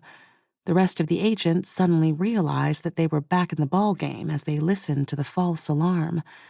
The couple's domestic argument had exploded into a violent confrontation as the woman revealed her intention to finally leave her husband. Unable to accept the decision, the man had hit his wife with the first object he managed to grab a hold of, the meat tenderizers still sitting on the sink from dinner making short work of the shocked woman's skull. He'd planned to bury her in the cemetery, preferably in the same grave as a recent burial, and had driven the short distance from their home in his work van. If it weren't for Tim and Sam already having the cemetery under surveillance, the man's plan may have succeeded. But now that he'd been caught, any resistance he held on to quickly disappeared as his crime was exposed. Tim was in the process of putting the sobbing man into the passenger seat of his van when Mama began her quarter-hour checks. And while the Ohio crew answered their call, the Michigan team remained silent, Mama's repeated calls going unanswered. Tim drove the van back to the local police station while Sam followed in their rental. A strange silence had descended over the airwaves as Sam listened to the back and forth between the agents. They knew what had happened, but given the distance, were unable to offer any sort of assistance. A cleanup crew had already been dispatched and was less than an hour's drive. Mama was going crazy as she sat helpless in her control room.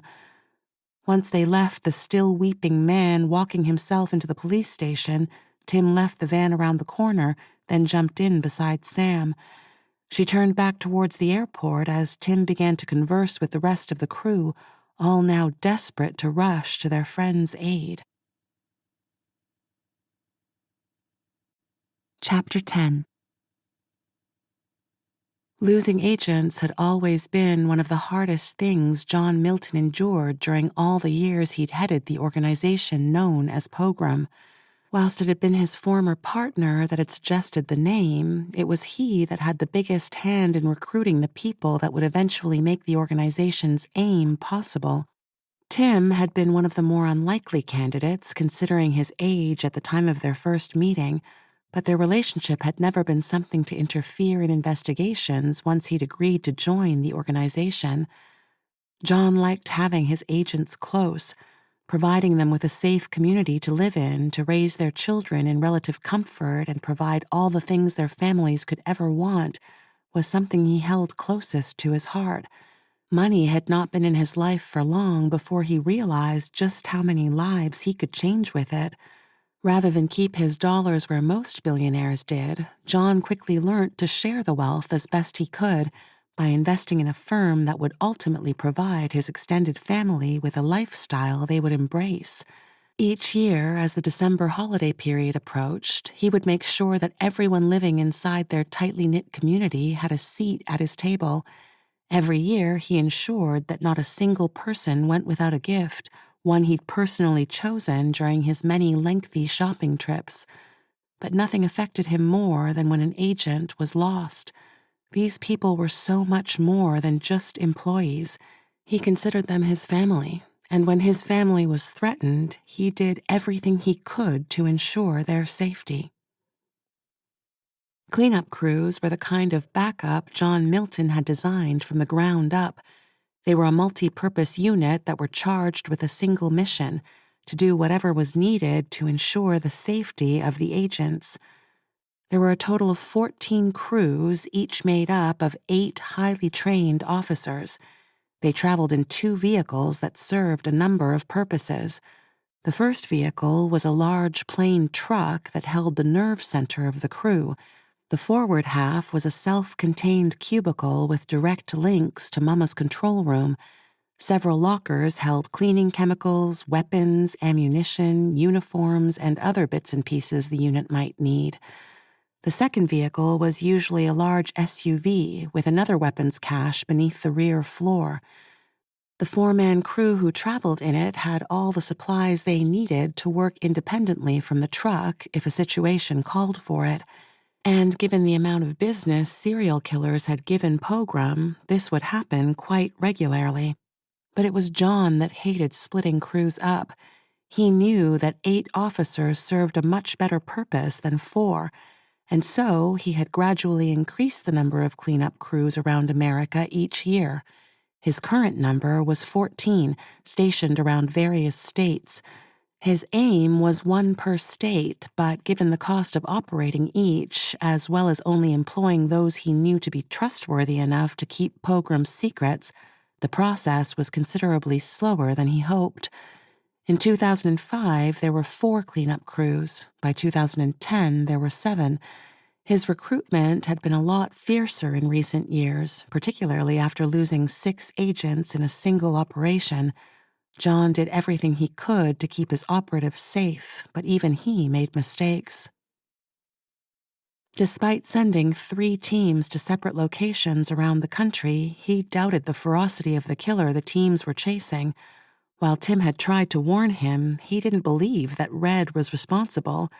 As far as John was concerned, they were dealing with a new SK entirely, one driven by something other than revenge against the team. This oversight was something that would quickly come back to haunt him. When the news came through that a team had failed to check in, nightmare visions returned to him from a night long before. The familiar churning in his stomach began almost as soon as the news reached him. Grabbing his cell, there was no hesitation as he pulled units from nearby jobs and allocated them all to catching the culprit responsible. With 2 agents dead, a 3rd missing, and now another 2 unresponsive, he finally understood that this operation needed everything he had to offer. John Milton made 4 phone calls as he sat next to Mama in her control room. The first 3 were to cleanup crews in surrounding states which he intended to use as a net to close in on the killer. The 4th call was to his good friend Wally Norton, a technological engineer with the FBI and someone only too aware of his friend's other line of business. Wally had access to things most people could only ever imagine, including direct access to satellite cams. After a brief bit of back and forth between them, John filled Wally in on the recent developments, and the man knew just what to do. It was his ability to create near-instant solutions that John had always found intriguing, and with the current situation unfolding, he hoped his good friend could weave some of his magic. 300 miles. That was the distance between Tim and the man he was positive was doing this to get back at him. As they reached the airport, John came on the air, speaking directly to Tim and Sam via their earpieces. As Sam listened to John and watched Tim's reaction, she saw the immediate struggle within. I want you guys to fly to Bishop International and sit tight. Bishop International? But that's like 100 miles from Lewiston. What the hell are we going to do there? Tim snapped. You're going to sit tight and wait for further instructions. That is, unless we have further updates before then. John sounded calm despite his own apprehension, and Sam could sense his struggles. But sitting beside her was another man with an approaching war building within him. There was no way Tim was going to sit on the sidelines. John, please. Tim tried. You will be in a far better position to intercept this piece of shit than if you flew straight to Lewiston. John paused and audibly sighed. Tim, think. He's not going to sit and wait for you. For all we know, he's already 100 miles from there. I have several other teams closing in from all directions. I really need you there. It worked, despite the internal objections. After parking the vehicle, the pair ran back to the plane and climbed aboard. The pilot began taxiing before the door had been properly secured, Tim and Sam taking their seats. As the plane shot down the runway a minute later, Tim and Sam exchanged a look that neither needed to explain with words. This wasn't just another lonely serial killer who was shooting his way to infamy. This was an adversary who'd spent time studying his opponent. For whatever revenge was driving him, Tim knew that this man had laid down the groundwork to continue his cat-and-mouse game until the very end, unless he was stopped by someone seeking their own vengeance and lay to rest a grief that had never been fully released. 20 minutes before their plane touched down at Bishop International, the first crew arrived at Lewiston. The cemetery was completely deserted, save for the 3 bodies lying inside an open grave. The first, later identified as Yuri Lebedev, had been placed inside the coffin, already living in the hole. The other 2, Anderson and Riley, had been rolled on top of the closed coffin. Each had been shot in the back of the head. The coffin's original tenant, Carrie Orr, was gone. This time, the killer hadn't taken the time to fill the grave back in, leaving a neat pile of dirt to one side, complete with the shovel he'd used sticking out of it like a marker. The first team to arrive didn't hesitate to relay the information back to a shocked control room, John slamming his fist on the desk in despair. His insides were churning like a swollen river, cramping his middle as he stared at the body cam vision playing on the monitor before him. He stared at the cell in his hand, anxiously waiting for his friend. The call came through less than 5 minutes later and was accompanied by an email with a single link. John directed Mama to follow it to where Wally Norton had created a very unique film clip for them as he thanked his friend. Even Mama's jaw opened as the clip played out, the contents of the vision something she had never experienced before. It was a 3D file of every vehicle that had driven past the stretch of road where the cemetery was. Despite the lack of cameras, Wally had used every available camera he could find, used 3 separate satellites to track the said vehicles, and then fed all the information into his specially designed software for processing. What it returned was a film clip of 4 vehicles, each traveling along different roads around the state of Michigan. 2 of the vehicles were driving south along Route 127 only a few minutes apart. One was a small Suzuki hatchback, the other a 1979 Chrysler. The third was a Highlander driving southeast along State Route 75, while the final vehicle was a white Savannah traveling southwest along Route 131 towards Wyoming. Mama found the film clip to be almost hypnotic, a combination of real-world footage, CGI, and fill-in footage. She could move the clip in any direction she wanted, as if rolling a Rubik's Cube around the palm of her hand. If she wanted to see which buildings the vehicles passed, she could twist her mouse in a way that turned the live image, the vehicles continuing to drive as she watched it side on. She had only played a driving simulator on her son's Xbox once, and this is what it reminded her of. "This is incredible," she said as they sat watching the feed. John looked up from his cell and nodded. "Certainly is, but it does have its limits." "Limits?" Mama asked. "Yes, it can only provide a 2-hour-long feed. After that, the inputs start to get hazy and the information becomes a lot less reliable." "Less reliable? But isn't this a live view?" "Yes and no. The live view is only from actual cameras, but these don't follow the vehicles 100% of the time. The satellites only take pictures at regular intervals while the camera feeds come and go as the vehicles travel along the roads. The gaps between the cameras start to widen the longer the cars drive." "So even though we might be watching them here, in a few hours they may not be there at all?" "Exactly. And Wally can only use the satellites for a very limited time before questions are asked." John smiled, then stared back at his cell. After finishing his text, he turned back to Mama. "Okay, open a channel to everyone." As John updated the teams, Tim and Sam finally landed, both feeling like late arrivals to a concert. Their plane taxied them to their waiting car, and the pair didn't hesitate once the door was opened for them. Just as they reached their new vehicle, John's voice came through, loud and clear. "We have 4 possibles, which Mama is sending to your cells now. Each team will take the vehicle closest to them and follow it until we can identify the occupants. Remember, Nicholas is still in the killer's custody as far as we know. His body hasn't been found, and until we know otherwise, we consider him a live hostage. Please use your utmost diligence when in close proximity to this SK. He's already murdered 4 of our family." Tim jumped into the driver's seat as he listened to John talking. Sam hopped into the passenger side, her cell held out for them to see the incoming instructions. Tim started the engine, his eyes fixed on the screen.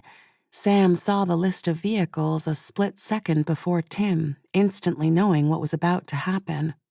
"The van!" Tim half yelled as he slammed the gear shift into drive.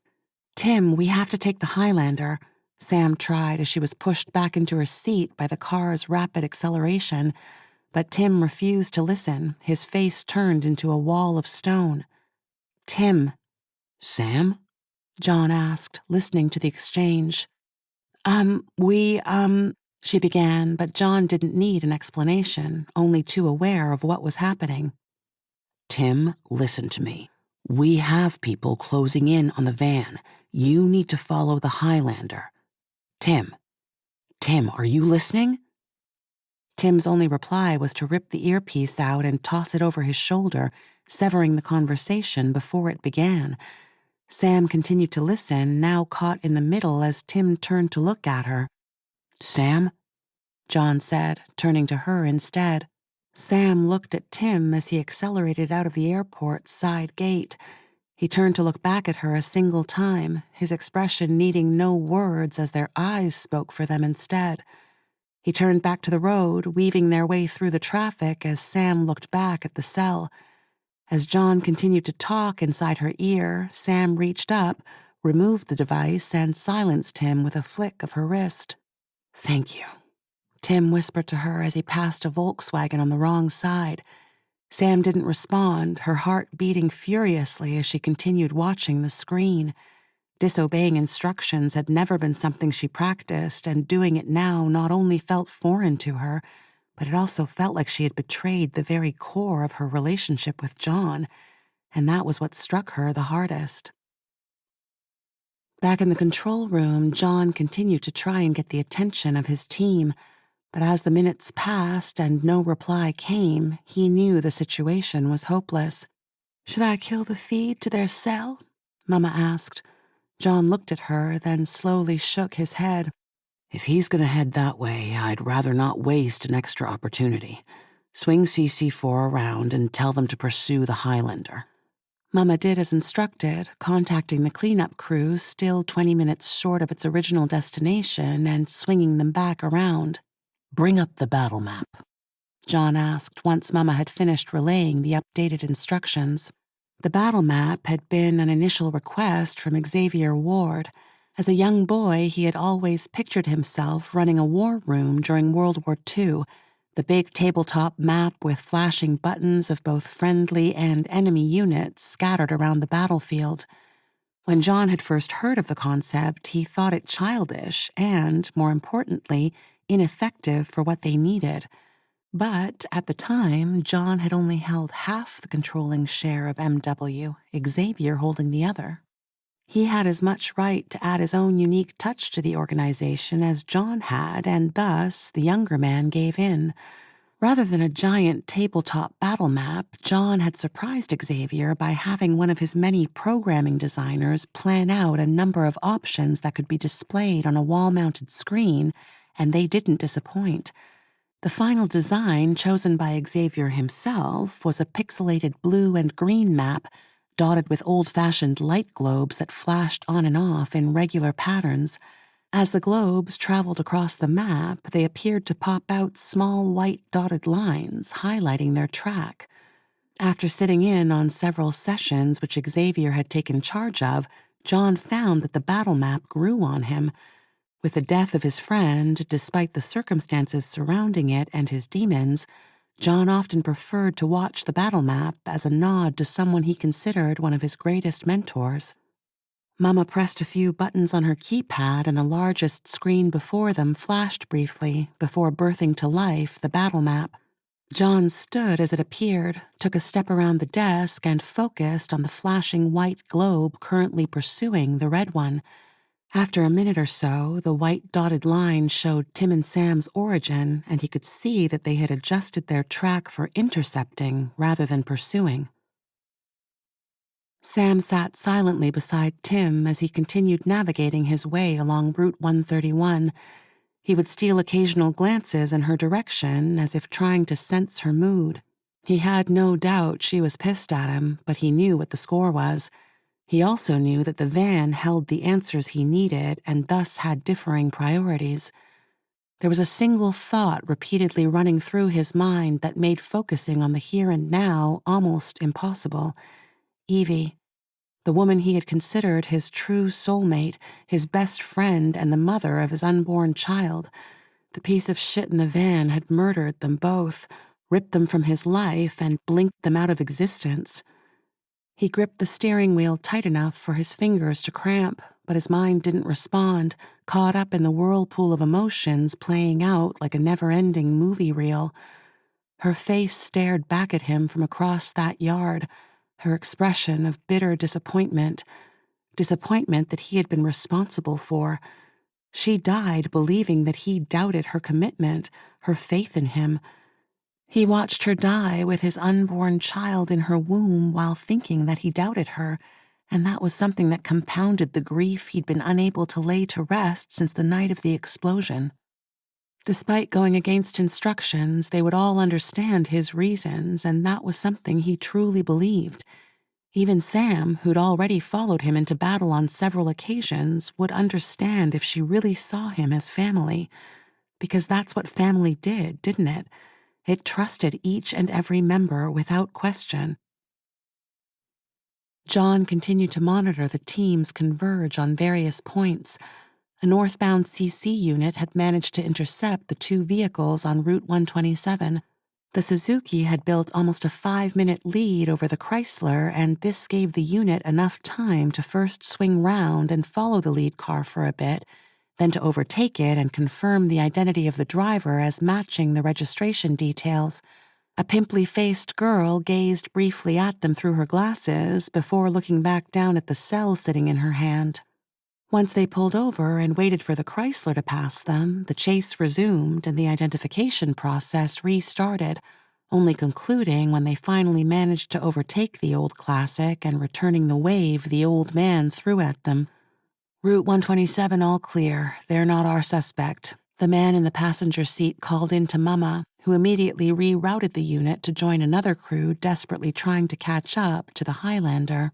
Meanwhile, Tim and Sam continued their pursuit in almost complete silence, Sam occasionally offering a quicker detour along the way.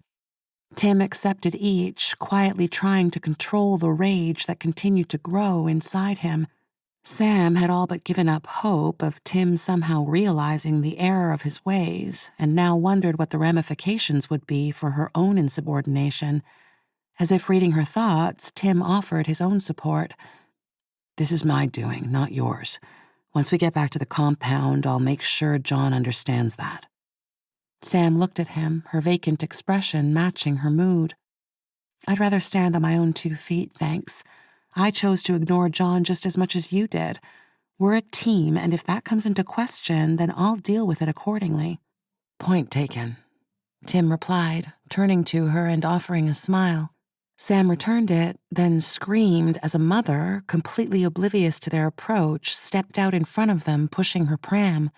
Tim's reaction time was razor sharp, but whilst he managed to avoid the screaming mother, he clipped the side of the pram, sending it barreling along the road. The pram was still cartwheeling as Tim desperately tore the steering wheel to one side, but the slick road failed to follow his command, the rear tires sliding off into the loose gravel. The Silverado's driver never saw the much smaller Corolla slide into his lane, his eyes fixed on the dash as he tried to tune his radio in. The 2 vehicles hit hard, with the Corolla sent spinning off into the ditch.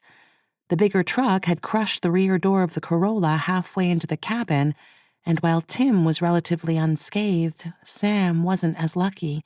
The last thing she saw was the world spin around like a crazy kaleidoscope before something exploded into the side of her head.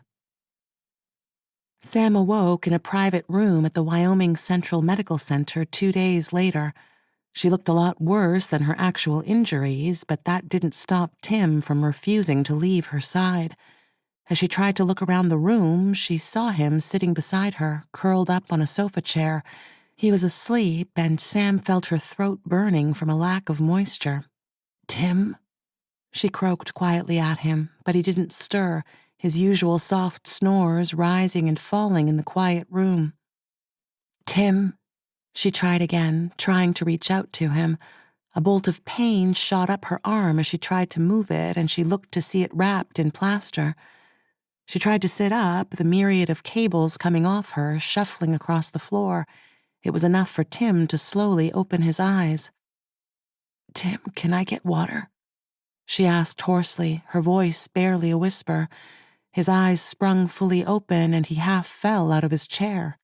"Sam," he said, surprised. "Thank God." "Water, please," she repeated, and he nodded, grabbed a jug, and filled a cup for her. He held it to her mouth as she drank, her blackened face painfully staring back at him like an accusatory finger.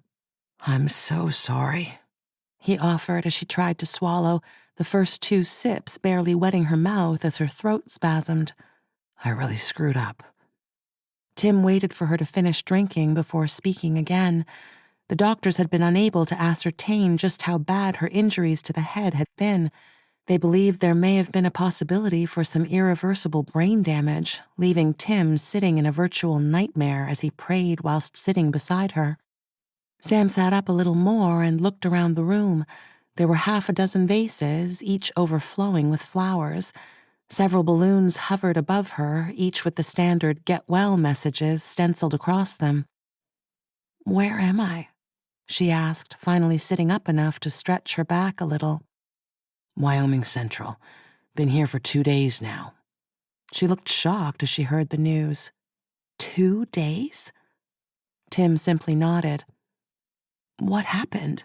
Did they catch him?" Tim stood, walked to the curtained window, and drew them back, allowing sunshine to fill the room. Sam could tell he was stalling. Before he had a chance to answer, a nurse came in and briefly checked Sam's vitals. "Doctor will be by shortly to see you," she said before leaving again. "Catch the van?" "Yes, they did," Tim finally said. "It wasn't him, was it?" she said quietly. Tim looked at her over his shoulder, then back out of the window, watching traffic shooting along one of the motorways. No, it wasn't. He was in the Highlander all along. Tim's voice was barely a whisper as he filled her in as best he could. After getting another cup of water into her, Sam listened intently, temporarily forgetting the pain that was stabbing into her from multiple points. None of the crews ever got to within striking distance of the Highlander before it disappeared into the outer limits of Detroit. The traffic quickly swallowed the offender and his precious cargo, hamstringing the operation instantly. Once the Highlander became an impossible target, all the teams could do was follow possible directions for 982 miles. But everyone knew that the task was next to impossible. After a very quick stop, the Highlander's driver simply exchanged vehicles and continued on, barely pausing long enough to take a breath. The screw-up fell squarely on Tim's shoulders, and he knew it. He had allowed his emotional baggage to weigh him down and take control, effectively costing someone their life. Carrie Orr was found sitting in the operator's seat of an excavator at a roadside construction site near Chipley, Florida, the very next morning. The crew had arrived for work and given the vehicle's operator an almighty scare after discovering a corpse sitting at the controls of his vehicle. Mama, still busy monitoring the circuits for any signs of the killer, quickly notified the team of the location. But by then, the culprit had again vanished into thin air, despite her massive attempts to scan camera footage from around the drop site. Sam listened intently while Tim went through the events until the doctor came in. After asking him to momentarily step outside, she did her checks, sat on the edge of the bed, and briefly explained to Sam what injuries she had acquired.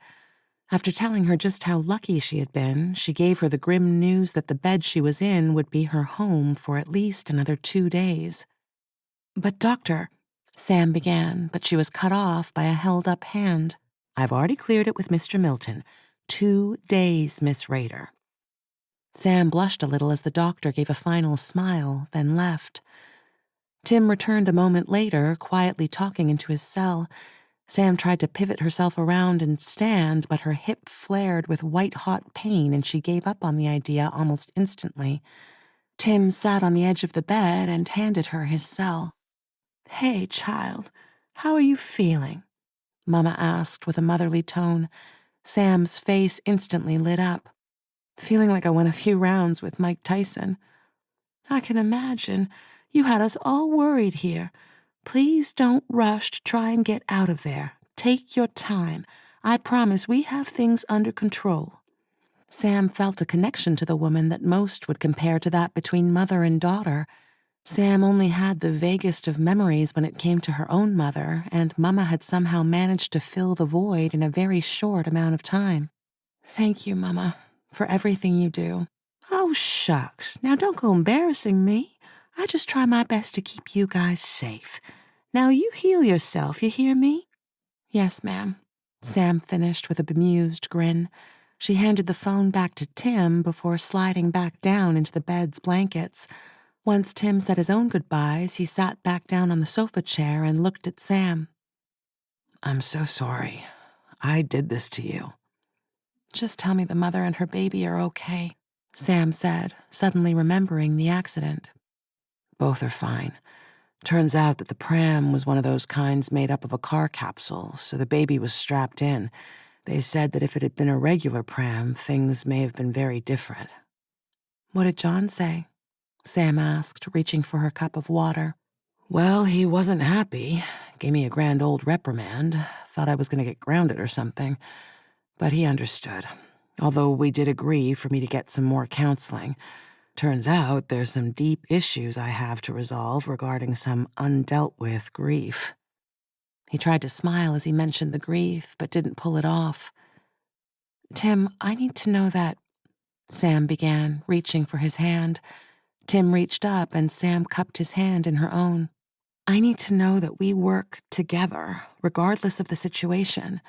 We have to trust each other. If we can't do that, then we shouldn't be doing this together." She tried to sound as diplomatic as possible. Tim's cheeks flushed a little as he listened, only too aware of his error.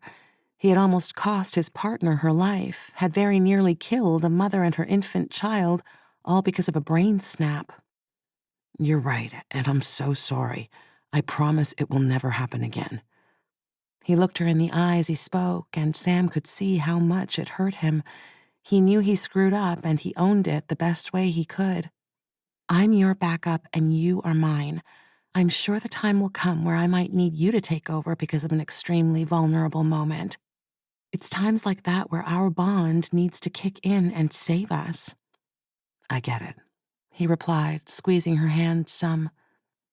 So what's the plan? Sam said, changing the subject. Mama's monitoring everything with both John and Jim Lawson. They had a couple of false alarms, but there might be a hit in North Dakota. North Dakota? Sam asked, ignoring the pain and sitting up again. She groaned as the pain ripped into her. Oh shit, this is gonna get old real quick, she whispered, Tim feeling the guilt as he watched. Grave robber. You know, I never realized just how common grave robbing really is. Do you know how many people go and dig up recently buried bodies and steal jewelry and stuff loved ones left in coffins? I mean, we're talking several per day around the country. Seriously? Sam asked. There was one found in North Dakota a couple of hours ago. Mama heard mention of... He paused to refocus, his face suddenly washed over with grief.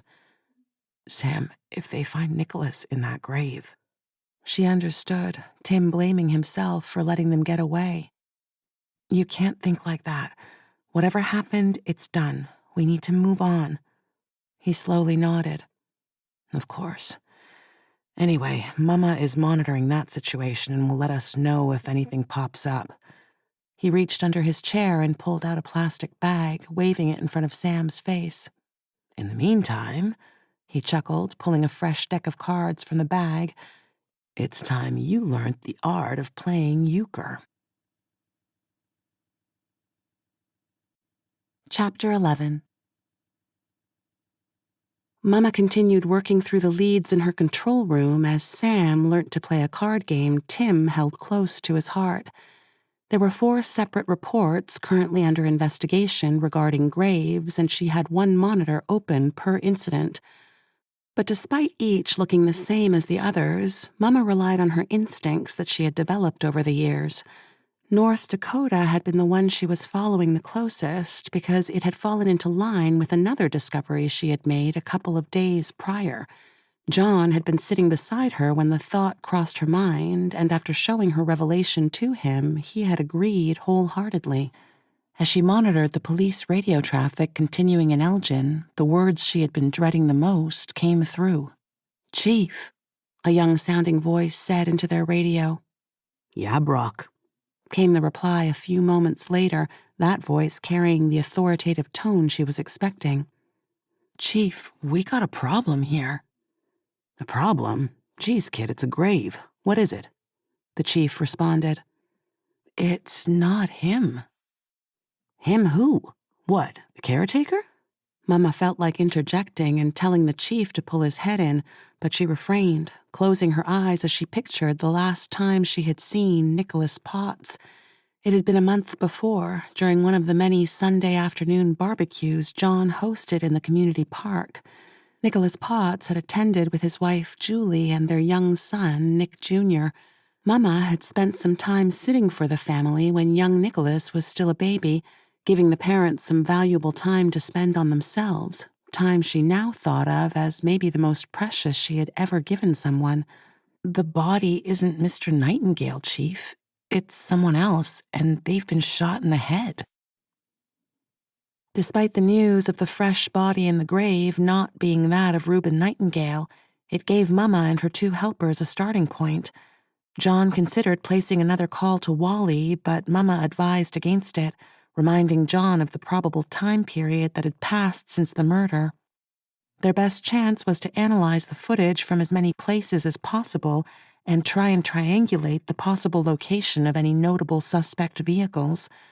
John looked a little less enthused at Mama, stating that the number of possibilities might be considerably larger than she expected.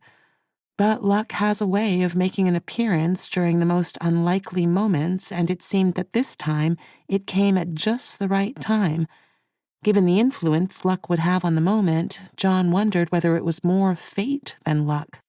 A brief storm had torn across the Elgin township shortly after midnight, and during its short 5-minute fury had uprooted a large elm across 69th Avenue.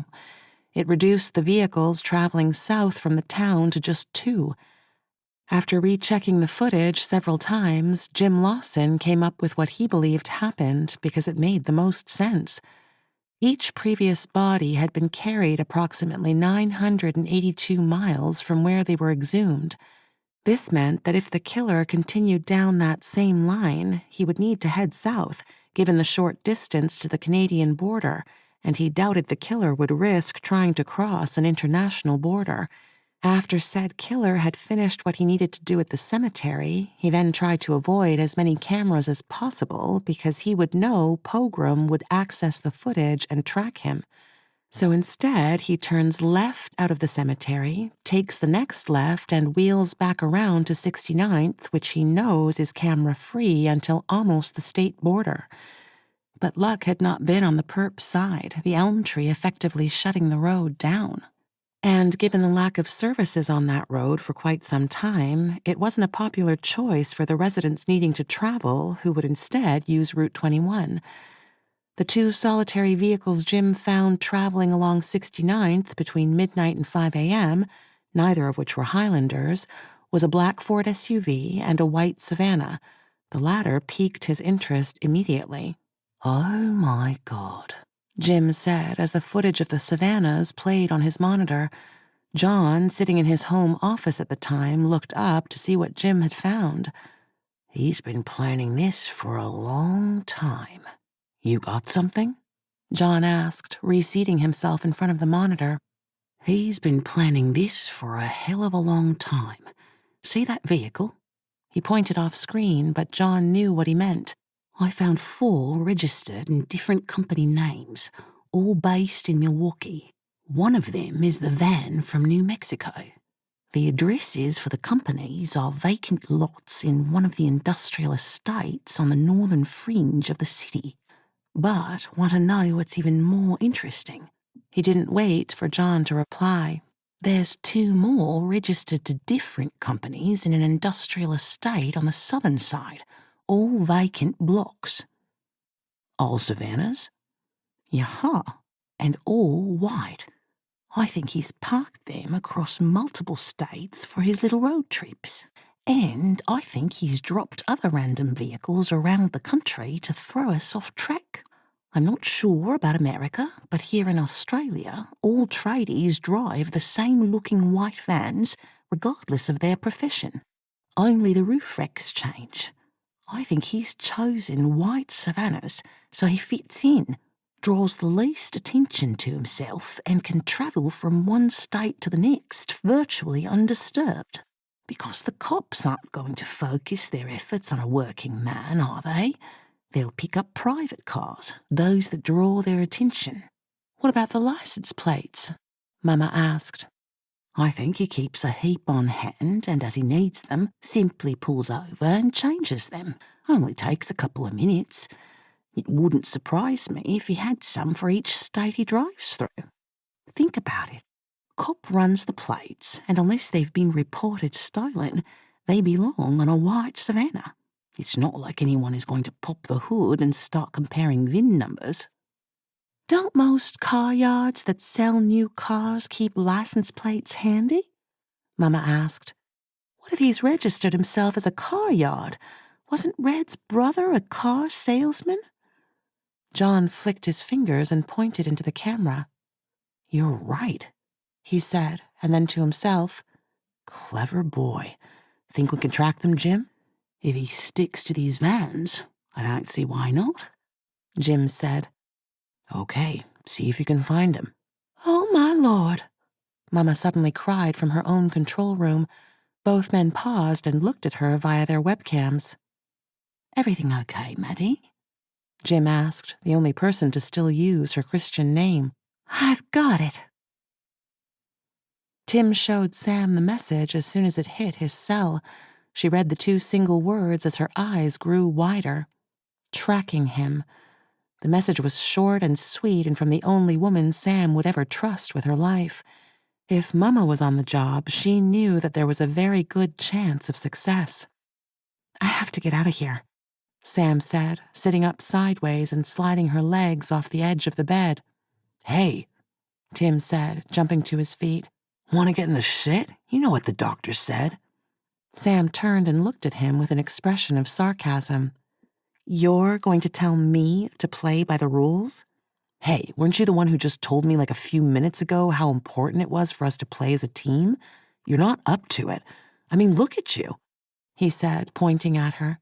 "Can't even sit up without grimacing. How the hell are you going to back me up if we go up against this guy?" "That's for me to worry about," Sam said, reaching for her pants. "Now give me a moment to get dressed." "Sam, I think," he began, then stopped, knowing how little chance he had of actually changing her mind. If Sam and Evie shared any similarities, it was their stubbornness when it came to work. "Fine," Tim said reluctantly and left the room, closing the door behind him. Sam started to dress herself despite the pain rocking her body. Whilst most of the pain was manageable, the plaster cast wasn't.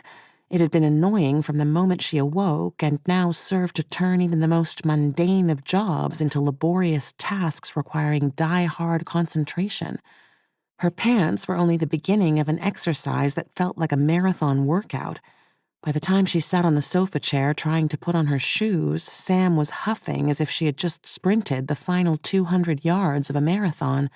Her body ached in its entirety, and when Tim came back into the room, she almost collapsed to the floor as she tried to stand. Tim took one look at her and knew she wasn't going anywhere. But whilst the obvious was sitting in front of him, he knew it wasn't for him to say, and thus remained silent. What he failed to realize was that she had been trained tough, and no car wreck was going to keep her out of the game. Samuel Rader's daughter wasn't some prissy Nancy girl, and if she had a job to do, then she was going to do it, broken arm or not. "I'll be fine," Sam said, rising to her feet and pausing for a moment to ensure her legs would support her. Just as she was about to head for the door, the doctor came in, shaking her head the moment she saw her patient standing beside where she should have been resting. "This is not what I wanted to be seeing during my afternoon rounds, Miss Rader." Sam looked at the doctor surprised, then smiled. "I feel fine. I need to go back to work." "Work?" the doctor asked, surprised. "The only work you need to be doing is working on getting better." She helped Sam sit back on the edge of the bed, a small win from her side. "Do you realize how serious your injuries really are? You are mere inches from death. Your concussion, if that's the worst of it, will hopefully not leave any serious scars, like the broken arm certainly will. The risk of you falling unconscious again, from even the slightest jolt, is too high to ignore." "Dr. Becker, I appreciate the concern, but this is nothing compared to the world of pain that will come down if we don't do what we need to." The doctor leaned in a little closer. "You mean the SK?" Now it was Sam's turn to look surprised. "Yes, my dear. I know all about what you get up to with John. I've known him for a very long time, and you are not my first patient from Pogram." "Okay, you got me there. But I really need to go. I'm not helping anyone by lying in here." "Actually, you are. You're helping yourself to heal." The doctor looked down at her feet, contemplated her words, then looked Sam in the eyes. "A day. Give it a day and I'll wheel you out of here personally." Sam considered her own response, looked at Tim, and slowly nodded her head. 1 day. As if needing to fulfill a life quest, Dr. Becker returned the following day as promised, pushing a wheelchair ahead of herself. "Ready to go?" she asked, waiting as Sam slowly slid off the bed. Tim picked up her bags and followed close behind as she dropped gingerly into the wheelchair and sat back as the good doctor swiveled her back around and headed for the door. "Now, I know you'll probably ignore this, but I need you to take it easy. As easy as possible, anyway." They reached the end of the corridor, the sliding doors retracting for them, and the sunshine welcomed Sam with a gentle breeze. Dr. Becker applied the brakes once they were next to Tim's car and confronted Sam again, kneeling down to her patient's eye level. "I need you to be absolutely sure you want to do this." Sam looked back at her and smiled, despite the throbbing in her arm. "Thank you for your help, Doctor." Dr. Becker's lips pursed tightly as she reached into her lab pocket, rifled around, then brought out a small pill bottle. "Here," she said, holding it out to Sam. "Take one when the pain's really bad. I promise they'll fix it." And then whispered, "And don't operate machinery afterwards." "Thank you, Doctor," Sam said, shaking the woman's hand. Once her patient was safely seated in the car, she returned the wheelchair to the hospital's foyer and watched as Sam was driven away, knowing it wouldn't be the last time she treated her. "Have to get back to the motel and grab our things. Then we're on the plane back home," Tim said. Sam looked at him, surprised. "Home? But what about the hunt?" "John texted me earlier saying he needed to regroup with several teams. Apparently something's come up that's changed the game some." He stopped for a traffic light and looked at his partner, a purple bruise on the side of her face just starting to lighten into the yellow shade of healing. "Change the game? He didn't say what?" Tim shook his head, then took off as the lights changed. "No, all he said was that they found the latest corpse in Unman, Indiana. Set the poor guy afloat on an air mattress on some pond. Sick prick." "I don't understand. They haven't been tracking him?" "I'm not sure. John asked me to focus on you for the time being. Said he had enough people working the case." He paused, and Sam sensed something off about him, something resembling regret. "He said I needed to heal myself just as much as you did. Said that my obsession nearly cost more than one person's life, and I should take a day to clear my head." "Well," Sam said, nodding her head in agreement, "I think he has a point." "Yeah, well, I tend to agree. I just hope that eventually people can stop reminding me of it." "They will." As they pulled into the motel's parking lot, neither of them noticed the limo parked at the back of the yard, the driver standing by the door as if expecting the imminent arrival of his charge. Tim pulled up in front of his room and meant to jump out, leaving Sam in the car to wait for his return. "I need to pee," she said. "Sorry." He shrugged, opened his door, and came around to her side. After holding the door open and watching her painfully remove herself from the passenger side, Tim held Sam's arm to support her as she slowly walked to the room, thankful he'd chosen a ground floor option. He turned the handle, and as the door opened, Tim suddenly realized that it had been unlocked. A shadow stood in the middle of the small room, and Tim half pushed Sam aside as a familiar voice called out to him. "Only me, kid," John Milton said, stepping into the narrow wedge of light the open door cast into the room. "John, what are you doing here?" Tim said, noticing the limo for the first time. John crossed the floor and gave Sam a gentle hug on her good side, doing his best to avoid her cast. After shaking Tim's hand, he beckoned for them to sit, his face grave with emotion. "Is everything okay?" Sam asked, wondering whether her and Tim's insubordination had in fact been taken a lot more serious than John had let on. The older man frowned as he looked at the two sitting on the edge of the bed, himself seated on one of the dining chairs. "I'm not exactly sure how one approaches this subject, so I guess I'll just come right out and say it." "Say what?" Tim said, the tension rising considerably in the room. Sam felt the uncomfortable throbbing in her arm kick up a few levels as she nervously waited. "The killer you've been hunting, it's not Red, of that we're quite certain." "How can you be sure?" Tim asked, surprising Sam by sounding open to the idea. "Because Mama found something that, well," he said, but paused, maybe to refocus somewhat. "Tim, we think it's Fenton Hughes." John stopped, eyeballing his young agent intently. Tim's face grew taut as the words seemed to hang in the air. It took him a long time to respond, the other two sitting patiently in silence. What? He finally said, almost too quiet to register. Here, look, John said, reaching for a bag that sat by his feet. He pulled a laptop from it and opened it on the table. After a few seconds, the screen flashed on. Mama finally worked out why the long distance between the original graves and the dumping grounds. 982 miles, Sam said, matter-of-factly. John looked at her and nodded. Exactly. Every grave, He began, pointing to where the 6 cemeteries sat.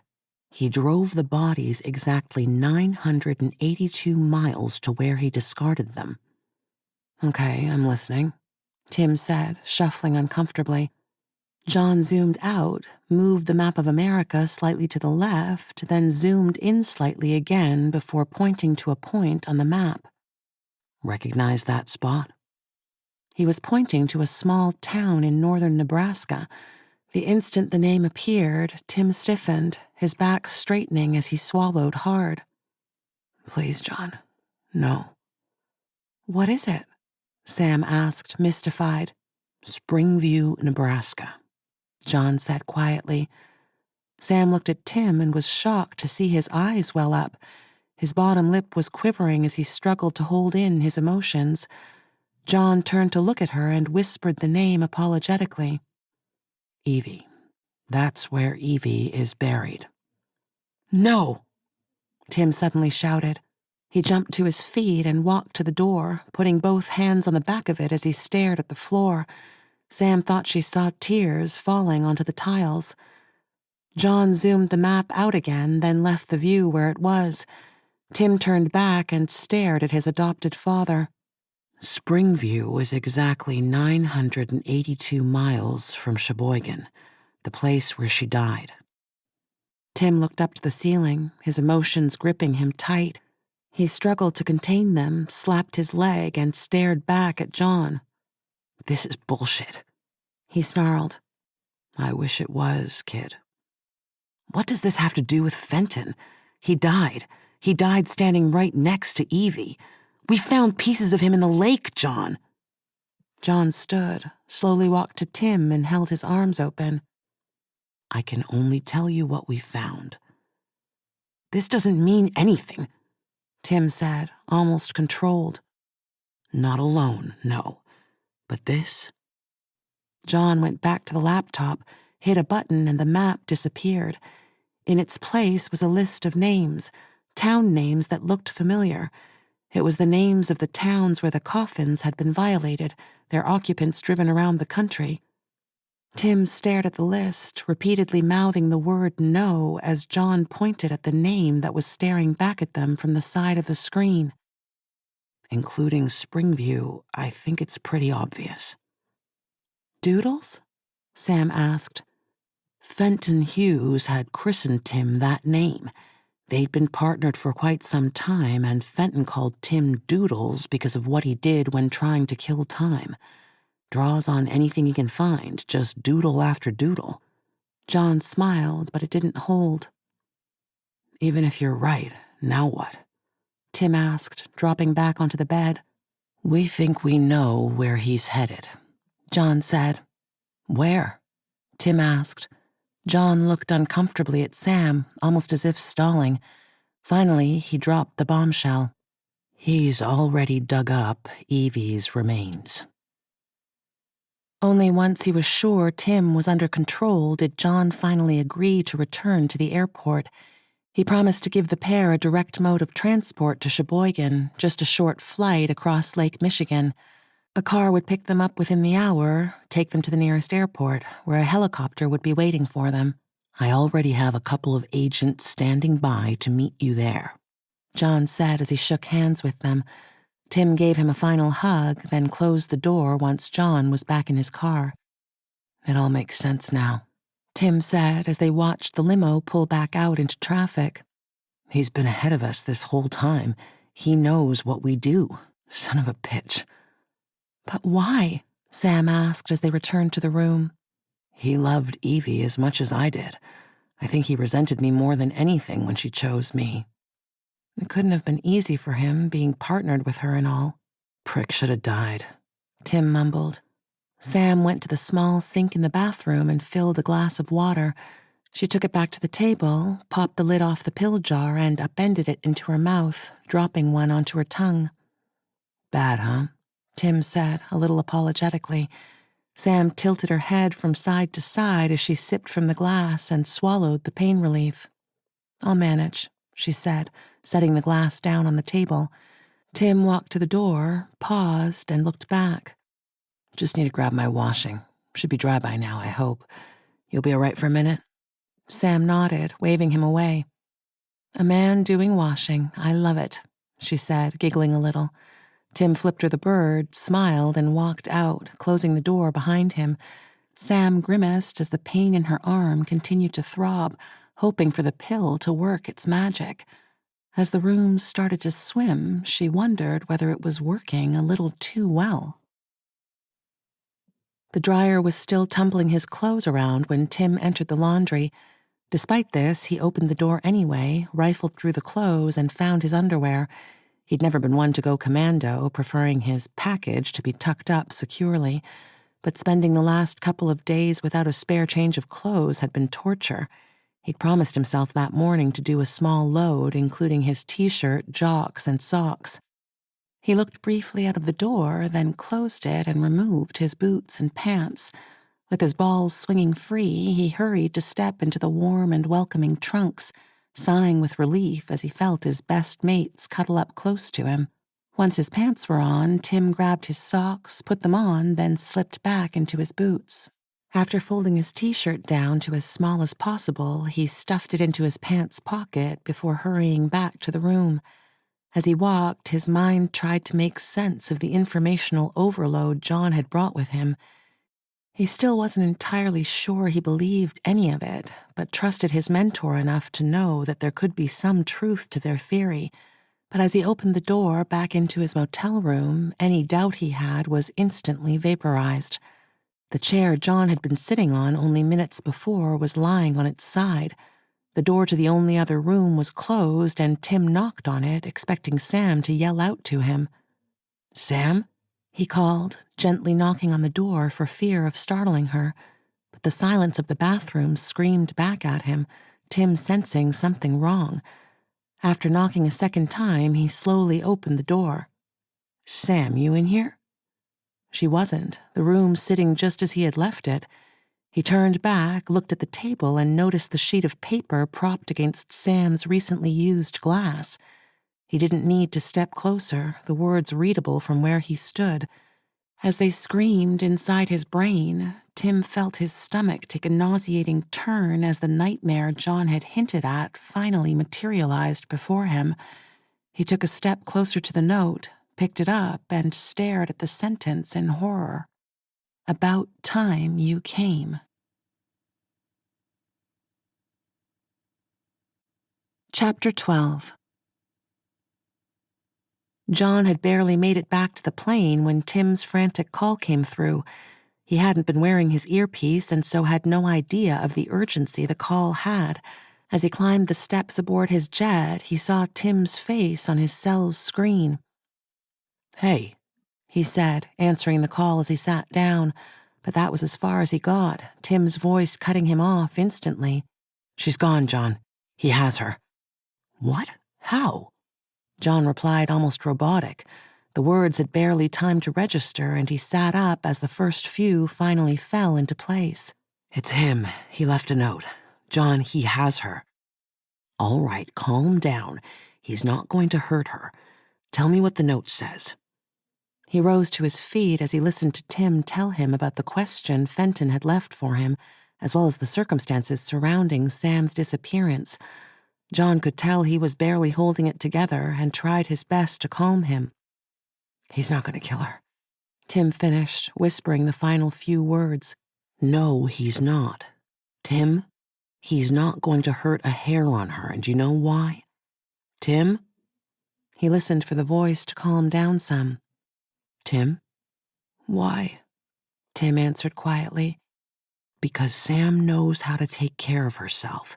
She's one tough cookie, and he knows that. Now stay there. I'm on my way back. Just sit tight. I won't be long. John leapt from the plane, landing on the tarmac in a single jump. As he ran back to the car, he reached into his pocket and retrieved his earpiece. By the time he slid into the back seat, he had the attention of every team member already linked in.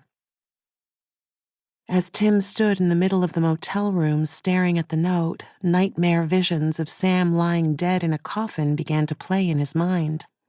It had been his fault, everything from her injuries to her current nightmare, all him. He looked down at the chair, felt the anger and shame slam into his conscience, and kicked the chair still lying before him, sending it shooting across the room.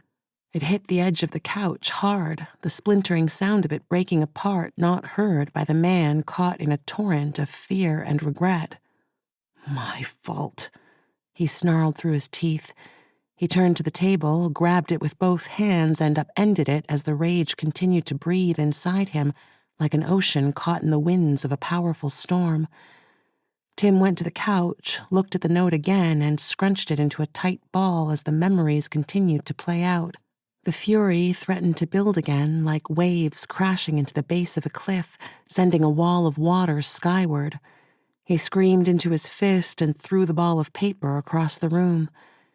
Her earpiece was sitting next to the kettle on the bench, Fenton more than aware of its tracking ability.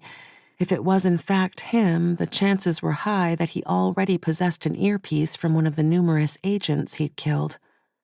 I can't lose another one, he whispered to himself. Not another one. He looked at his watch, hoping for John's imminent arrival as he remembered the moment the explosion took Evie from him. The look on her face had burnt itself into his mind. He vaguely recalled seeing Fenton consumed in the explosion as he stood next to her. Had he really survived the blast? Can't be, he tried to tell himself. He looked at the balled-up paper lying on the opposite side of the room. Was that the truth, lying on the floor a few feet from him? Was that the proof? Tim closed his eyes and remembered her before that night, before she was ripped from his life. He thought back to when they had first met, the first moment he had seen her sweet and innocent face. It had been so long ago, and in another... His eyes snapped open and stared out into the room. Everything inside him froze all at once as Tim suddenly realized the answer had been right there in front of him the whole time. Of course it had. As if suddenly awoken, he jumped from the couch, picked up the balled-up message, and carefully unfurled it. He read the sentence again, gazed into space for a moment, and slowly nodded his head. As a final affirmation of his newfound revelation, Tim took out his cell, opened one of the apps, and confirmed his suspicions. He closed the map, dropped his own earpiece next to Sam's, and ran from the room. It was time to end the chase. John arrived back at the room and ran inside, already knowing what he wouldn't find. He tried Tim's cell again several times after not being able to raise him via the earpiece.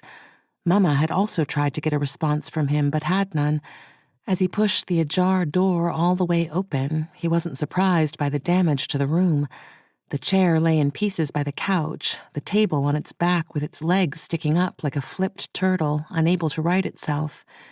He saw the crumpled bit of paper and reached down for it. Turning it over in his hands, he read the words to himself, shaking his head as he realized the truth behind the suspicions. It really had been Fenton, a man he himself had trusted with his life. He scanned the room a final time and saw the 2 earpieces lying on the bench. He walked to them and picked them up, 2 tiny metallic pieces of technology that were now useless to those it had been meant for. "Mama," he said quietly. "Here," she answered. "Get all the teams to Sheboygan. I want everybody ready to go within 2 hours. And have Dieter pick me up in the helicopter. There's a park a few hundred yards from my current location." "Right away," she replied. John nodded his head slowly, still looking at the earpieces in his palm. He knew that the chances of saving Sam were rapidly evaporating with each passing minute, and with Tim now playing into Fenton's hands, another 2 agents' lives hung in the balance. As he headed along Route 131, Tim knew that if anyone managed to track him, they would figure out where he was headed and possibly beat him there. If that happened, he knew Fenton wouldn't hesitate to kill Sam, maybe even before anyone came close enough to see her. What he needed was to ditch this car and get himself a new one, a car that none of them suspected. A sign indicating a rest stop ahead passed him, and he had an idea. Signaling, he slowed the rental, then turned it into the small vacant lot where a couple of other vehicles were already parked. Once stopped, he jumped from the car and looked around for any evidence of surveillance. Mama was a genius when it came to tracking cars, and he knew it. It was a typical country roadside with a definite lack of modern technology. Not even a toilet was available, and that made things so much easier for him. He looked at his options and instantly knew the old man in the 80s Ford wagon would be the clear winner. After grabbing his backpack and removing the laptop from it, Tim dropped it into the back seat, leaving the trackable trader behind. He slammed the door shut, slipped his cap on, and put on his best smile. John reached the helipad as several people assembled nearby. They were about a mile from the abandoned Sheboygan power station, and both Mama and Jim Lawson suspected Fenton of using that building for his possible vendetta.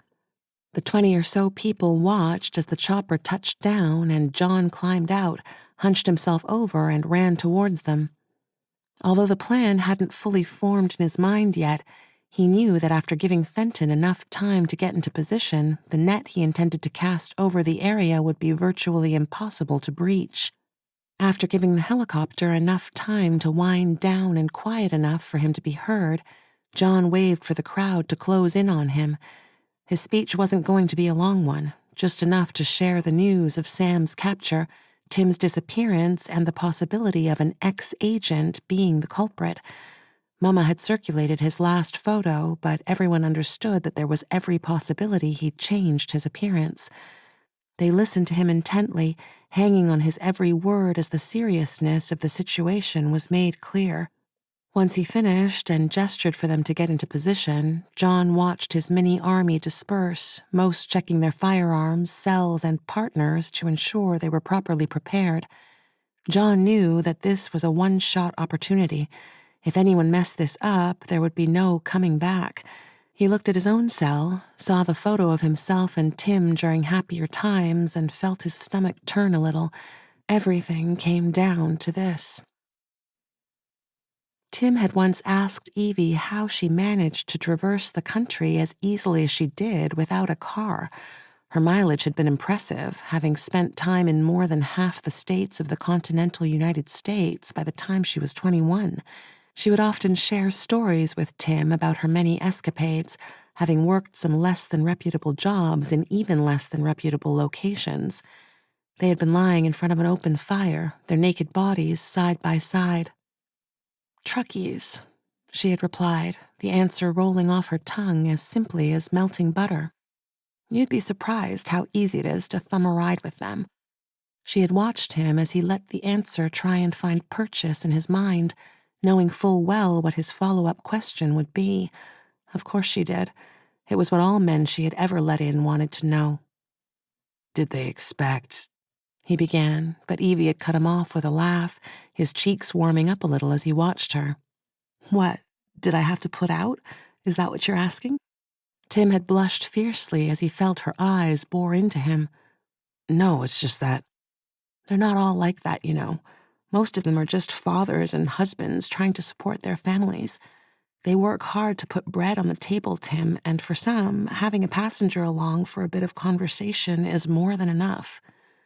She could see his mind working again, the flush in his cheeks starting to fade again. He wanted to know more. They all did. "Did anyone ever?" "What, proposition me?" "Of course they did, a few. I'm a pretty good-looking chick, you know." She had slapped his arm, and he playfully pretended it to hurt. "Although there was Patrick and his wife Lisa. They drove a truck with a sleeper cabin, and they took turns tag-teaming me in the back." She began to laugh again as his cheeks blazed to life. "I'm kidding, dumbass."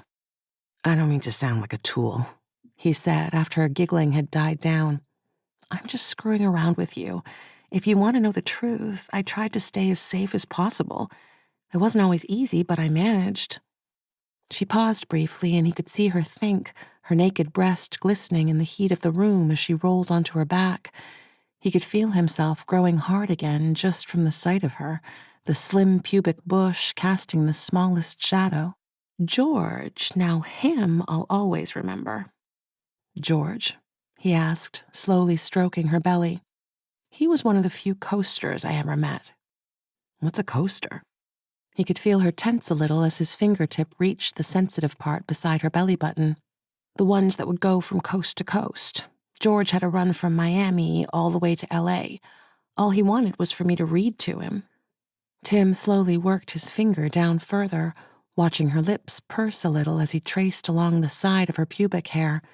He looked at her cheekily, then continued south, feeling the warmth of her skin as his fingertip carefully ran down beside her love spot and continued along her inner thigh. "Read what?" "Salem's Lot," she said, sitting up and rolling him on his back. As his penis pointed skyward, Evie mounted him and said, "But let's not talk about that now." The moan that he made as she sat on him was enough to end the conversation, the fire the only witness to their ensuing passion. Tim was jolted awake from his dream as the truck hit a pothole, the cabin violently shaking from side to side. "Ah, look who's awake," the truckie said, a half-smoked cigar jutting from the side of his mouth. Tim sat up, wiping a warm patch from his mouth as he looked out at the passing countryside. "Where are we?" he asked, his throat feeling scratchy. "Almost in Nashville," the driver replied, flicking his ash out of the window. "Making pretty good time. At this rate, we should get to New Orleans by around 3 in the morning, maybe 4, depending on how well Mavis does." The old man in the station wagon had taken Tim all the way to Indianapolis before dropping him at a truck stop on the outskirts of the city. Tim spent less than 10 minutes walking between the trucks before finding a ride south. A truck driver named Henry Perkins had offered to take him all the way to Louisiana so long as his wife didn't mind. After a brief check, she had agreed, welcoming Tim aboard with a smile as wide as the load they were carting. As he sat looking out at the passing lights, he smiled, remembering Evie's advice that now proved invaluable. If you ever need to travel inconspicuously, find a truck stop. They'll take you right across the country if need be. And she had been right, just as she had always been. As John continued waiting for any news of the target showing up, his instincts were screaming at him to call it off. Despite having multiple teams set up, he knew that with each passing moment, the chances of Fenton turning up at the abandoned power station were virtually zero. He knew because Tim had also disappeared. Not only disappeared, but taken steps to ensure he wouldn't be found. It didn't take a genius to figure out what was happening, and when Jim Lawson finally called him and said they'd found Tim's abandoned rental almost 100 miles from the motel where he'd last been seen, John knew that he was nothing more than a passenger, destined to listen to the final outcome like all the rest. He knew that Tim would take steps necessary to ensure he wouldn't be found. With Sam in Fenton's clutches, there was only one person that held all the cards, and he had somehow managed to fool the lot of them. He finally called the operation off a little after 2 in the morning, after both Jim and Mama had given their final updates, both exact copies of the reports they had given the previous hour. With no other choice, he made the call to the troops and listened as they disappointingly acknowledged. All they could do now was wait. Not only did Henry nail the arrival time on the dot, he also surprised Tim by taking a detour and getting him a little closer to his destination. "Can drop you near Baton Rouge if that helps you," he said, once back in the driver's seat. His wife had taken over for a couple of hours either side of midnight, and it had given the old road veteran enough time to recharge his 63-year-old batteries. "Thank you. I really appreciate your help," Tim had replied, sounding as gracious as possible. Inside, he was in turmoil, Sam never far from his mind. "If you look for tankers, you might come across one doing a gas run out where you're headed. Just a thought." "I'll give it a shot. Tim said, shooting the old man a wink. An hour later, he watched as the semi-trailer pulled out of the gas station, leaving him standing with an empty backpack on his back, a cap on his head, and a burning vengeance in his heart. Once the trailer's lights had faded from sight, Tim turned towards the parked vehicles, didn't see anything of interest, and headed out of the parking lot. He knew the cameras were still watching, and despite having traveled almost 1,000 miles from his last known location, Mama's ingenuity would eventually locate him, regardless of how far he traveled. As he turned his collar up and pulled his jacket a little tighter, Tim refocused his mind on the reason for this trip, reminding himself that there was bloodshed waiting for him at the end of this road. Whatever he meant to do, he knew the consequences of failure meant not only his death, but also Samantha's. There was still a good 40 miles between where Henry had dropped him and his final destination, and as Tim slowly walked alongside Interstate 10, he knew that a ride would probably be the best option. What he didn't need was a random cop car rolling past and pulling over to kill time questioning some drifter. So he turned to face the traffic coming up behind him, popped out his thumb, and hoped to hell he'd strike it lucky. As if willed along by the gods themselves, the very next vehicle to pass him pulled over and waited a few yards ahead of him. It was an old Plymouth Voyager, the paint looking faded and worn by age. Tim half ran to where it sat, and as he neared it, a voice called to him through an open window. "Jump in back, son. Got crap piled high on the passenger seat." He did, pulling the side door open and sliding into one of the seats. The man in the driver's seat, although hidden in the shadows, dropped him a cursory nod in the rearview mirror. Tim returned it, then slid the door back along its tracks, the sound of it slamming shut reverberating around the cabin. He sat back in his seat and took a quick look around the vehicle. There was a smell of something in the air that reminded him of hospital cleaners, but other than that, it was just a normal car. "Thanks for stopping," Tim said. "Not the best time to be out trying to find a ride." The man didn't respond, and Tim wondered whether he'd heard him. "You headed to work or something?" He tried a little louder as the car turned back on the road. The man again didn't acknowledge him, and he wondered whether he was hard of hearing. He was about to sit forward a little and try again when he felt something prick his left buttock, the sting feeling cold like ice. Before he had a chance to react, Tim felt his head suddenly feel woozy. The man looked back over his shoulder and smiled as Tim tried to grab a hold of the seat in front of him. His hand refused to respond, remaining limply by his side. The drug worked quickly and rendered him helpless within seconds. Just before the world disappeared into a wave of swirling confusion, he heard a voice, one that didn't quite make sense. Whilst the words the voice spoke fell into place immediately, the sound of the robotic voice did not. "Hello, Doodles." Despite lying back in front of the fireplace, Tim somehow knew he was dreaming. He could smell the pine logs burning in the fireplace, the timber crackling serenely as if adding to the mood of the room. They were naked again, both of them lying on their stomachs and feeling the heat on their faces. The rug made his skin itch, just as it always did, and now, as he tried to give in to that itch, he couldn't. "What's the matter, baby?" Evie whispered. She reached across and began to scratch at just the right spot on his leg. "Is that better?"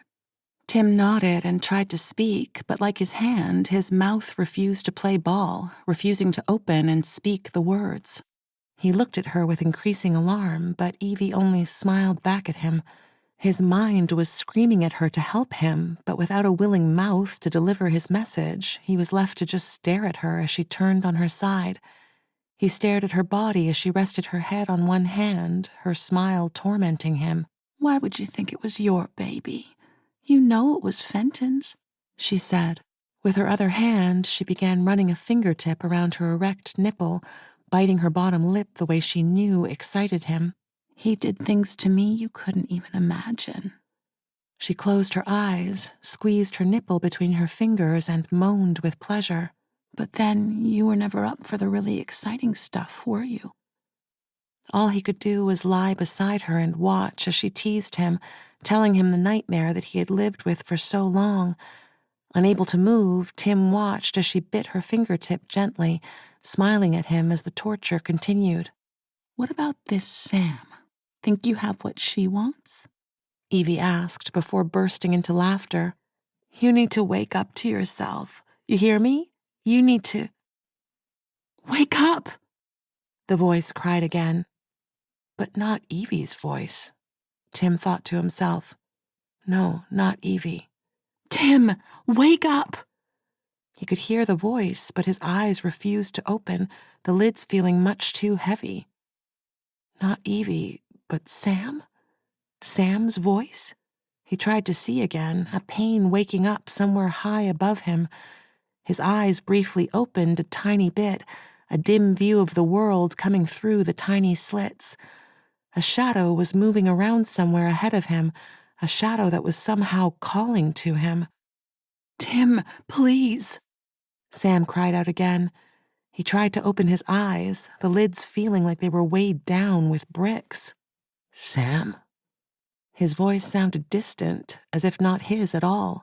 Yes, Tim, yes, wake up. You have to wake up now. He closed his eyes again, squeezed them shut as hard as he could, then slowly tried to open them again.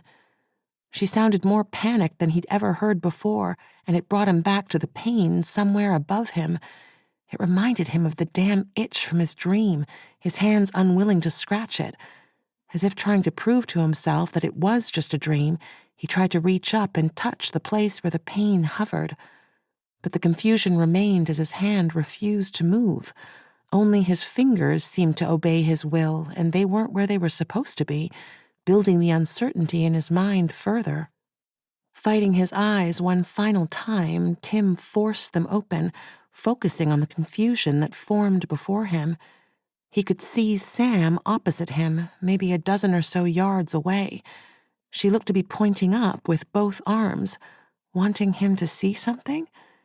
He closed his eyes, squinted, and looked again. No, not pointing. Her arms were above her head, but she wasn't pointing at anything.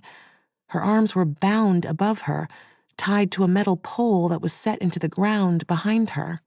He tried to move his own arms, looked down, and saw the bottom of the pole he was tied to, the base of it also set in concrete. He looked around a little more and saw that they were in some kind of shed, although it was made up of only the walls and roof. The floor remained gravel and barely visible remnants of weeds. It was a huge space, maybe 40 to 50 yards along each side.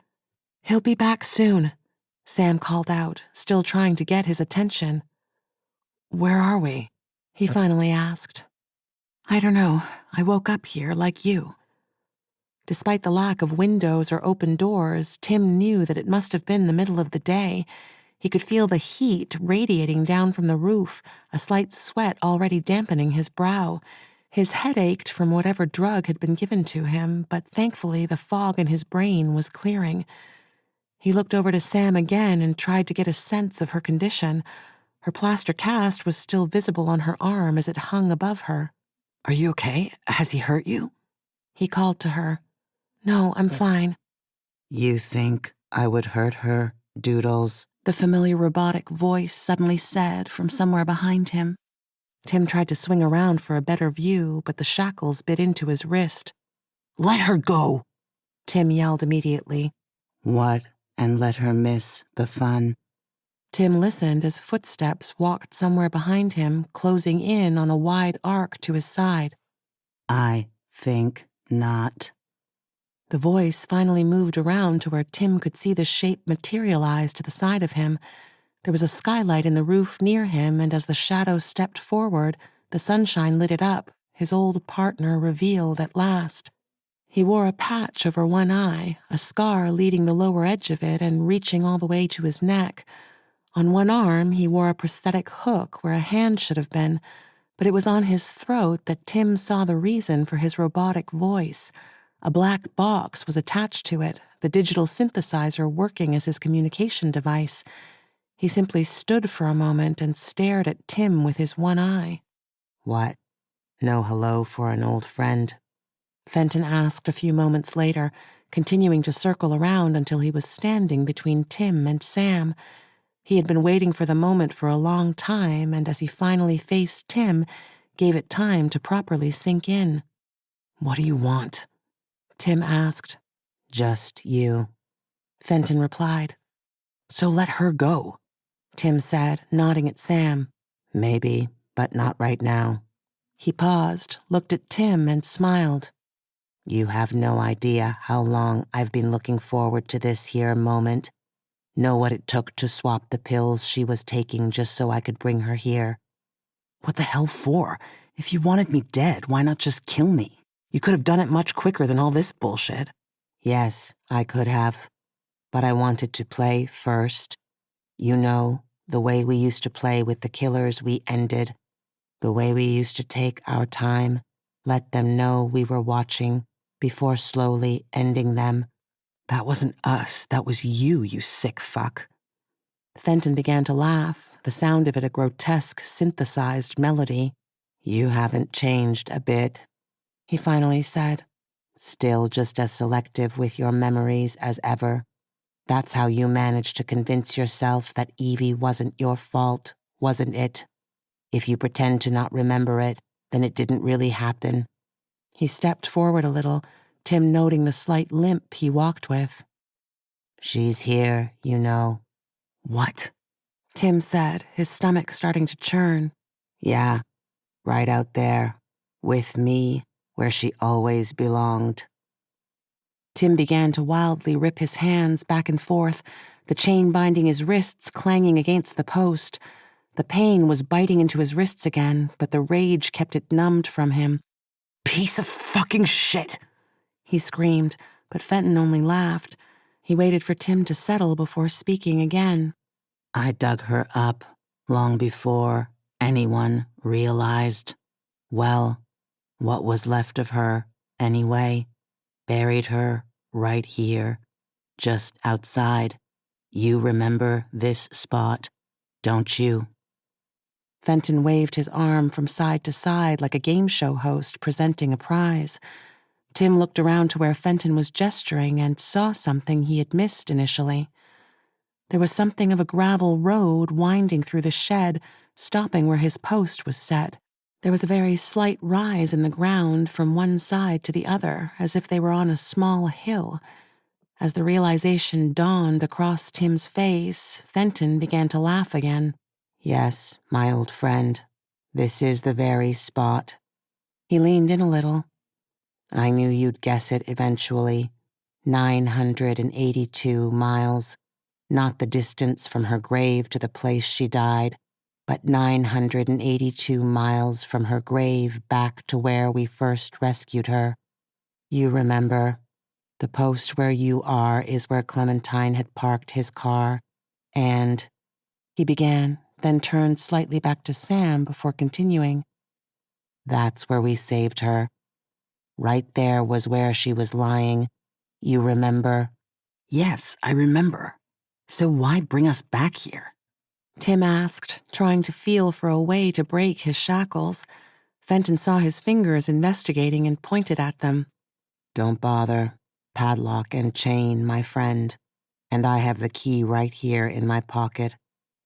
Oh, by the way, aren't you curious how I found you?" He reached into his pocket and brought out a small black device. It was the size of a cell phone, and Fenton spun the screen around for Tim to see. "Tracker. There's a small sender unit that I attached to your boot weeks ago, tiny enough to look like a small pebble caught in the tread of your boot. Wasn't sure it would work, but I guess, kudos to me." What I want to know is how the hell you managed all this. You were dead. Tim said, rolling his face to signify the room they were in. How can you build this with no money? "Oh, I had money, kid. A shit load of money. Think John was the only one that knew about Xavier Ward's secret." What? Tim asked, shocked by the revelation. "Yup. Figured that shit out months before the unfortunate accident." He tapped his hook with his working hand. "Wasn't hard to get a nice chunk of change from the man, you know, as a promise to keep his secret.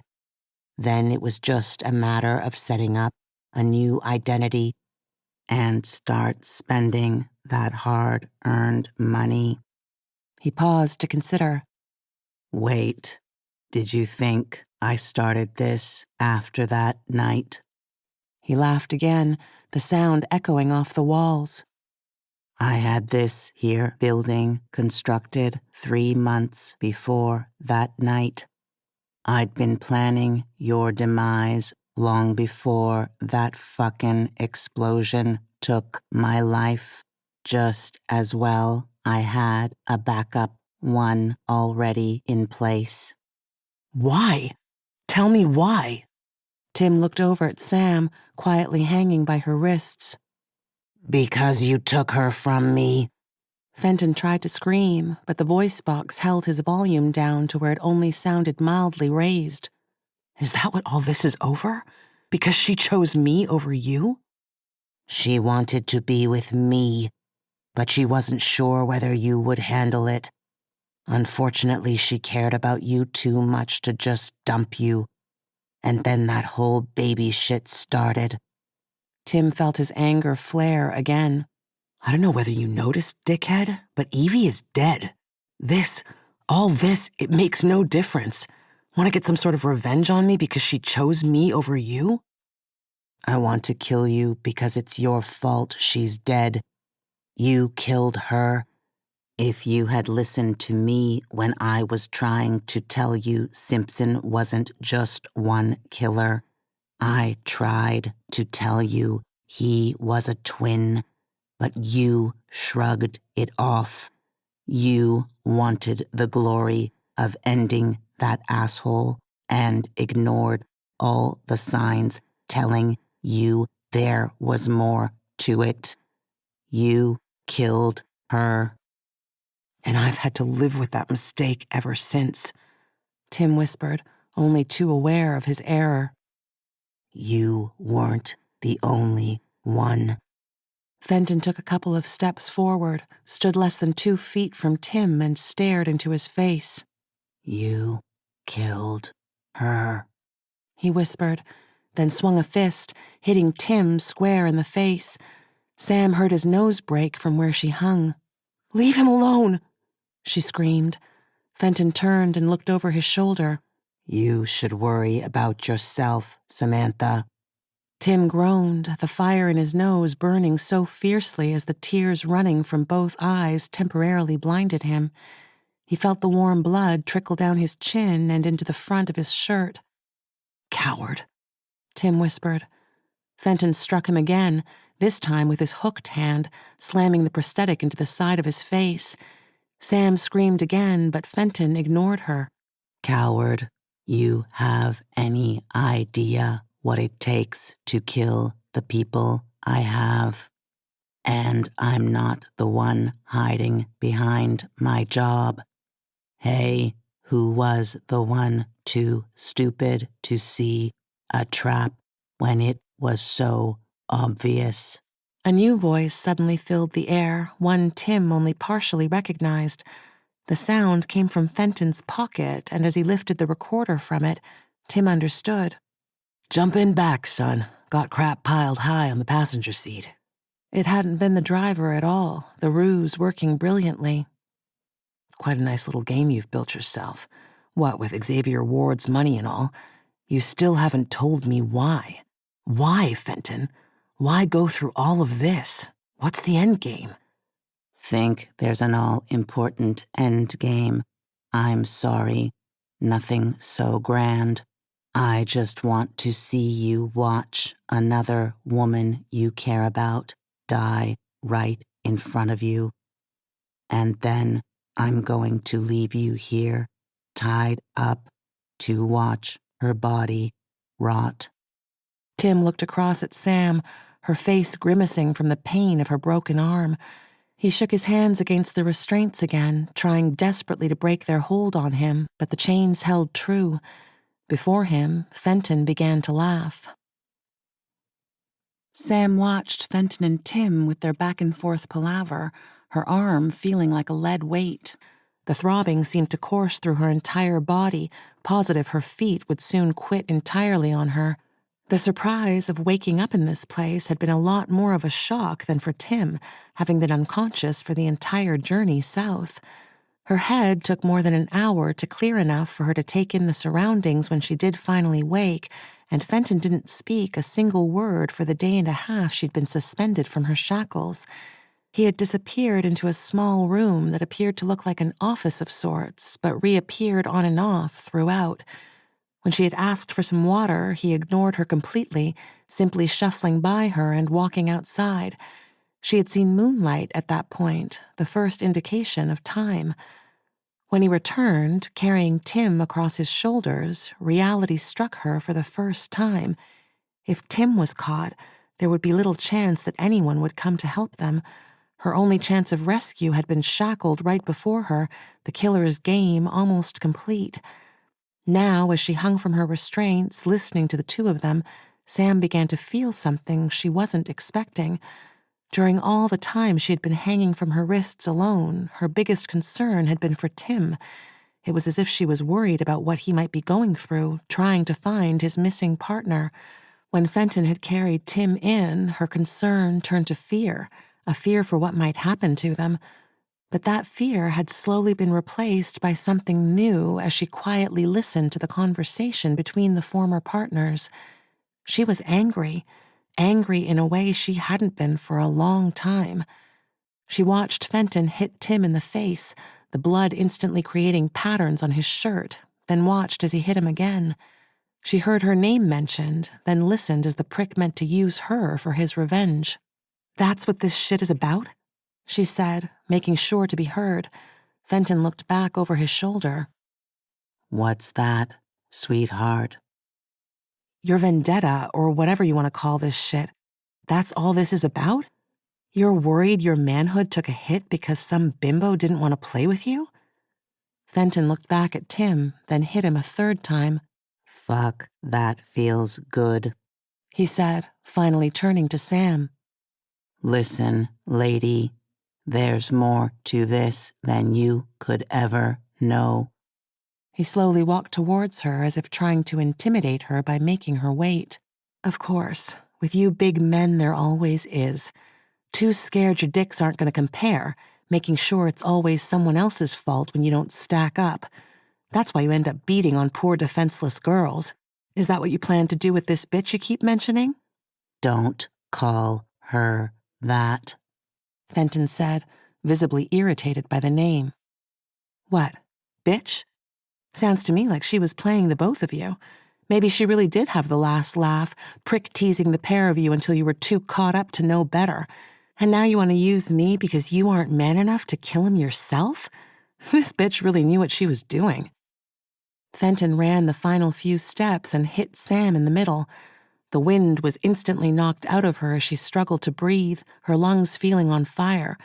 He grabbed a handful of hair and snapped her head back.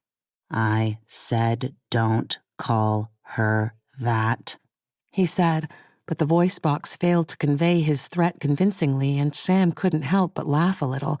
He instantly brought his prosthetic up, held it in front of her face, then thrust wildly out, the blinding pain ripping into the side of her jaw. The blood filled her mouth, and Sam, absorbing the taste like a deprived addict, smiled back. "Bitch," she whispered.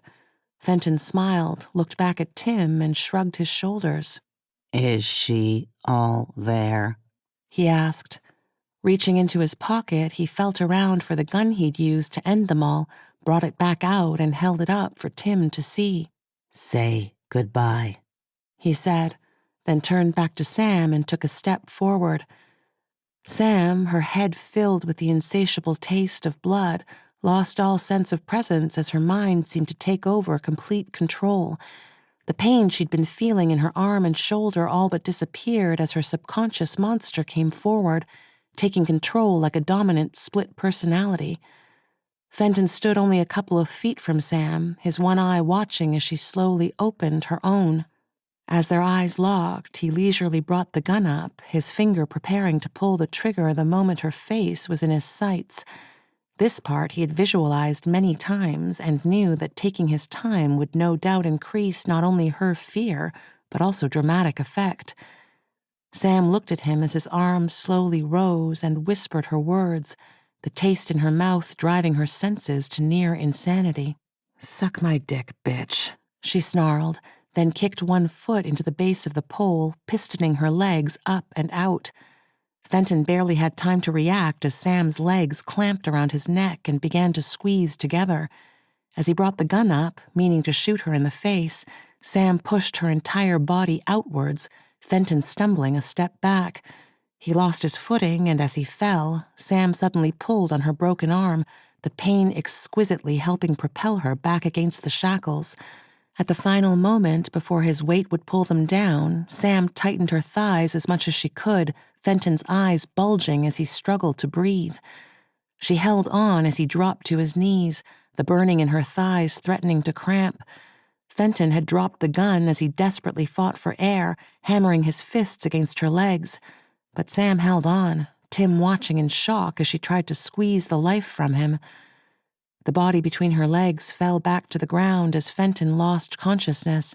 Sam's wrists whipped back as her feet hit the gravel, Fenton collapsing in a heap beside them. She looked at him, raised a boot and brought it down on his neck, kicking down with all her might. Tim, shocked by the sudden attack, could see from his vantage point that her initial assault had done enough to render him lifeless, but quietly hoped it wasn't over. Only when she was positive he was out of it did Sam look up to where Tim was, his jaw hanging down like the rest of him. As if to add insult to injury, she spat a wad of blood on the ground beside the prick, screamed in triumph, then whispered a final word at him. "Bitch." It took a bit of manipulating, but after pushing her boots off and working her toes around, Sam was able to get the key from Fenton's pocket and stretch her foot up enough to deposit it into her tied-up hands. The chain used to restrain her still had enough play, and it didn't take long for her to drop the padlock on the ground. After making sure Fenton was still out, Sam ran to Tim, first flinging her arms around his neck and kissing his cheek. But with Fenton only unconscious, she quickly set to work, and soon Tim was rubbing his wrists the way cuffed people always did when first released. "He's alive?" Tim asked. Sam nodded, looking back over her shoulder. "Let's finish this," he said, and slowly walked towards the condemned man. There was no grand finale, no big hooray as Sam watched on. This was Tim's suspect as far as she was concerned, and he deserved to end this any way he chose. She remained back as he stood over Fenton for a moment, then carefully knelt beside him. As Tim reached down and grabbed the voice box, Sam saw Fenton's fingers start to curl as consciousness returned to him. Tim didn't bother taking notice, pushing down on his forehead with one hand, then ripping the box from his throat with the other. Fenton's eyes instantly shot open, his hand balling up into a fist as his partner knelt down to deliver his final retribution. As Tim sank his teeth into the soft flesh of the jugular, a faint and muffled groan rose into the air, one trying to scream, but unable to. The gurgling sound of blood drowned out the weak attempt of objection as the sweet smell hit Sam. She watched as jets of blood sprayed across the ground like a Tarantino movie, secretly hoping to quench her own thirst. The guttural scream that tried to rise from deep within his chest never had a chance to take flight, with Tim tearing the final strips of flesh from his throat within moments of starting his execution. Small glimpses of white bone were visible as the thrashing finally stopped, Tim simply sitting up and staring down at a man he once considered the best friend he'd ever had. The events of the past few days sat heavily on his shoulders, and Sam could see he was hurting.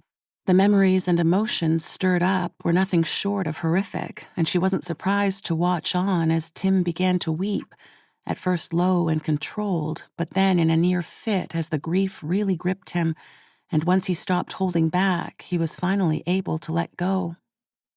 Tim later asked Sam what she would have done if the key hadn't been in Fenton's pocket like he said.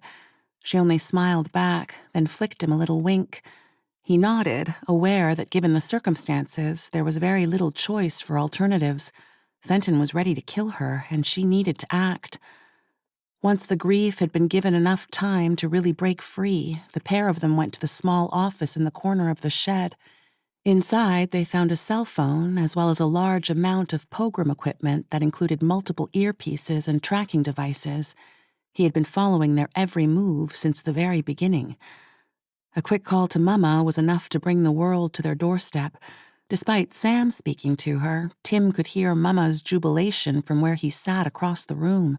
Her voice exploded into high-pitched flurries of rejoicing, with Sam needing to hold the cell away from her ear.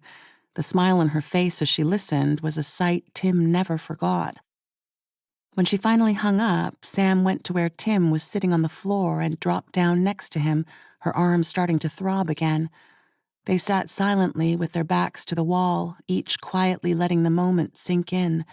It had been an eventful couple of days, and now that it was over, it seemed to need a gap of inactivity to properly sink in. You let me kill him, Tim finally said, reaching over and taking Sam's hand. She looked down at it, then twisted her fingers through his, squeezing them just enough to return his gesture. Yes, I did. Thank you, Tim said. I honestly thought we were done for. So did I. I still don't know how I did that, but I guess it worked. She let go of his hand and rubbed her throbbing arm. I'm sorry I let you down. It nearly cost us everything, Tim whispered. Given the circumstances, I think you can be forgiven, kiddo. He began to laugh at that, hearing the pet name he had for her. It was a sound that remained with Sam forever. It wasn't long before the first cleanup crew arrived, and shortly behind, followed by John and 3 other agents. He had already been on his way to the area by helicopter, Mama having figured out the only other logical place for them to be. As he hugged each of them in turn, his relief was clear, John grinning from ear to ear as he watched the doctor continue to treat them. They only had minor injuries and would require minimum time to heal, but he made them promise that they would take a holiday, one he would personally organize. Tim and Sam looked at each other curiously before turning back to John. Sam tilted her head a little as she asked, "A holiday to where?" Oh, somewhere where I can keep an eye on you, he replied. How does 2 weeks in Australia sound? I hear Jim Lawson has got quite the zoo on his farm. Sam smiled, looked at Tim, and nodded. Yeah, a holiday would be great. This has been Body Switch, Book 2 of the Sam Rader thriller series. Written by Simon King. Narrated by Kiiri Sandy.